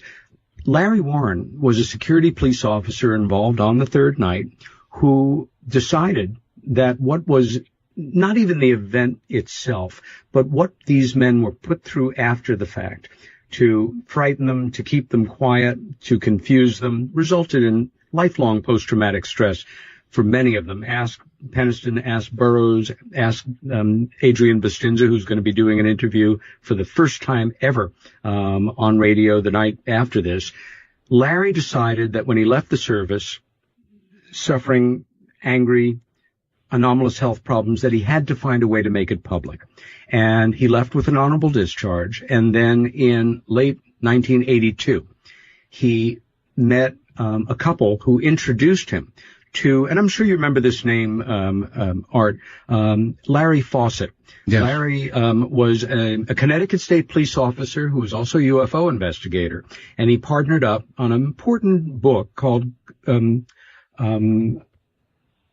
Clear Intent, which was one of the first books to talk about the cover-up, and was actually the first book in print with something on the Rendlesham event. The first book on Rendlesham came out within a month or so in England called Sky Crash. Well, Larry Warren did an extensive series of interviews with Larry Fawcett. And Fawcett and his writing partner, Barry Greenwood, a ufologist and archivist, put that information into the form of a Freedom of Information Act action. That FOIA resulted in the release of a single-page document on Air Force stationery. Even though it minimized the events, it redacted it, it made it in 2 days into 3, written 2 weeks after the fact. For many years, until the Ministry of Defense started to release information on it, that was the only piece of paper officially confirming the event, and it was written and signed by the Deputy Base Commander, Lieutenant Colonel Charles Hall. That paper found its way to England. And on October 2nd, 1982, it exploded on the front page of the biggest tabloid in the world with Halt's name all over it. Right. Larry also, but under a pseudonym, and that hurt his career tremendously. And Warren, my co-author, is the man who is responsible for getting this story out. That's how there you have the whistleblower. Yes, the whistleblower. Does that help you, caller? Or did it confuse you?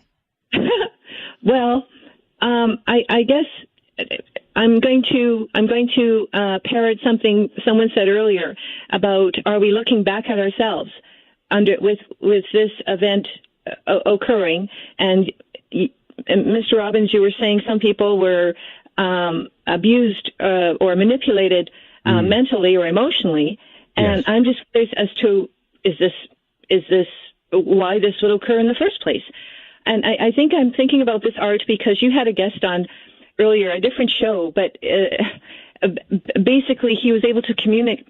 He was able to communicate past the speed of light. Do you recall this show, Art, with using DNA and?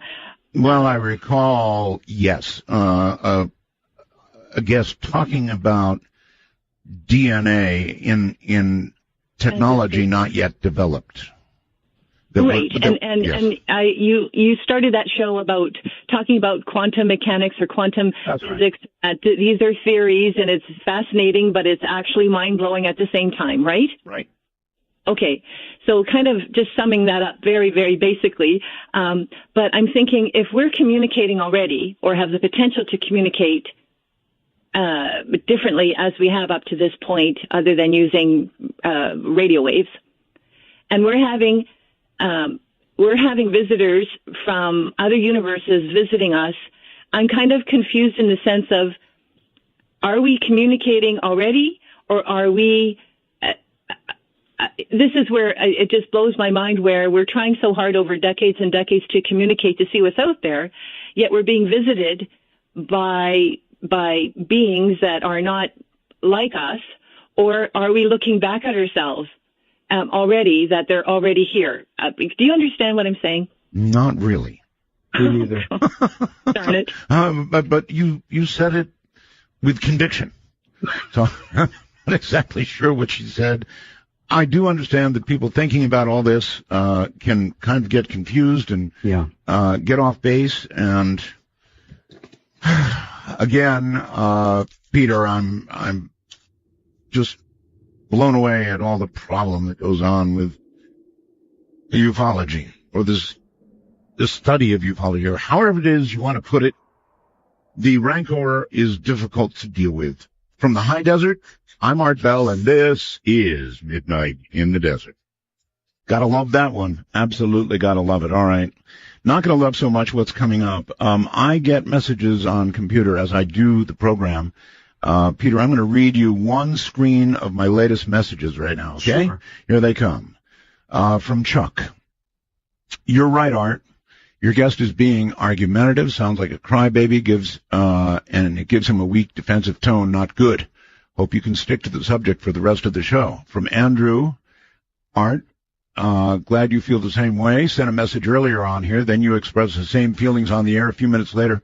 I was excited for a classic UFO landing discussion, but what we got used for is his petty fight. Thanks for speaking up. Or from Jocko in New York City. Art, sounds like this guy's going to cry. What a baby. Totally discredits himself.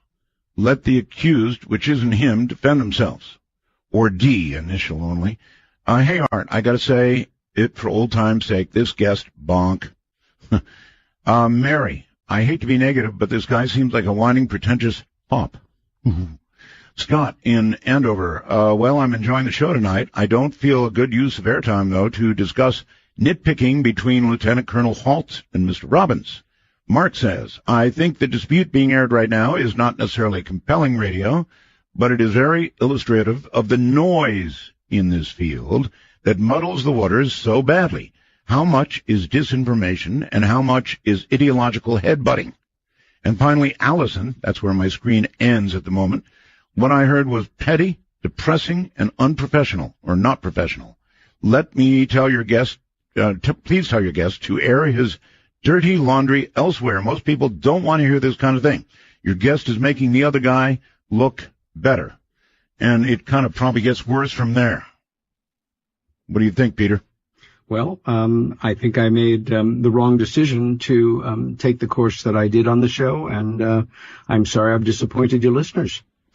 Well, I think it's just that, a lot of people think it's unfair when the other guy isn't there. That's I agree. And you should be aware that Larry Warren and I were barred from going to that conference when Charles Hall said all the things about him that were untrue. How could they bar you? He stipulated that Larry Warren would not be allowed in the hall if he showed up even with his 20 pounds. And that's a fact that is documented. So even if that's the cost to get in, 20 pounds, right? Yes, that's what they charge for. Well, he should have tested it then, bought his 20 pounds, laid it on the line, and see if they actually barred him. It was made very clear to us, Art, and you can check that out with Mr. Halter, the conference organizer. I'm not going to argue with any of this because I can't. Twin Cities, you're on the air. Hello. Hello. Yes. The aspect of the story where the person touches the craft or whatever it is and starts receiving this information. Right. When were those claims first made? Well, publicly, they were made on the night of December 28th, 2010, at a small conference we had in Woodbridge, England. And this was how long after the incident? 30 years almost to the day. 30 years. Well, I have some criticism of that then because Me too. There was a very popular video game that came out in November of 2007, which a plot point has basically that exact same scenario playing out. Well, maybe you think it was stolen from a video game. Quite possibly. Mm-hmm. Well, exactly, basically exactly the same thing. An alien artifact, the person touches it, and he starts having these visions and basically it sounds basically the exact same thing. Yeah, okay. Got it. Well, Thank you. First of all, Art, you really should have Jim Peniston and John Burroughs on the show. I'm talking, as an outside investigator of not even their case. If that's the case, one thing I do not believe is that Jim created this. I think he's a true victim, and I think he either believes this happened to him or he's so involved and invested in it that it's very difficult to back out now. Maybe it's really hard to buy into anything that suddenly pops up 30 years later. Skype, Lewis, you're on the air. Peter. Thank you. I would like to respond to Mr. Bell's question, then ask a question based on new testimony on Dr. J's show just prior to your show, Mr. Bell. Didn't hear that, so I can't comment. I'm a big fan of Peter's, and I agree with him. He's pathologically nice based on my experience. I personally am very interested in Rendlesham, down to the details. I've read every book and so forth, including Georgina Bruni's book. Mm-hmm. What I'd like to see is Mr. Bell lead a discussion between the parties. Yes. And see if that leads to a reconciliation, or that would be the ideal goal, even if it's not. Well, that's much better idea than a one-sided, I agree. Well, Jay, thank you, and I couldn't agree more. And although, hold on, hey guys, one at a time. You're both talking. Okay. Thank you, Jay. I'm almost done, Peter. Then you could go on and dig out the new or more people who've seen the UFO. I'd like to see more witnesses dug out. And then I have a second question, but your turn, Peter. Thank you. Yeah. Basically, Charles Hall did what I've been accused of doing. He barred the person that he spent half an hour attacking from entering the room and was told, Larry was told, I was told if we showed up, I was given dispensation later because I said I'd behave myself if I went. But we were told that, and John Burroughs as well, we would not be allowed in the room. I understand. Okay, you don't really know if you're barred until you show up with the money and try. Well, my second observation, we were told. Okay, hold it. You're both doing it again. Hold it. You're both talking. If we showed up. Caller, hold on. Peter, finish, please. Sure. All I'm saying is that I would love to be a part of any forum where I could sit down and discuss these things with Nick Pope, with Colonel Hall. They they will not sit down with me, and I'd certainly... We'll find out. Okay, I'll tell you what, Peter, we'll find out about that. Caller, you have a second point? Question was, on Dr. J's show, just prior to your show, a congressman was on, and I called in, and the congressman said that there's been a new development, that Sergeant Peniston has reached an agreement with the government, that the government would give Sergeant Peniston his medical records in exchange for Sergeant Peniston shutting up. Now, those are my words. All right. Now, do you know anything about that? Are you aware of that? No. No. Okay. Well, let's, I don't know. Let's go here. Wherever here is, you're on the air, on the phone. Hi. Yes, hi. I want to ask a question regarding the UFO, and Mr. Robbins is not very forthcoming with his information, and that is... what is he not forthcoming about? He's trying to cause problems in the community. It's very hard to understand. Okay, well, so are you, though. What am I doing to cause a problem? You don't have facts to back up what you say. Oh, no, I do have facts to back up what I say. Very much so. What caller, let's get specific. Caller, get specific. What are you talking about exactly? Oh, boy. Yeah, he's gone. He's gone. Okay. That's all right. We'll just move on because he didn't have anything to back up what he was saying. Hi there. You're on the air. Art, it's great to hear you back. It's good to be here. Thank you. Two things. Number one, great stance last night about your announcement about the radio stations and everything. Shout out to the Art Bell Midnight in the Desert fans on Facebook. We're all talking about you right now. Right. Okay, Peter, if I wanted to go this route tonight, I'm disappointed with tonight's show. I would have stayed home with my wife today and watched The Young and the Restless. It's just, you say you're a writer. You've had plenty of time to write this stuff up. Your issues with this guy. Could have gave it to Art. He could have put it on his website and said, "Hey, read this," and could have went on about other things. I'm disappointed. To me, it does a disservice to the whole, the whole field. And it's not the right way to do it. There should be people to dispute this. If these are really important facts, I'm sorry. If these are really important facts, then Pope should be here. Holt should be here. We should agree. Yeah. Otherwise, it's just a smear fest. Well, that's what I'm responding to. A smear fest that happened. Everybody thinks that they're being smeared or misquoted or lied about or whatever. Everybody feels that way, and they've got their own version of the facts. And what stinks is it's still being talked about over and over and over. And if you provide those facts online, or like you said, you're a writer or publisher, you could have done that. There will be a book out on this in about a week and a half. All right. Well, everything in it. I'm sorry I even said anything more than that. Okay. Then in a week and a half, the truth can be known, right? Indeed. Yes. That would have been the time to do this, in my opinion, in a week and a half. You're right. It was a bad judgment call on my part, and we should have done a show on another subject. We should have. Jason, you're on the air. Hello. Hi, Art. Great to talk to you. I just wanted to give a shout out before I talk to you about Dark Matter News being awesome tonight. Thank you. Your guest seems to me like a sort of politician of UFOs. Every time somebody brings up a question to him, he sort of steers it to his grudge, and I don't know. I don't think. No, that's what he came on tonight to talk about this grudge. No doubt about it. And it's just weird radio. It's the weirdest radio I've heard in a long time. Well, radio is all kinds of things, sometimes weird. It's awesome. You do it the best. Thank you very much for the call. I appreciate it. And let me move on to the phone. You're on the air with Peter Robbins. Hi. Hi, Art. Always a pleasure to talk to you, the master of the late night format. Thank you. You kept your cool very well. I would not have. Nobody really wants to hear a chicken fight live on the air when there's only one chicken.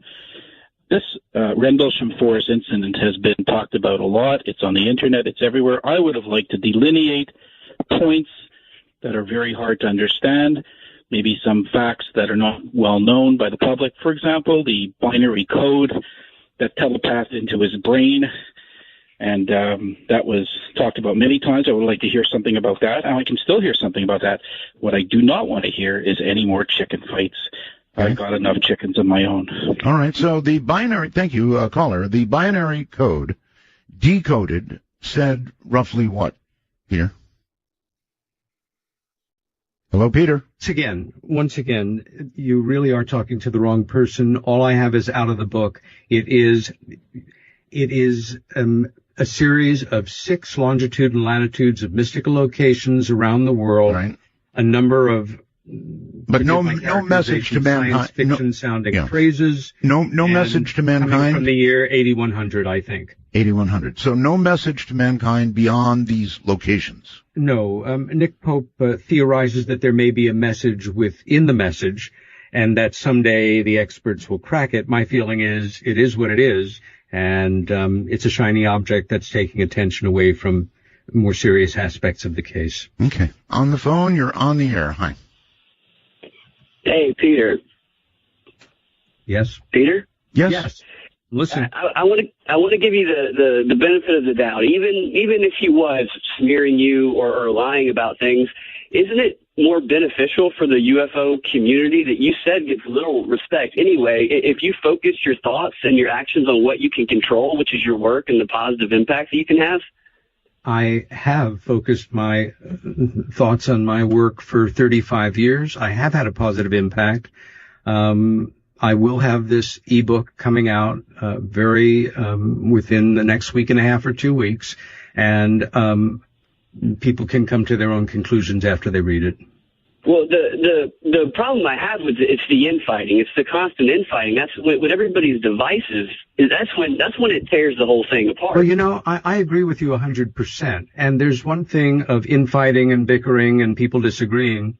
It is another thing, and this was my only basic premise, when one person steps into a public forum, bars the other person that they're going to attack, and then spends half an hour and says dozens and dozens of things about them that are untrue, which I will establish in detail with actual court-level evidence in this simple book called Halt in Woodbridge.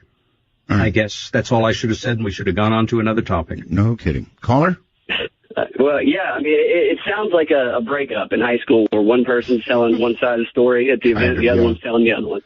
Kind of, yeah. Let's move on. Caller, new caller, you're on the air. Hello? Yes, hi. Hello? Yeah, hello? Am I on the air? You certainly are. When you hear that boing sound, that means you're on the air. I want to stay anonymous. I don't like getting in fights, but I think Peter's a great guy, and I think you're beating a dead horse. You've said enough derogatory things about him.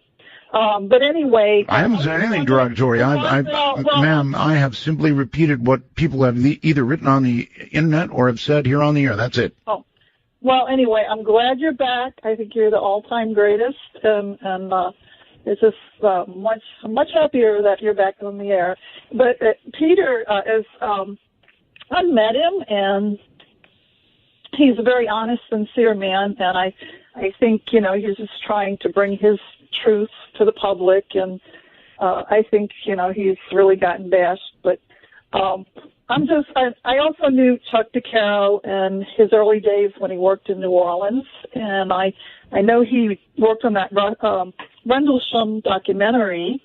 Yeah. And then he kind of disappeared. He never did really get into ufology, and I don't believe